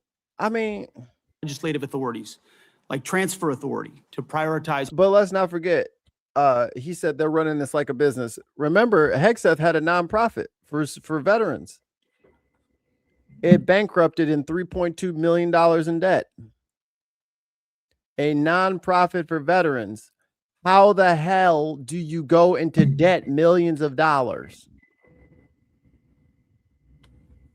But don't worry, he's in charge of all the military now. Our greatest needs and opportunities. Multi-year procurement for weapon systems, revolutionizing the speed and scale of munitions procurement, and New START authorities. Yeah, everybody just gather around. I closed all the businesses. We're all going to work in bomb factories. Rest assured that every dollar appropriated to the Department of War will be focused on building the lethality of our joint force and reinforcing peace. Yeah, so that we can never have the Strait open. And person, you're right. Strength. Like Canadians, it'll be forever before we ever trust you again. Generational hate, distrust, right? I mean, it'll go away real quick. We just got to lock up the motherfuckers who did it and put provisions in the Constitution to ensure to our allies that this will not happen again. As I have said before, not fully funding this department, the Department of War, and we know what that means. That means 1.5 trillion. We're running this like a business. Shystily. Given the world that we live in and the disaster of what the Biden administration budgets gave us, not funding this department at 1.5 trillion, I believe, is the greatest threat that our nation faces. Except for Signal. Either we invest in our warriors at this moment of step change on the battlefield and growing threats, or this is all just talk. I look forward Yes, to working with this you committee are to all secure those talk. funds so that our warfighters can Fodders. continue to do their work every day Not to the keep our warfighters. great republic safe. Thank you very Yeah. much. Fodder is a very Thank you, bad Mr. Freudian slip on his Secretary. part, honey, Yeah, honestly. you call them war fodders. Oh no. Between 2020 and Who is this? Secretary, Department of Agriculture.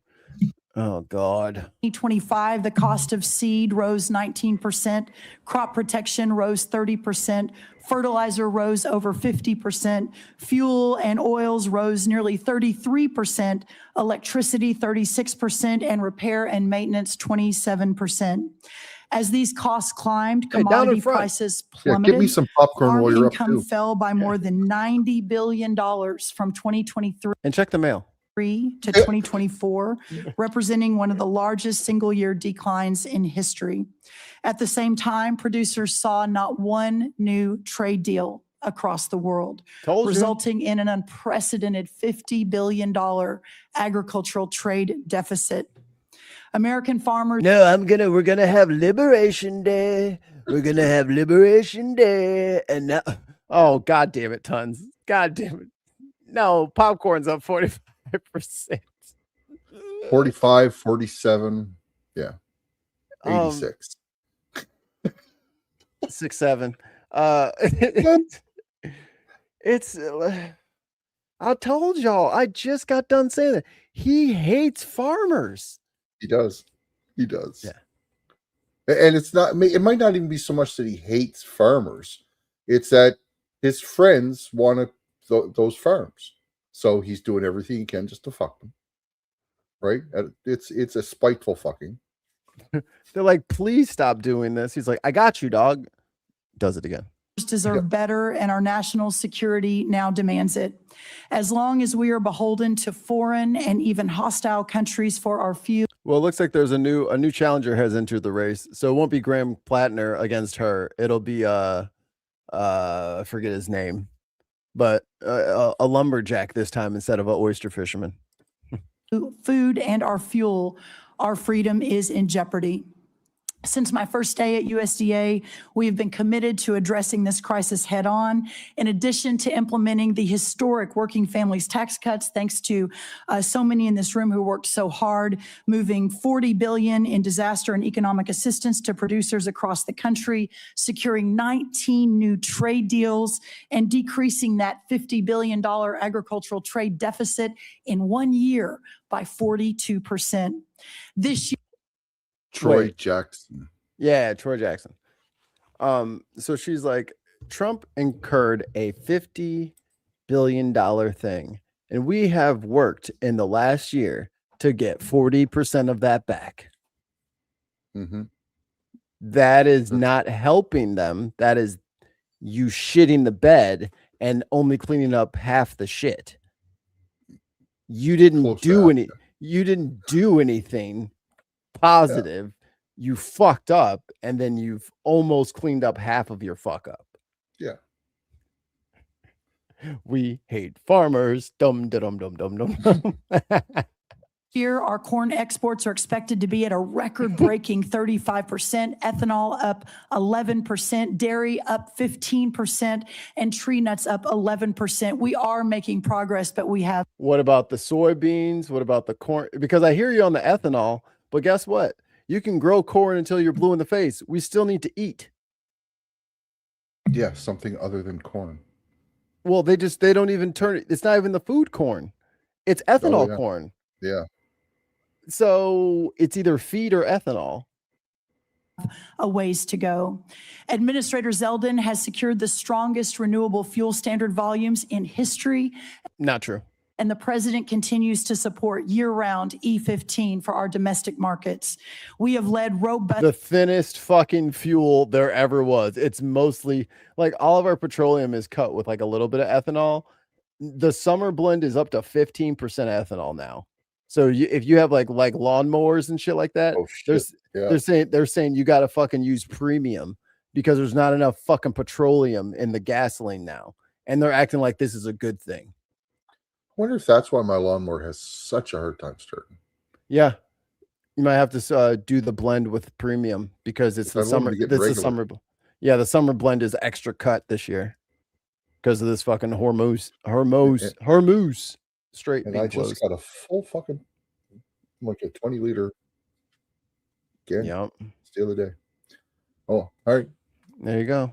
Responses to animal health threats, including HPAI and the New World screwworm, and have reduced unnecessary regulatory burdens and partnered with Yeah, you released all the regulatory burdens, and the screwworm is all the way up in the fucking Dakotas now. Good job, dumbass. producers to strengthen the domestic demand for American agriculture.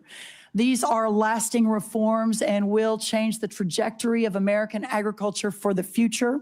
The trade agreements will take time to fully execute and generate even. Just Who don't. is this Robbins ones? Because she's a fucking.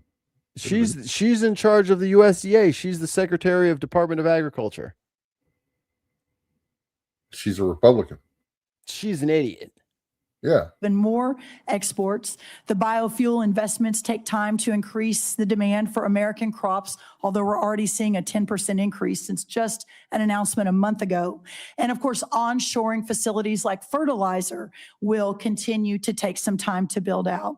But we are AKA more fracking, because you need you can get those fertilizer bits from natural gas. So this is I don't know why. Maybe it needs to come from somebody, not me. They don't know what they're doing. Okay? They're dumb. They're just listening to corporations who are paying them. That's it. They have no idea how to do any of the things that they've been placed in charge of. Confident that the direction of American agriculture is changing for the better, but many producers can. Fucking tractors are at their lowest price ever because the fucking farmers are offing themselves because they're so fucked by this administration. Yeah. First time ever that the fucking truck, because nobody can afford them. and they're having to sell them back because the fucking farmer is no longer there. Continue to face economic pressure as we build that economic infrastructure out. Specialty crop growers across the Northeast, the Mid-Atlantic, the Pacific Northwest, and Florida suffered devastating freeze losses this past winter. Producers across the plains continue recovering from catastrophic wildfire and events occurring while many operations are still working to catch up financially. Yes. And John Deere has no right to repair. They have spent the last part of a decade making sure that every part that comes off of those assembly lines has a little microchip in it, and that little microchip connects to a little microchip sensor. And if you try to fuck with that sensor, or if you fuck with that microchip, it will shut down your entire tractor. It will send an email to them. It will void your lease, and you just bought that tractor that doesn't work anymore, that they're no longer going to service. The way that they and farmers are some of the most, people with high ingenuity skills. They can find a solution because they have to figure it out. And they do, until you literally say, if you open the hood on that tractor and try to fix it, I will void your lease and fuck you over financially for the next 10 years. This is the state of farming. That is why our proposal includes $10 billion in temporary economic assistance for 2026 row crop and specialty crop producers. But we need almost 700 billion for all the bullshit that Trump's doing. And also includes $1.1 billion to help producers recover from catastrophic freeze losses suffered. Yeah, they already have crop insurance. This past winter. Congress has taken similar action over many decades, and we're so grateful for that, but including most recently 2023 and 2024 with economic aid and disaster relief aid with the hurricane seasons. I want to be 100% clear. Again, that's FEMA. That's not even your fucking department. That got moved over to the Department of Homeland Security. That goes across Mark Wayne Mullen's desk. Anything over $10,000, he wants to sign it personally. So thanks, but you don't know what the fuck you're talking about, lady. As I close, for the sake of American national security, American existence, and the American future. We must, in the long run, end this system that has grown up like a weed and strangled the American farmland and food production. Farmers want to farm for their products, not for a government check. Pause it for a second. They want to Sorry, I got completely distracted there. Is that your dice? Is that your dice from your picture? Hold on. Oh, it's a bit orange and green. It is a bit oranger. Okay, maybe it's the picture though. It could be the lighting. I first found that one, but I said I think I have that one. I thought it was that one. That's all. Anyway, thank you. Yeah, I might be a little stoned.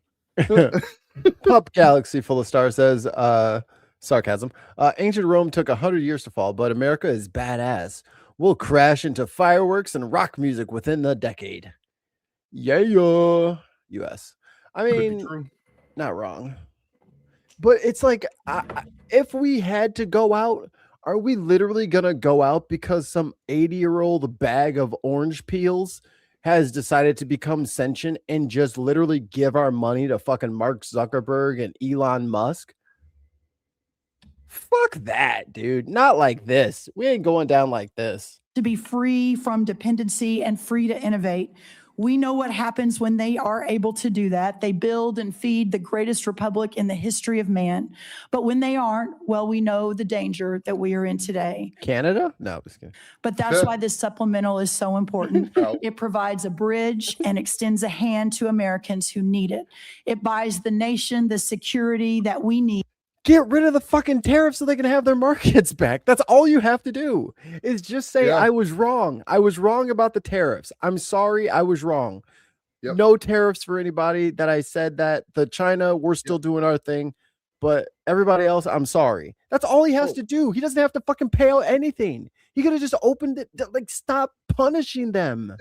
That would go about 80% of the way for most of it. Yeah. Just remove the tariffs, apologize, say they were the wrong move, and just move on. Right? Stop costing people that money. And then I'm gonna come over personally, and we'll work on a way that we can make this square, and just go on with your fucking administration. But he's so hung up about being proved wrong about shit. Yeah, and there were some tariffs that were in place before all this shit. Maybe remove them for a while to give a bit of relief. Yes, in the right industries, right? Yeah. So, I mean, Kentucky would love for the fucking tariffs to go away. Florida would love for the tariffs to go away because they're the ones that had to fucking eat that.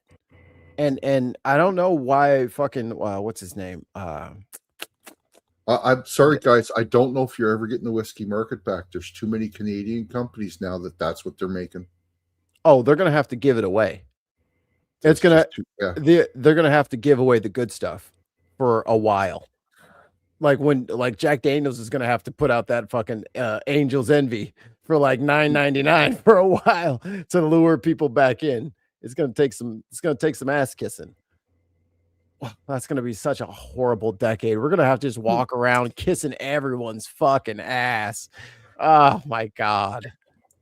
And I wasn't like a super like arrogant American. I was already pretty conciliatory, but now it's just going to be so much worse. Oh, no. Mods, can we do something? Oh, jeez. Fucking hell. They let anybody in here. Yeah. Fucking. Oh, my God. Oh, brother, this guy stinks! Get him out of here. Hi, Tim. We're just talking. We're listening to Brooke Rollins, your favorite Secretary of the Department of Agriculture of the United States of America. Yeah, you know what I mean? Maybe we should keep an eye on that one. And if he gets out of line, maybe that's right. I've been replaced. Oh, I see what you did there. Yeah. I see there. And it buys us time to deconstruct and then reconstruct a new system, putting our farmers and ranchers first, and to restore the system that originally made America great. For our farmers, because when I've been like trying to keep up on the reporting on this, I know I keep pausing. but the numbers were for 23, 24, 25. I think it was 20, 40, 60 for farmers who would be farming at a loss. And then it was 50% of farmers wouldn't have a harvest in 26. So that was before all this. That was before the fertilizer shit. So who knows? Maybe. The defense of American freedom continues. They only ask to be free to fight. Thank you so much. Thank you for your testimony. Gross. We will now begin with questions for our witnesses. As you can see, we have a very full attendance of committee members today. Tim, you so I would ask that all of our colleagues to please keep track of the clock and stay within the allotted 5-minute Oh my God, question lady, time. you're driving my brain insane. That some are there. There is training right now and training in the future that would have to be curtailed if we do not get our budget needs met and met urgently. And yes, some Where's of that all your has to money do at? with the current budget cycle and how things come together. But we are a department that for 4 years met funding shortfalls under the previous administration. It was not a priority to fund the Department of Defense under Joe Biden. It also took the munitions and a lot of there were 5 supplementals out of this committee that took munitions one for one and sent them to Ukraine and had tried to replace them with the same bureaucratic process that was too slow and didn't replace them in real time. And then there were threats that were ignored around the world. So you're looking at a lot of negligence and a lot of deferred maintenance. Y'all dropped like 100 million bombs. Yeah. No one told you to drop 100 million bombs. How many billions of dollars worth of bombs did they drop again? I mean, what are you talking about? Oh, well, they didn't store up enough. So then when I went completely fucking crazy with the bombs, there should have been extra bombs left over from before. Why didn't they have more in there for me to blow up with? Like, what are you talking about? You got hired when you got hired. So your stockpile is your stockpile. Do with it what is necessary, not what you will. You the one that saw the size of that stockpile and went absolutely insane in Iran.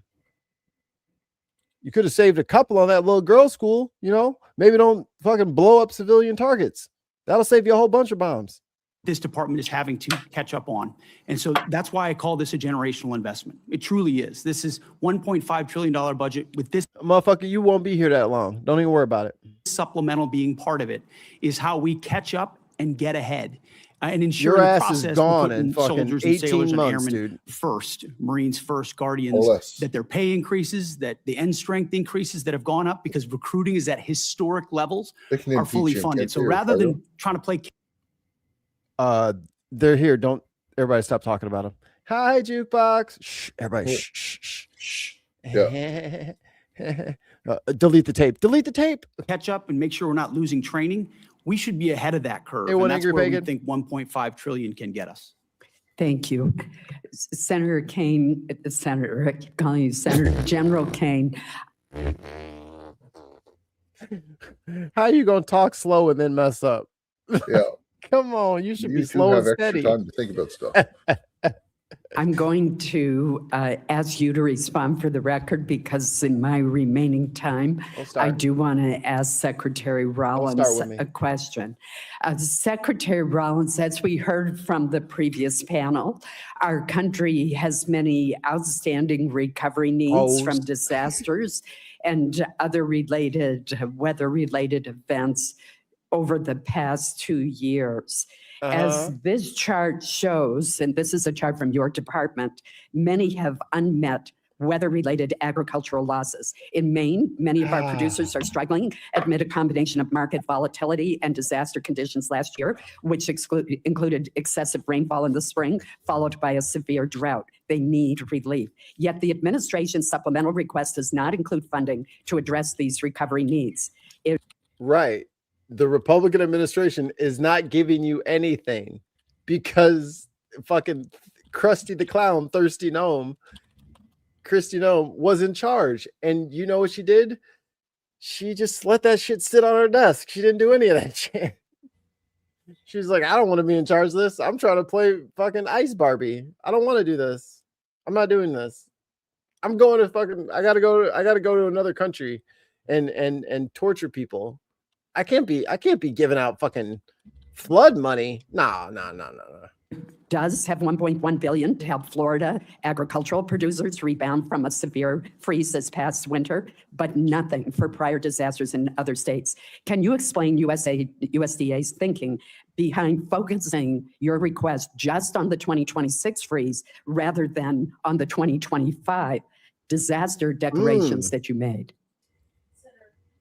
Push the button. Yes, Senator, thank you for that question. Obviously the discussions that went on over at OMB and with our teams continue, but what I will say is we are obviously 100% in support of any sort of disaster relief program for our farmers, whether it's hurricane, tornado, drought, freeze, et cetera. So look forward to working with you on. She said, why didn't we get the money? And she said, I would love to give you money.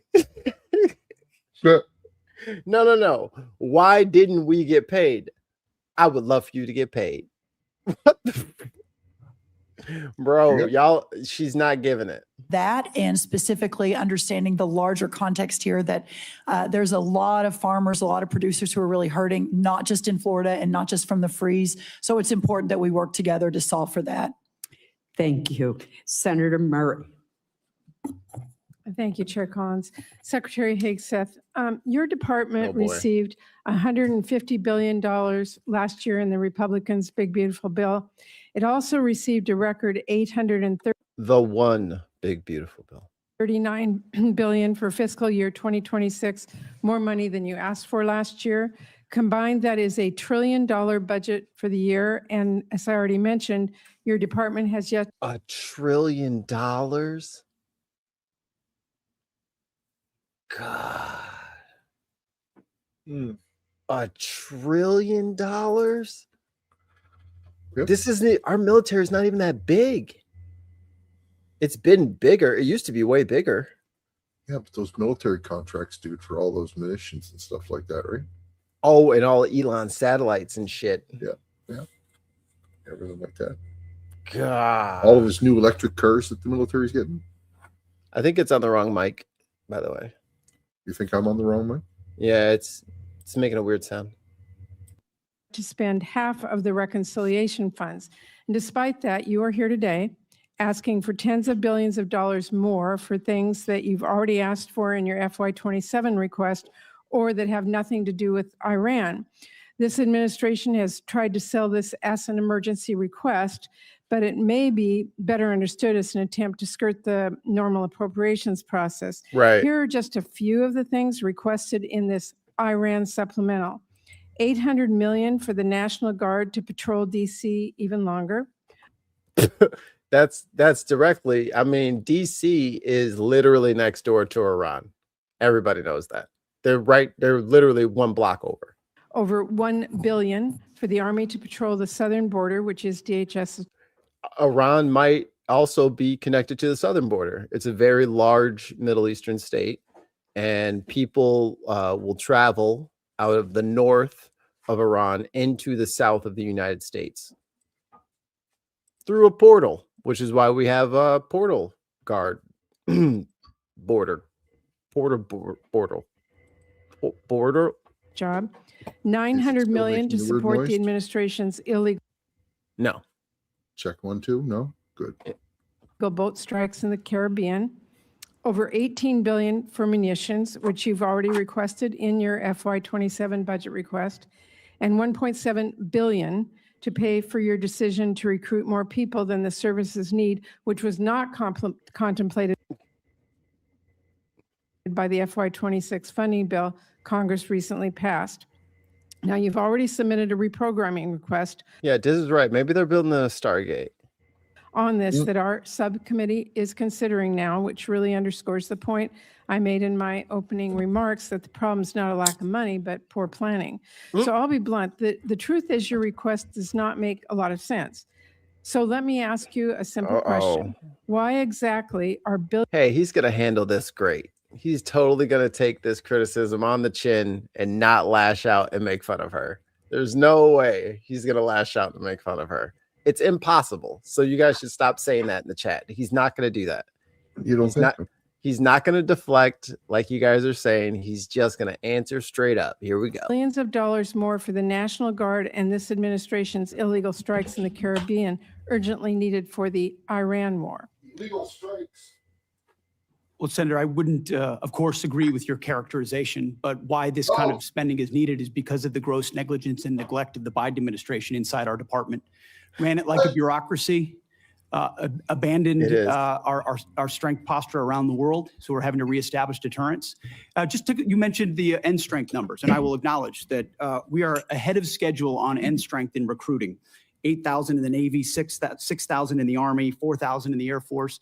Because under President Trump, there's been record and historic over 30-year recruiting records inside our department since he won the election, because the American people didn't want. Yes, because they lowered the fucking quota because they're like, all right, we're just not going to get that many. We just go ahead. Want to sign up for what Joe Biden was providing our military. And they want to sign up for what President Trump is doing in his leadership. And so those are good problems to have that we need to fund, and a reflection of momentum. And this budget will. Yes, that too. Allow us to continue the kind of momentum that gets us ahead. My point is that a lot of this request does not feel like an emergency. And let me move on. He forgot the fucking question.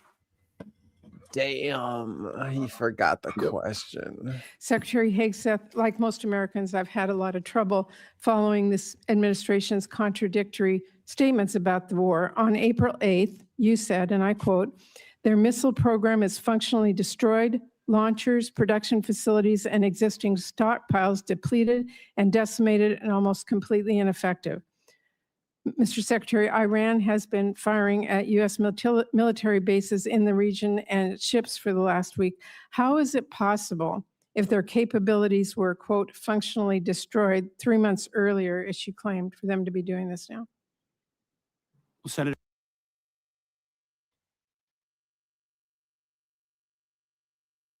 They're not. I mean, what else can he say? They're not.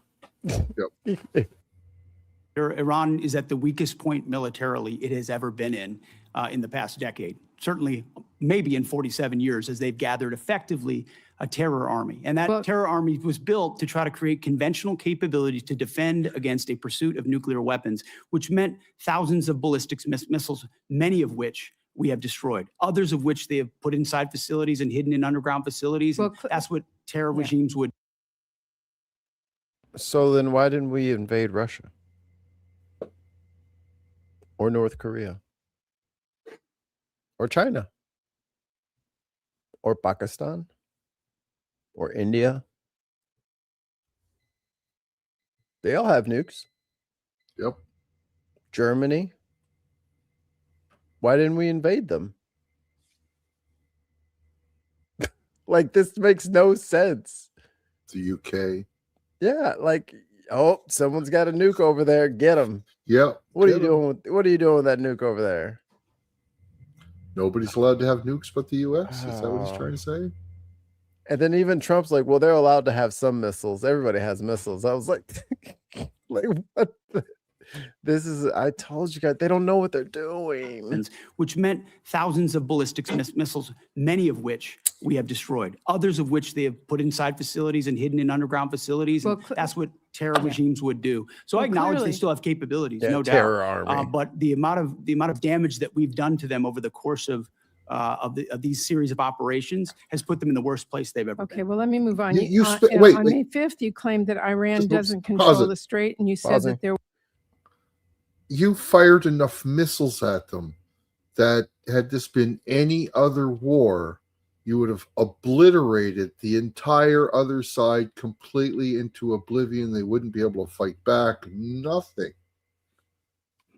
But these guys were dug in enough, prepared enough. They're still there, and you've run out of money. What the fuck are you going to do now? Ask for more money. Oh, shit, my sound went out. Oh. Hello. Hello. Yep. Got it. Hello. Yep. Hello. Okay. Ask for more money.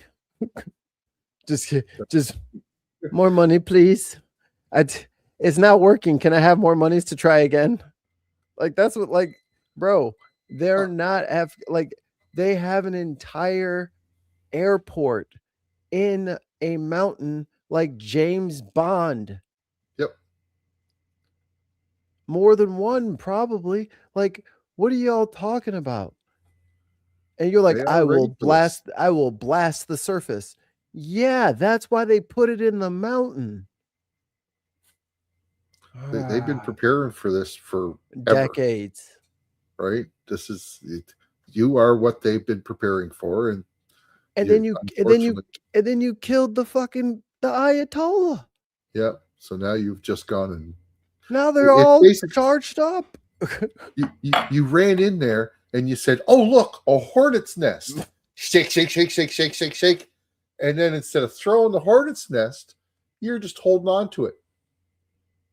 Yeah. You know what I'm saying? Instead of throwing the hornet's nest out the window, you threw like the lock out the window or something, and now you've locked yourself in there with it. You threw the key out the window. Now you're locked in. Exactly. Yeah. Was a quote, powerful red, white, and blue dome over the strait. If that was true, how did Iran shrink ship traffic in the strait to a trickle again last week? No one actually wanted to go at that time. Yep. It was just it's a holiday. Everyone's vacationing. We pushed almost, I believe, between 400 and 500 million barrels of oil under the nose of Iran over the course of Project Freedom, which went underground. Under the nose? I thought you had superiority. What's going on? Heck, Seth. See, this is the problem, man. You guys can't lie about this shit. No, Muttley, no, don't do it. Trump Leroy Jenkins the fuck out of Iran. Yeah. He did. Kinda, yeah. He said, "Oh, look how easy it is to take out fishing boats," and then they attacked the country. What the fuck? Right? Like they're so ready for this. And then you literally, like, even if they did have like fracturing, splintering parts of the nation, you killed the fucking Ayatollah, dude. Now they're all on each other's side against us. You have literally unified them. Like idiots. Yeah. Is he a religious figure to them as well as a political? Yes, he's like the president and the Pope. Yeah. For all fucking Sunni Muslims. All the Persians. Good job, dude. Oh, where am I at? Where's my mouse? Acknowledged after we did so covertly because it was more effective to do so quietly than to do so publicly. So we've been... Yeah, and they always list the number of gallons. I think that's 2 ships. I don't know exactly how many gallons each one of those ships can hold, but they never list how many ships it is. They always want to like do the gallons thing, and it obscures how much, because those motherfuckers hold a lot. Yeah. And by the way, that thing won't get here for 2 weeks because they go 15 miles an hour. Of Iran over the course of Project Freedom, which went underground, which what is it? 100 million barrels of oil under. We pushed almost, I believe, between 400 and 500 million barrels of oil under the nose of Iran over the course of Project Freedom, which went underground, which I acknowledge. Ollie, Google that. How much oil fits in a standard tanker? Because he said 400 to 500 million. I wonder how many ships that is. After we did so covertly because it was more effective to do. It's half of a ship.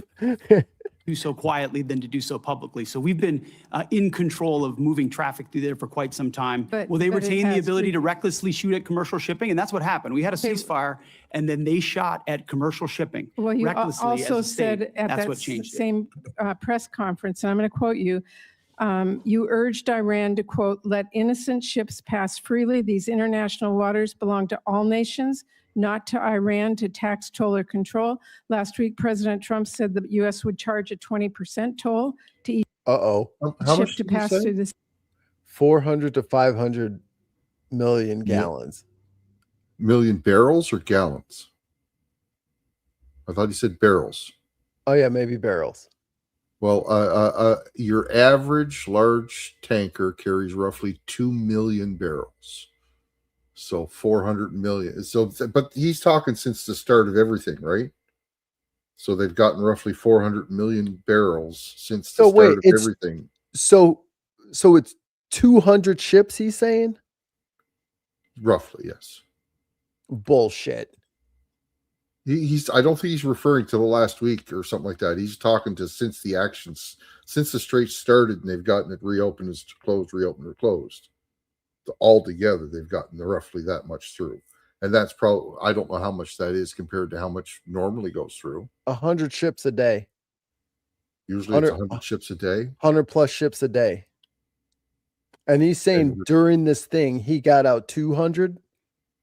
I think somebody would have fucking noticed. That's bullshit.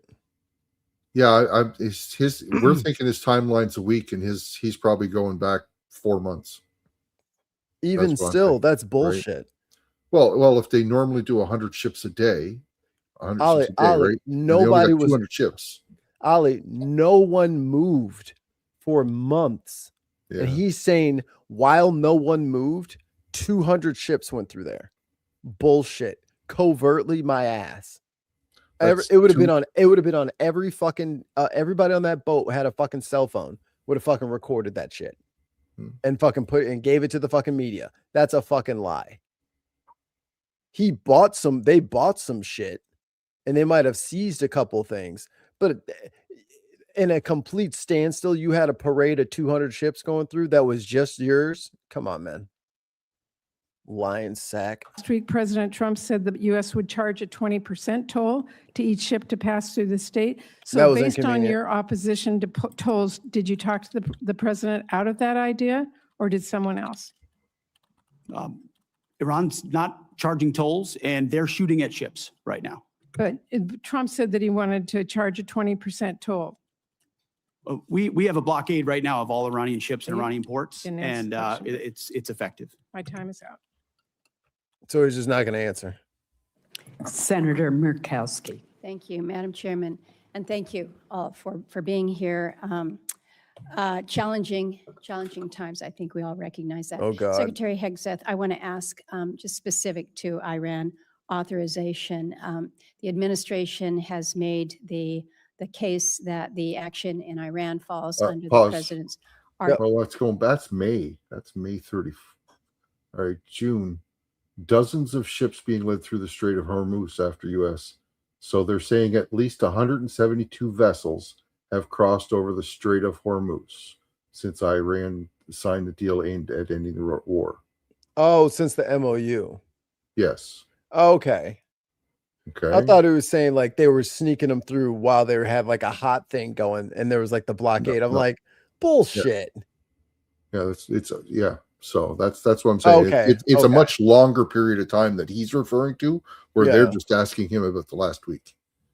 So yeah. I was like, ain't no motherfucking way. They're like, oh, there's mines everywhere. And these motherfuckers were out here like Battleship, just fucking carving it up, just fucking sailing through there without getting hit. Like bullshit. And that was a BBC report June 23rd. So it's been another month since then. Right. Since the MOU blew up, literally. To authorities, and we can have disagreement. Reasonable people can disagree about the boundaries of the presidential war powers, and have for a long period of time. But I look at the war powers resolution, and it's not ambiguous. It requires the president to terminate hostilities within 60 days, absent congressional authorization. The right wingers are turning on each other. Let them fight. So hostilities began February 28th.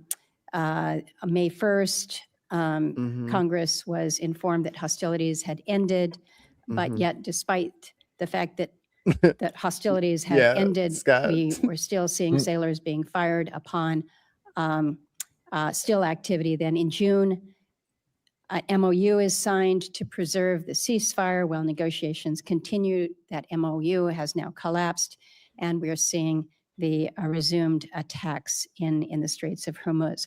On July 10, the administration sends Congress a new war powers notification, effectively restarting the 60-day clock again. So and I don't even know how legally they're allowed to do that. It's the same conflict. Yep. You know, it's the same thing. Concerned about this sequence because you have a situation. And it really does say something that he has a fucking Republican House and a Republican Senate, and he still won't take it to him. Yeah. Yeah. I mean, they rubber stamp everything else he fucking says. So why wouldn't he just take it to Congress? Because he knows before they lose the House. Right. Right? Right. He should have just took it to him. He should have just declared war and took it to him. Yeah. But he doesn't. He promised he wasn't going to do it. Well, and then BB talked him into it. If he goes that far, then he's actually got to call it a war. Right. Which is what he should have been doing since jump. But BB told him, no, you'll be well into the 60 days. 2 weeks. Yeah. Dumbass. Situation where because what's going to end up happening, he's going to have to go to Congress. Because they're not going to let him out of this unless he declares war. Claim essentially allows the president to extinguish the war powers clock just at the moment that it becomes legally inconvenient through declaration of temporary ceasefire. Then it's reset, avoiding the congressional authorization that the Constitution requires and the war powers intends.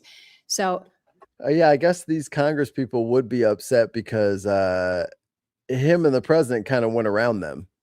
Yeah. We had an opportunity in previous appropriations hearing for me to ask if you felt the administration had all the authority that it needed.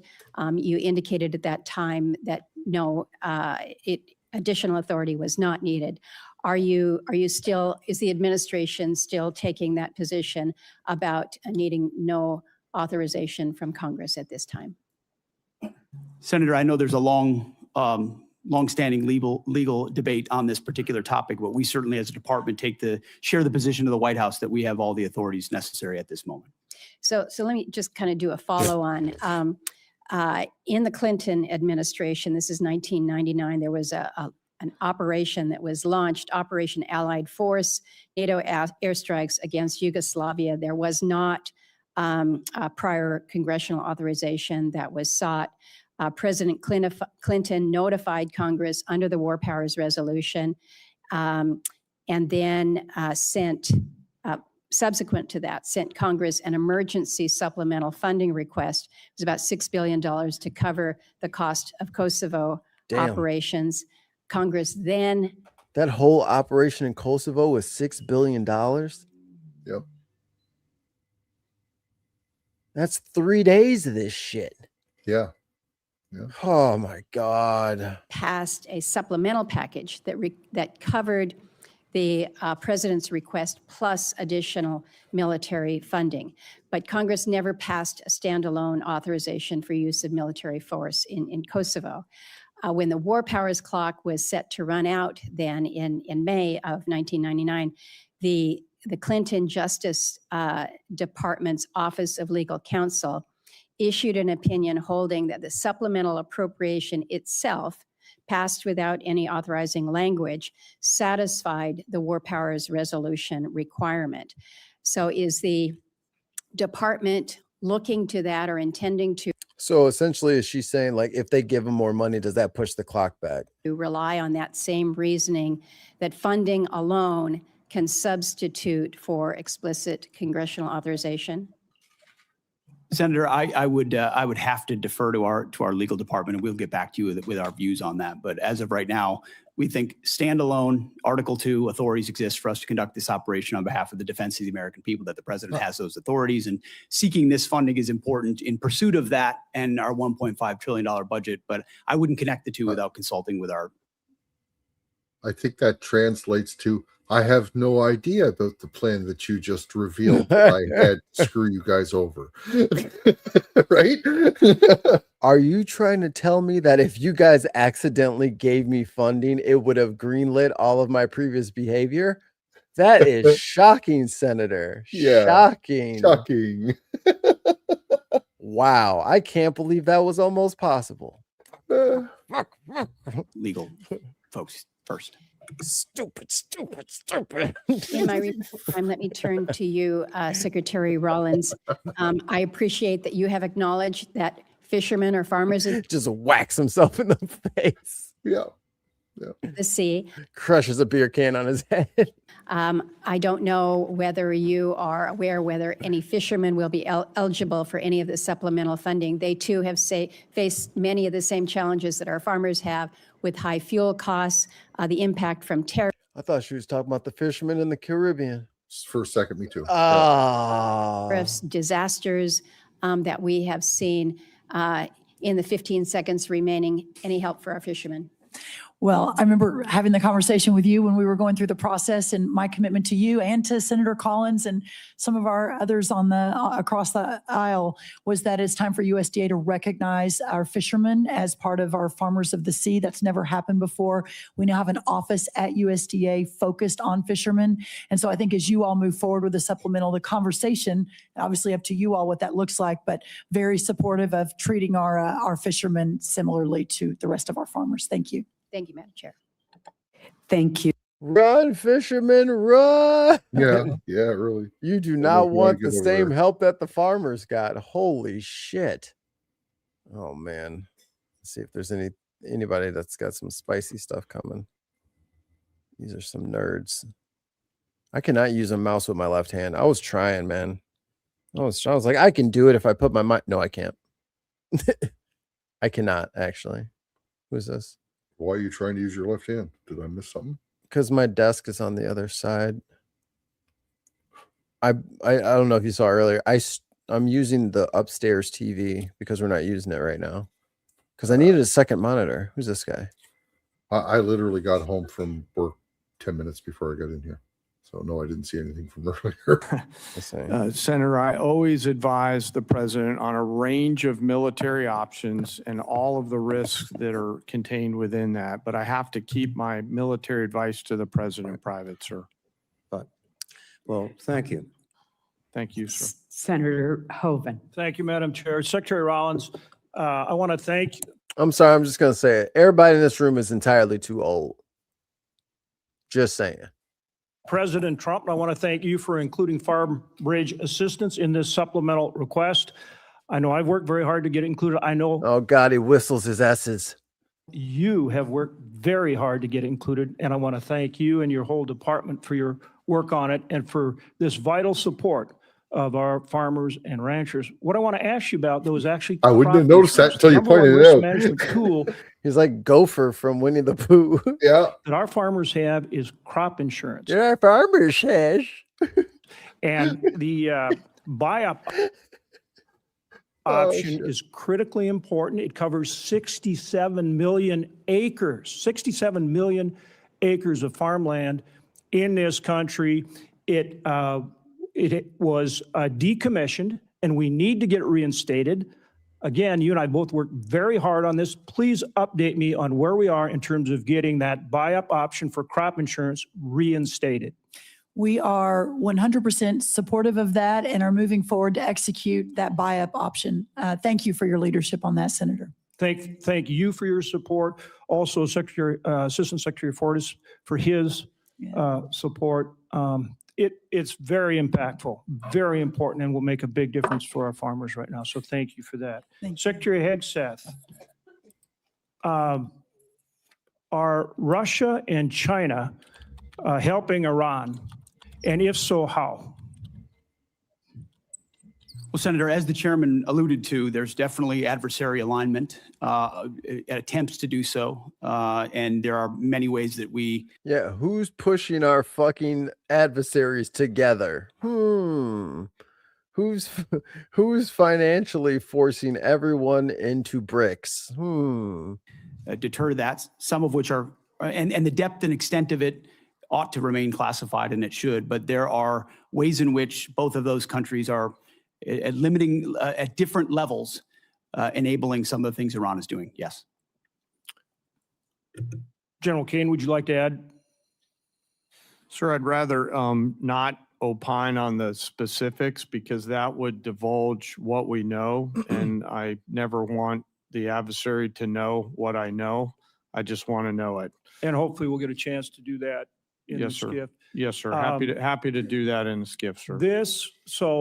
This relates both to the funding, but also again to how we achieve our objectives with Iran. Starting with you, Secretary, can we get to the point, and we're seeing continued, I think, improvement and progress on this, but essentially where we can work, and hopefully our allies they need to step in there with us. But where we get to the point where we can operate. They're like, no, dumbass, what are you doing? Keep the strait open. In the Strait of Hormuz, but keep Iran blockaded. We're continuing to get better at that, but that's how they'll never do anything that they say they're going to do. They've proven that over and over. We have to keep the pressure on. But if we can do that effectively, They completely complied with the JCPOA. They even did it for like a year after the JCPOA expired, hoping Trump would change his mind. They're like, just leave the cameras and shit up there because you know they're going to come. As soon as we tear them down, they'll be right back and they'll be asking for them again. Yep. They were waiting on us. And then Trump's like, and also, fuck you. Keep the pressure on and achieve our objectives. Tell us where we are in getting that accomplished. Senator, I think that's a really good point. That's effectively what we did to create the pressure that led to the circumstances of the MOU, which was we're running a route where ships, and we did it covertly in cooperation with Gulf countries and others who were willing to take some of the risk with our protection and then maintain the. But the MOU says we're about to give them a whole bunch of money. Yep. Blockade. So effectively, oil's coming in and out, oil prices are coming down, but our blockade is staying and the pressure is mounting on Iran. That's something we have done and can continue to do. We moved into an MOU where Iran said we won't shoot at shipping. And then the IRGC turned around and decided to start shooting at commercial shipping again. At which point the president. Because those ships turned their responders off and refused to identify themselves. I mean, as he should. Tell the whole story. Cannot tolerate that. And so we respond, as he said 10 times, you shoot at ships, we're going to shoot at you overwhelmingly, which we have been doing now for, I believe. Yeah, but is that fiscally responsible? Is that the appropriate response to spend hundreds of billions of dollars every time that they violate the rules that you're setting for them? We don't have endless hundreds of billions of dollars. And you're over here asking for $100 billion, which you will spend in a month. Because they can just piss you off 2-3 more times. They can hit a couple more ships and then your money's gone again. Your plan is stupid. Yep. If you haven't realized it, strategic general over here, you're already in the trap. This is the trap. The trap is to get you going back to Congress for more money over and over and over again. That's the point. You're doing it. Stupid. It's a 10th consecutive evening. So consequences come with the willingness to shoot at commercial shipping. Our blockade has been reimposed. That thing was $50,000 that hit that ship. And is effectively impenetrable. We got seized a ship inside the Arabian Gulf as well. So there's a lot of different angles to it, a lot of levers we can pull, and ultimately a lot of the strikes that CENTCOM have been undertaking are taking Iran's ability to see and sense away in the Strait of Hormuz, which has tactical benefits for us. And that's what this funding is about. This funding is about making sure that we and our allies can operate in the Strait of Hormuz, which helps bring down energy prices for every single American consumer, and that we force Iran to meet our objectives. Isn't that what this package is all about? This is a peace through strength package. That's what 1.5 trillion has always been about, a generational investment at as the chairman alluded to, a step change moment. We need to be able to do it at speed, at scale, with step change.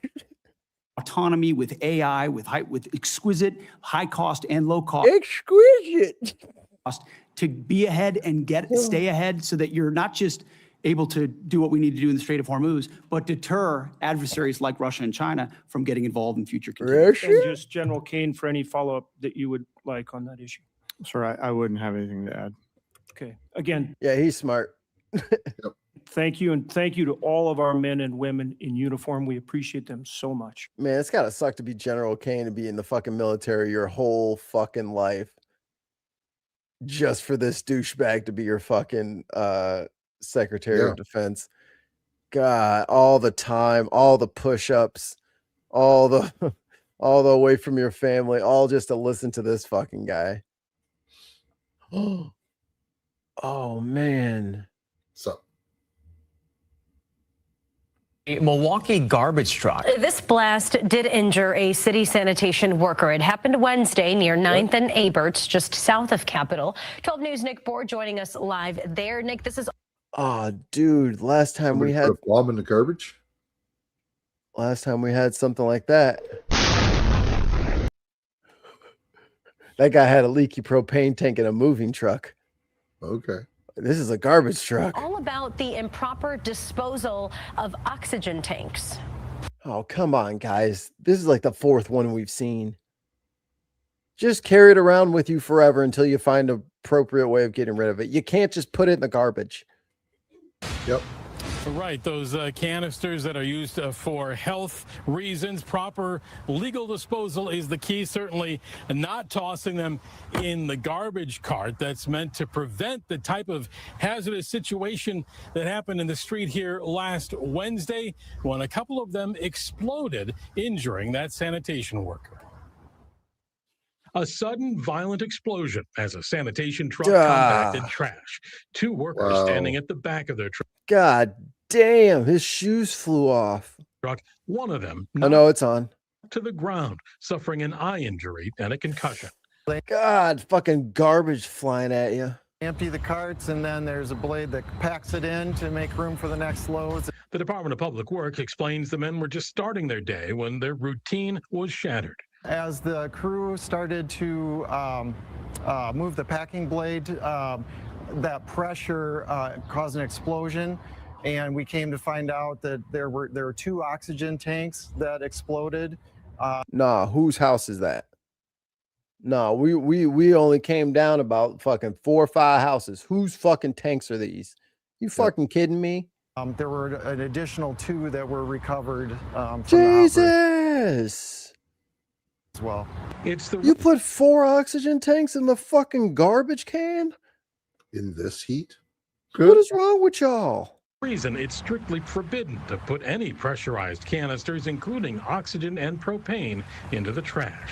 One of the pieces of shrapnel was lodged in his eye. They were able to remove that. We're very fortunate that he was wearing his safety glasses. Whoo, you know he not finna take them, bitch. He finna get the next upgrade. He gonna be the spokesperson for whichever glasses he was just wearing. Push that shit away from his eyeball and probably got it stuck in his like eyebrow and shit. Oof, that was the whole point. That can get stitched up. Holy fuck, dude. Yep. Ugh. And that's something that, you know, is what And it's dirty metal because it's from a garbage truck. we train everybody to do. Similar incidents have happened across the country, like this one in Ohio Yeah, we talked about this one. last year. There was a similar Literally covered that one. oxygen tank blast in Milwaukee 2 years ago, but no one was hurt. It's hoped the blast here last week gets people's attention. It definitely could have been worse. They probably felt that shit. The carts in that case, as they were still on the end of the truck, took some of the blow, but even with that, you know, he was blown back many feet in the shrapnel. So very dangerous situation. A dangerous and really startling video to see, Nick. So where are... Hell nah. You know what? Take it off the list. I don't want to be a garbage man anymore. Y'all don't know how to fucking act. Oh. All right, last thing. Oh my God. Global markets, especially oil markets, even more. Iran-backed Houthi rebels in Yemen have now declared their own naval blockade, they say, against Saudi Arabia in the Bab el-Mandab Strait in the Red Sea. That's another critical international shipping channel and oil route. And also, there's new reporting just in today that the Houthis have begun broadcasting messages warning Saudi ships to stop traveling in the Red Sea. Joining me. Of course. God damn it. You guys are so stupid. Why would you piss them off? Right now is retired Army Major General James Spider Marks. He's the head of geopolitical strategy for Academy Security. Oh, damn, Trump. Where's all your fucking crypto money going to come from now? Oh, shit. Securities. It's good to see you, Spider. Let's talk about this. I mean, the Houthis now threatening the Bab el-Mandeb Strait, declaring this blockade on Saudi ships from passing through. If this really does go into effect, if we now have a second major shipping channel that is threatened and thus, there will be disruption to it, what does that mean for the United States if this becomes a new front? That's probably where the troops are going to go. Because they won't send the troops to Iran, but they'll send them to Yemen. Of this war. Well, it's been And that's not going to go the way that they think. upfront in the engagement with the Houthis in the past, as we realize. Also bear in mind the Saudis, over the course of about a decade, tried to eliminate the Houthis without success. That's what I'm saying. Many would say it's difficult to try to bomb an organization back into the 14th century when they're already in the 14th century. Hello. So the Houthis have had an opportunity to really establish themselves over time. They've been quiet, as you know, over the past 4 or 5 months as a result of epic fury and their No, you know who told them to be fucking quiet? The Ayatollah. You know who you killed? The Ayatollah. Their ability to stay in touch with Tehran, which is their primary lifeline for support, has been minimized as well. What this tells you is that they've been hunkering down, they have capacity, and they are now going to reach up and turn up the heat, obviously. The concern truly is, do they have the capacity to do that? Can the Houthis close the Bab el-Mandeb? Well, they've done it in the past, but it's been opened again because of the efforts of the United States, not with a lot of help from other allied partners, but there's an incentive. Because they didn't start this shit. Yeah. And they're like, you need to stop fucking with them, or they're going to keep shutting down the fucking trade. And they're finding ways to punish you now, so. For the Saudis certainly to be involved, because the Saudis, have created a pipeline infrastructure, as you know, from the Gulf over to the Red Sea. This is the oil that's being pumped out. So that attempt to create an alternative and some resiliency and redundancy is now going to be threatened pretty significantly. So the U.S. has a presence. The Saudis have a capability. What is going to be done that's going to detract from epic fury if in case, if we are now on the front edge of a new engagement? That is just all bad news. All right, we'll watch a couple of these sovereign citizens. This shit's funny. Did you want to? Okay, yeah. Yeah, I haven't watched this video at all. I just went and found one really quick. Let's scoot to the most replayed. We'll go to this one. Okay. Operating without proof of insurance, and this is for driving. Your license is currently suspended out of the state of Nevada. Okay. Do you have any questions for me on those, sir? No. Okay, that one is your copy as well. This traffic stop is concluded. I'll be removing your vehicle and you are free to go. Thank you for your cooperation today. Have a good day. Oh, that went pretty smoothly then. That was the end of one. His vehicle's being towed. He wasn't happy about it, but the law is the law. I don't live in make-believe land like he does. We don't get to make up things and say they're the truth. So he's got no plates on his shit. Yeah. In make-believe land like he does, we don't get to just make up things and say they're the truth. So he received approximately $1,200 in tickets. He went.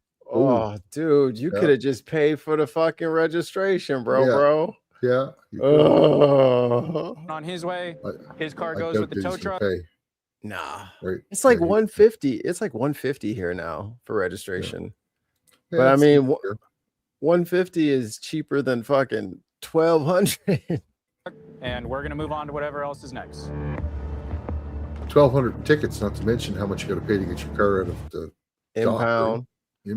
And then you got the they charge you for having traffic court. Yeah. Do they? Really? They'll charge like $85 for having traffic. I'm like, I have to pay for this? Yeah. Just don't give me a ticket. How about that? This truck, there's no month or year tag on the license plate. Oh yeah. When you run it, it comes back expired of 2021. 42, perfect. Wait, what year is this? Hold on. Oh, the video's from 10 months ago. Oh, it's a compilation. Shit. Yeah. I will say, this motherfucker got 6-year-old tags. If it doesn't go down, man, just open the door. What's up, man? What's going on? Good, yourself? Good. The reason I pulled you over is because your good registration is crazy expired. You know why? Crazy, maybe it Deal is. with that. Crazy expired. You don't need a registration? Yeah, I don't need a registration. How come? Ollie, he doesn't need it. That's right. Because I'm free to travel. Ollie, he's free to travel, by the way. Okay. All right. Do you have a driver's license on you? I have a form by identification. Where's it at? Is it in your pocket? Don't reach for it. No. Stop reaching. Yeah, it's in my pocket. Okay, come out. Step out of the car. I don't want to leave my vessel. Yeah, I'm right now. Ollie, he doesn't want to leave his vessel. You have to come out of the car. Why? Because I'm Jukebox said, I'm not driving, I'm traveling. Correct. telling you, you don't have a driver's license. You haven't provided me with the driver's license. Well, I'm going to give you identification. But you're going to come out of the car and do it. Sir, you're hurting me. Okay. What's your name? Isai. Isai? Yeah. I'm going to help. What? You're going to step out of the car, or I'm going to have He's named after that berry there by Eaton. to pull you out of the car. S.I.E. I'd rather you just step out on your own, and we can figure things out. Grab my phone? Not right now. All right. I'm going to get out. You have any? Is your you have- cam on? It is. Bro, he said, is your cam on? There's a whole ass person. Look. Yeah. It's the whole ass person standing right here. You don't see this big ass motherfucker with a whole camera? Look. Look. Yeah, I saw it in the last video too. You don't see this dude? You don't see this production motherfucker standing right next to you? Do you have any weapons on you or anything like that? No, I don't. Okay, let's step out of the street. All right, have Yeah. a CDC. There he is. Yeah. There he Yeah. is right there. You got your body cam on? You sound stupid. So what do you consider yourself? Like, is this like a sovereign citizen thing or? Hell yeah. I don't have any contracts. What do you mean? That binds me. What do you with mean the contracts? states, with your corporation, because you're a policy enforcer. Well, no, I'm a law enforcement officer, and the state of California has laws, right? You live in the state of California. We have to abide by these laws, Yeah, right? We have a constitution also Right. that protects us. From what? What amendment of the Constitution right now? Well, I'm not searching anything right now, right? Right, You're being right. detained Right. lawfully. Yeah, check me out. Okay. He said, check me out. Bro, 5-year-old fucking registration tags. We just Yeah. won't even have that computer no more. So wanted to just check and see what was going on with him. He's got an expired driver's license. And don't get me wrong. All cops are bad. But come on, y'all. I'm gonna need you to be insured and shit out here for when you smash your little busted ass piece of shit Exactly. into my fucking ride. I need some money out of you. Tags are Just on the insurance issue, 3 years expired. completely separate. E-bikes need to get some rules down, dude. Yeah. E-bikes go way too fast, and nobody's got insurance on the goddamn things. They're causing accidents. I went to go pick up some burgers, and brother, I saw a little pack of kids on e-bikes. The motherfuckers are fast, dude. They are, And they're super fast. And the thing is, 10-year-olds and 12-year-olds are on them that got no responsibility. and I know I'm the old crusty dude, but I grew up in the X game when the X Games came out. Yeah, No helmets, no pads, out Yeah. there with like flip-flops on and fucking like basketball shorts. I'm like, dude, if you fucking eat it Yeah. going 35 on that thing, your skin is gone, brother. dude. Like it's I'm just thinking, gone. you're the guy in a car parked, right? You're sitting Yeah. on the light waiting for the light to change, and some little kid in the e-bike wipes out into your car. Not Yeah. only is your car damaged, your insurance is paying for the kid. Yeah. There's no rules. E-bikes and those goddamn electric scooters. I'm just saying, I'm usually like, I like to see kids skating, and then like the longboard phase came through. Like, I like to see kids having fun. Brother, these are fucking fast. And then this one kid I've seen, he's wearing all black. He's taking the reflectors off the thing. And I'm talking about from a stop sign, he's faster, he's faster than a car from like a stop sign to like go. Like, Yeah. he's moving, and he's just Yeah, going he's on the through the sidewalk, intersection going through the intersection, like going on the sidewalk, coming back in the street. I'm like, yo, this is crazy. Y'all are braver than me. I wouldn't be, I'd be over there with my little hand signals, slowing down, turning left. Like, no, I'm not trying to get plucked. These kids have no fucking fear and they're fast as shit. Not sure I'm gonna why get this one. guy Fuck thinks it. he doesn't have to. Before they change the fucking speed on, let me get one. Now that I'm complaining, let me go ahead and get one e-bike. Obey the laws of California, but I'm not contracted with the. Yeah, What's that got to do with anything? Yeah, but you're currently in the custody of the state of California because that is a state agent. I mean, it's funny. Custody's a hell of a thing, ain't it? You talking about jurisdiction, motherfucker? They got custody. Fuck your jurisdiction. Your person is in their custody. State has a monopoly on the violence. So what you want to do? I love how they confuse the right to travel with the privilege of being able to drive a car. Right. Your right to travel is what your 2 feet and your heartbeat, dude. That's it. That's it. Get your feet moving. You can walk wherever the fuck you want as long as you don't go on private property. No, but I have a NHRA dragster that I want to just put on the road. Yeah. It goes 500,000 miles an hour.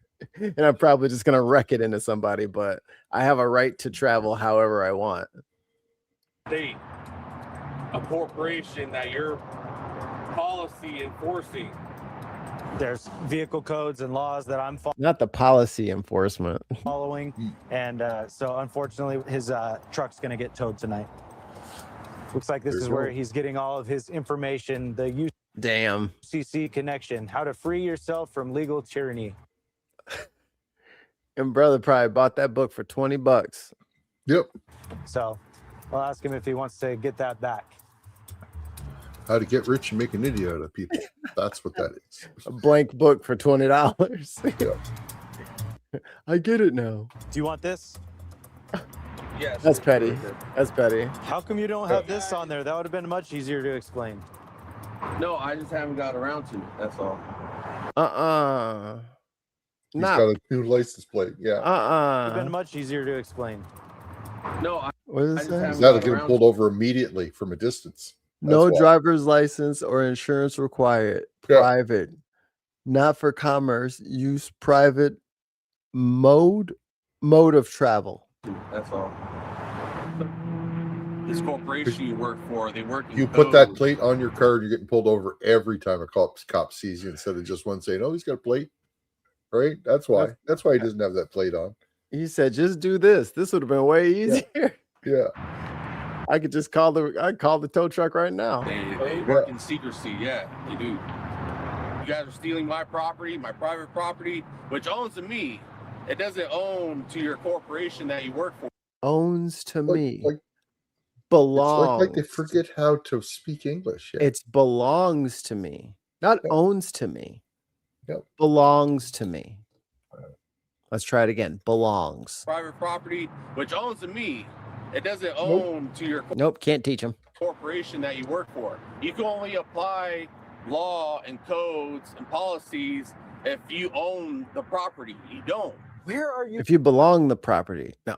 getting all of this information? USC. Oh, out of that little book that you had, right? Nah. You guys have a website. Okay. That you guys have you have to abide by your duties and policies, which you held an oath to. Sir, how many bars did you drink tonight? How many drinks did you bar tonight? How many drinks did you bar tonight? How many entire mini bars did you drink tonight? All right, man. You have any other questions before we get out of here? Nah, man. I hope you guys have a good night. All right. At least he was kind of pleasant about it. Come on. He wasn't really that much of an asshole other than saying, oh, it's my right. He's just a dumb guy that's been convinced by a stupid book. That's it. He's so gullible that he's now on the cop side. Yeah. He's like, you know what? You have a good night. Not fuck you. You're towing my shit. Fuck off, pig. Like none of that is just. And also, I am now on your side, and I would like to become a cop. Like, you too. Have a good night. I think it all boils down to a guy who was on the internet too much and is very misinformed. So we ended up towing his vehicle. And then we'll be like, yo, guys, go online, make sure you're registered to vote. And they're like, that's stupid. Meanwhile, these motherfuckers are over here on the internet hustling. They are trying their hardest to understand that they're trying to find every loophole they can to not just pay a fucking $100 fee, which your state probably needs to pay bills. Yep. And that's such a way nicer interaction than the last couple of sovereign citizens videos I've watched. It's them refusing to lower their window, refusing to get out of the car, and then the cops having to break their windows and drag them out and stuff like that, and them getting arrested. Hey, show me the law. This guy's a nice guy. Show me the law that says I have to roll the window down all the way. Well, no, they were refusing to roll it down at all. They wouldn't present their license. I'll put it up on the glass. Write it down. Is that allowed? It says present your ID. It doesn't say hand over. Okay. So if I just hold it up, you can get out your little fucking Inspector Gadget notepad like Steve from Blue's Clues, and you can write down my numbers and walk your little ass back. Nah, I'm not playing. I just give it to him. I don't care. And hopefully this will be a lesson to him that there's laws that you have to obey. Not Peppies. All right. One more. Ooh, let's see the license plate. From me at 25 sovereign citizen plate. Sovereign citizen plate.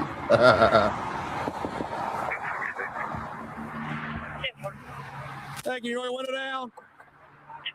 Roll your windows down. All right, we're in Georgia now. Hey, roll your window down. Uh-oh. Hey, sir. I need you to roll the window down. I can't hear you. Sir, I need you to roll your window down. Like you said, he's traveling right now. Let me get one more, please. He said he's looking for his passport. Maybe two. Look at Tim. Look at Tim wishing death upon me. What? Why? What? I'm allergic to shrimp. What an asshole. What a little asshole. Garlic, potatoes, and shrimp. What a little dick. You'll get yours in the end, Bristol. Somebody nearby. Hey, sir. You haven't seen the last of me. Hey, listen, I can't hear you, buddy. Can you roll your window down? Sir, I'm speaking. Roll your window down, buddy. Sir, roll your window down. I cannot hear you. All the way. All the way. Roll your window down. And just for the record,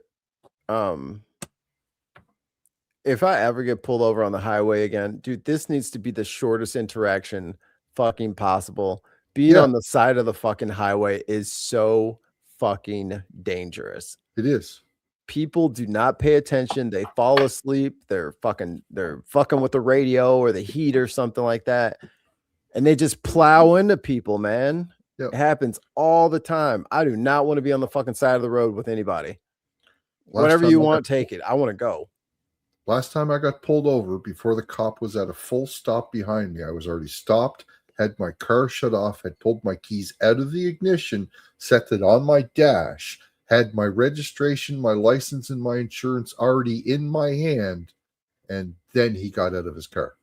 That way, when he came up, I just lowered my window and handed him the stuff. I just don't do all this fucking arguing and talking, all that shit. Like, dude, what do you want? Can we do this like in 2.5 miles off the fucking highway? I'm not trying to get fucking smushed over a fucking what do you want? The license plate light is not bright enough, dude. Fuck you. All right, you can give me a ticket over there. So I knew I was speeding. So yeah, you're always speeding. But I am the only good driver in this entire podcast network. All the rest of you get tickets. I have no tickets. Okay, that doesn't mean you're a good driver. Sir, I need you to drive. Where are my tickets at then? It just means you don't get tickets. I can't hear you. The two are not mutually exclusive. Leave my passport is in the trunk of my car. Okay. 1 second. Real quick. Do you have a driver's license? I have my passport, sir. I understand that. I understand what you're saying. Do you have a valid U.S. driver's license from any state, sir?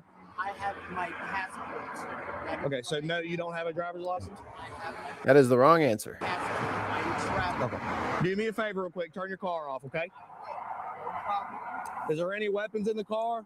I do have my That's fine. Just don't reach for it, okay? Sounds like you got a sovereign citizen. What? You said that he wanted to show him his passport and that he was a traveler. Believe he's going to be a sovereign citizen. Come step right here. Listen, man. By the way, my name's Corporal Tier of the Kelly K Sheriff's Office. My name's Derek. Nice to meet you. Nice to meet you, You sir. from Georgia, sir? Or? Yes, sir. Okay. So listen, the reason for the stop. Meanwhile, these fucking cars are going past at like 60 miles an hour. I'm like having heart attacks over here. This is so. Roadside Let's step stops are so completely off the road here over the side. Just get off the road. I think they're on like. I think there's like an edge They're right over. there. Yeah. Is the tag that's not a valid license plate. Okay. So I stopped you for that. Your window tint's also extremely dark, and also it's a 70 mile per hour zone. I paced you at about 83 as well. I'm not really trying to write you any tickets or anything, okay? That's fine. Another thing that I'm noticing while we're talking to each other. How you gonna be speeding? Like I'm in a hurry and my car is dirty as shit. Like, come on, man. You got tints, you got no back plate, no license, and you speeding? Don't speed. You might have been able to blend in with the pack if you didn't speed. Is when I'm sticking my nose through that crack in your window, I can smell the extreme odor of marijuana coming out of your car. And So here's what's gonna happen. brother. I'm just gonna keep it real man. good, polite, and respectful as I can. You're not free to leave. Due to the odor of marijuana, I'm going to be conducting a probable cause search of the car. brother, Okay? this Honesty guy goes a long way. stinks. If you have a little bit of marijuana, man, I'm not trying to jam you up. As long as you tell me the truth. Come over here so we get pinned in between our cars. Right here is fine. Absolutely. Do you have any marijuana in the car? If I Thank you for Yeah. I was like, why are they in between the cars so that when the back car gets hit, it'll just squish you and kill you? Like, come on. Yeah. do, it's probably the tiniest clip that was from way earlier That's today, fine. Okay. sir. Yes, sir. If I do. Okay. Yeah, you've ruined his high with all these lights and shit and stressing him out. Hey, I appreciate it. If he was high, he's no longer high. Now, I heard you mention something about a passport. Yes, sir. And I understand that. What I'm asking is, do you have a valid, like, Georgia driver's license? I travel with my passport because, Oh yeah, yeah. Can we go to the exit? I mean, come on. I don't want to be on the side. in a private capacity. Okay. So that is why I travel with just my passport. Okay. Are you wearing boots with no socks? Man, he a criminal. Lock him up. Yeah, I clocked you 83 and said that, but I'm not trying to write you a ticket. That's the perfect amount. 8 over. That's the perfect amount to write a ticket. Lying ass cop. I'm not under commerce or anything like that. I'm just a private. I know it's been citizen, quiet, private huh? person. Citizen. Okay. That is all, sir. Okay. I think they're scared. Their president hasn't been doing so hot for them, so they don't have anything to say. Okay. So let me explain a few things to you. Okay. They remembered their place. Yes, sir. Right. Okay. You need to have a driver's license. Now, Okay. may I ask a question? Absolutely. Constitutionally. Okay. right? Yes. Is that no? I'm asking. I'm asking. Okay. Is that? No, Yes. I'm just asking because, like, The 10th Amendment grants the states the power to enact laws not aforementioned in the Constitution. So yes, the Constitution says that the state can require you to do things. Yes. we do have Supreme Court that does Yes, sir. right to travel in private capacity. That's Yes, sir. what I. So the best way I can Just gotta explain read the to you is 10th driving Amendment is of the a privilege, Constitution. Not a right. Okay. So you're on Georgia's roadways. You need to have your vehicle registered and a valid driver's license. So here's what we'll do. We'll go a step at a time. I'm gonna get your information. I'm gonna search your card for probable cause, do the odor of marijuana, and we'll go from there. Okay. And since you love your rights so much, why the fuck are you telling him that you smoked earlier that day? Dumbass. Shut up. Make him get a dog Gonna get it, but where's your passport? In the trunk? I believe it's in the next to my rifle. trunk Okay. in my umpire bag. Okay. But I would like to get it because I do. He's an umpire? They come in all shapes. Yo, the fucking umpire's high as shit. Nah, brother. No. Redo the tournament. Fuck that. No, I just lost. This motherfucker's high as shit. No, fuck that. I told you it was a fucking foul. I fucking told you it was a foul, and you didn't call that shit. Nope. That what? Or umpire? He's in fucking baseball. You're fucking doing. No, that was a fucking strike. I told you it was a fucking strike. He's high. Nope. Redo the game. We should be good for now. We just want to use this waiting service. So stand right here, okay? All right, but I'm not. Don't leave from there, buddy, okay? That's fine. The Coweta County Badgers are going to definitely impugn the umpires accountability. Umpire strikes back. You are terrible.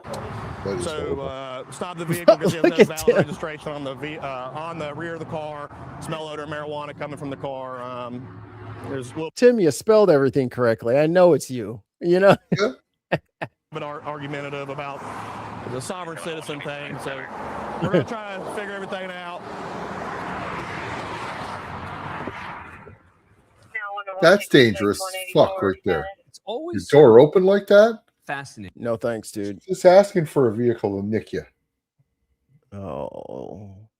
They end up taking you to jail. Transport for me. All right. Let's go take a step back here for me, okay? You're gonna walk me back. Watch out! Oh, was it my mirror? Oh my God! You almost hurt my vehicle. Oh, vehicle. Sorry. Good job, Tim. He's trying now. All right, so look, Thank you. Same spill. It's not the So he's gonna be placed under arrest. What if those butts that arrest y'all during the politics has been Tim the whole time? Shh. You're not supposed to be spilling secrets. I've never seen them in the same room. Possession of marijuana, along with having an expired tag and no valid registration. So we're fortunate that it ended in a safe way. These encounters can be dangerous. I think at the end of it, we had a good conversation both ways.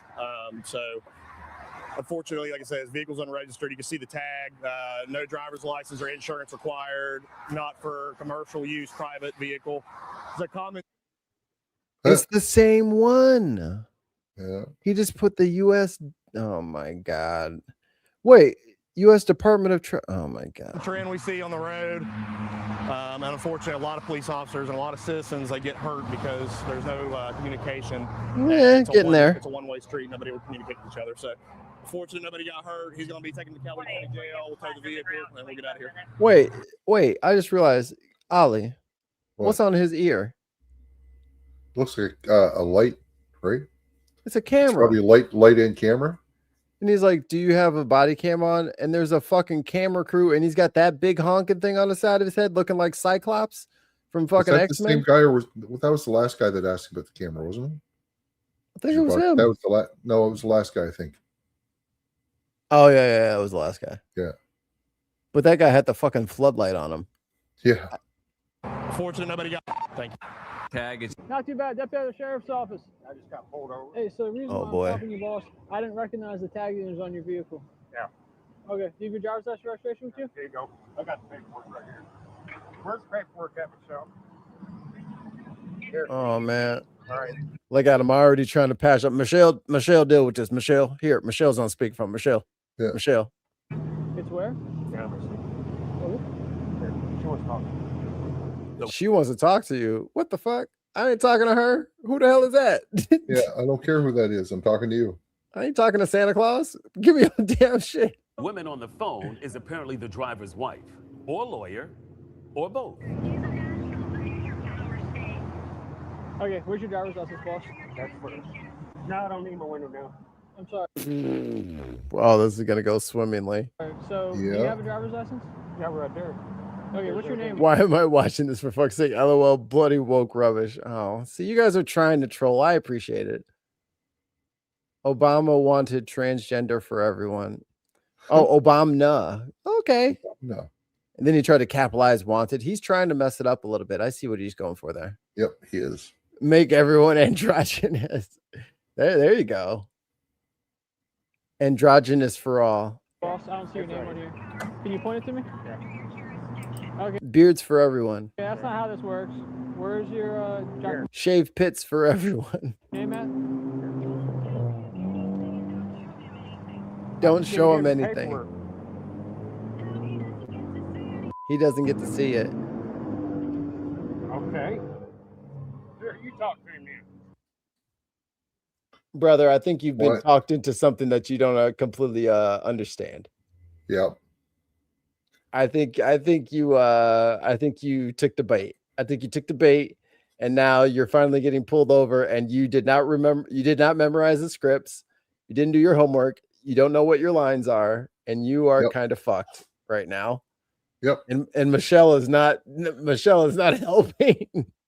If you have a driver's license in your wallet and you're just thinking you can get away with this, pull your fucking license out right now. Just give up. You suck. You don't know how to do it. Climbing your way into the hole you've already dug yourself. Step 1, drop the shovel, aka speakerphone Michelle. Yeah. She's what got you into this hole. Ma'am, if he refuses to identify himself in this traffic stop, there's going to be an issue. Sir? Uh-huh. He is identifying as a national of the neutral power state. As you know, that removes him from your jurisdiction. It doesn't matter who he identifies as. He's operating a motor vehicle in the state of Florida, ma'am. Sir, as And you know. the terms of the Geneva Convention clearly state that you are required to have knowledge of every term. Not sure what the Geneva Convention says about traffic stops. The Geneva Convention? Yeah, I don't know where that came from. Is he at war with the police? What? I mean, Ollie's Canadian, so I know he doesn't know anything about the Geneva Convention. No, I disagree because we put a lot of things in there. Well, following the Geneva Convention, I know you. But we never broke the Geneva. I don't know what you're talking about. We never broke. We just put a lot more chapters into the book. We have to definitely add a whole section. It's shotguns and trenches, the Canada section. But I didn't know that, there was mustard gas, and then there was IDs during traffic stops. All of that was talked about in the Geneva Convention. The Geneva Convention, yeah. Especially if you're in fucking, what is this, Florida? Fucking. But it looks like this traveler and his vessel are about to part ways. Hop out of the car. I've done something wrong. You're failing you're failing to identify yourself. That's not a law. That's not a misdemeanor. It's not a law. Hey, don't get in my car. What are you guys doing? Oh, you're out. You're jerking me out of the car, Michelle. Car, dude. Get out. Don't get me out of the car. Michelle. Come on, Michelle. I thought you said this couldn't happen to me no matter what. Michelle, I gave you a lot of money. And you gave me a book, a little white book. All right, get now. All right, get now. Stop pulling away from me. You guys are jerking me around. As they arrest the driver, putting you in cuffs. Bro, this is the softest arrest I've ever fucking seen. Like, what are you actually complaining about right now? It looks like his legal advisor has finally. Oh, Michelle's on the scene, y'all. Michelle's on the scene. He's not pulled on the side of the road. He also drove to a gas station. They probably tailed him for miles with the lights on, trying to get him to pull over. And Michelle's on speaker. Don't pull over. Yeah. As a trustee of the trust that has. Tim ain't got the stamina. See, it's hard being stupid like that. You can't fake it. It's hard to fake. Yes. Okay. Actually. Has legal ownership to that vessel of. Ma'am, do you have your driver's license on you? You're not wearing your. Oh no, Michelle! You pull up with your no seatbelt on. If he looks at your back plate, is it not going to be registered too? Oh, Michelle! Damn it, Michelle! You literally walked into the mousetrap at this point. Yeah. I was making sure of that. Yeah. You know what? I'm tired of your. Can I see your driver's license, ma'am? You're not going to collect revenue on me. Oh, they definitely are. They definitely are. Okay. Mm-hmm. This vessel is displaying a distress flag in your attack flag. Oh, they're checking it now. They're checking it now. Let her go. They let her go, but then quickly realized her truck has the exact same homemade paper tags. Michelle, why would you take one guy? Your partner's already getting popped for the fake tags. So you take your fake tags over so they can look at that? Yeah. You're supposed to hide. Hang up. You should have hung up, Michelle. It just drove away. Because I have a phone number for him. Don't do it. Unlock this door now. No, I'm not going to unlock. You Get out. No. Open the door. No. Yes, so. Now get out. Get out. Get out. You like that little guy, the little spring guy? You see that? Shattered that window pretty easy. Unlock this door now. No, I'm not going to unlock. And cop, Although and with this, the window open, go ahead. Sorry. and this is bad copying. Don't put your fingers in something like that. What are you, stupid? I've seen a lot of cops grab a hold of the door window exactly like that and just break it right quick. Just pull it, yeah. Yeah. Because once you bend it in that frame, it's all metal in there and it'll just break on its own. Yeah. All right. I think Tim's still trying. Let's see how he did. This show is full of social. Oh, there you go. Commies. You're getting there. Hey, 7 out of 10 marks, okay? 7, 6.5. It was a B- at best. Come on. Get out. We break it. Open the door. No. Bing. Now get out. Get out. Get out. Oh, Lord.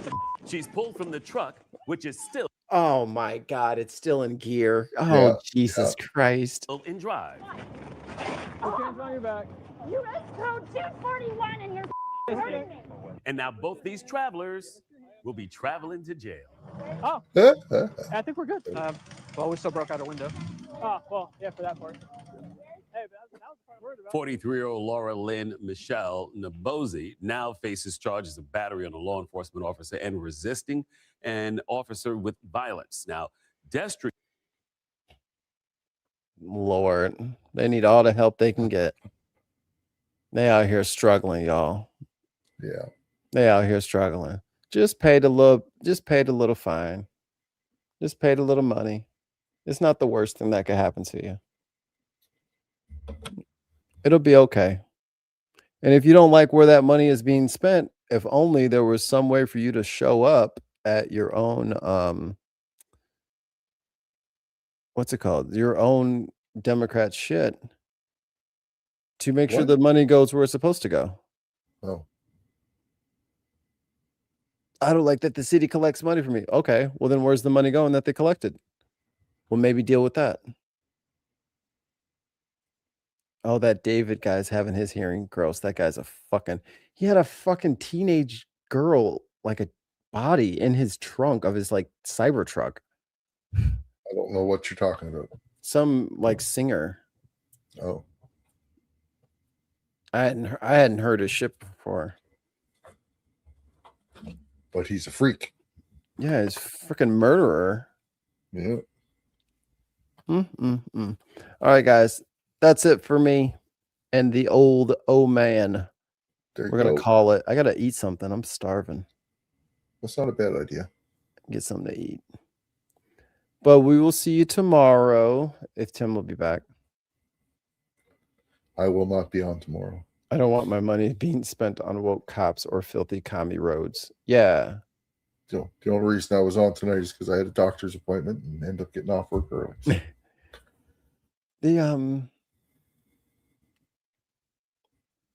Yeah. Thanks, PI. I don't know if we're going to do food or what tomorrow. Because Tim missed his politics thing, so I'm sure he's got something to say about that. Yeah. All right. Okay, guys, I'm ending the stream. So comment, like, subscribe. Thanks again to Viper Scott, our patron Scott, for keeping the lights on around here. And we will see you guys tomorrow. I doubt it. Shut up. But until then, remember to drink your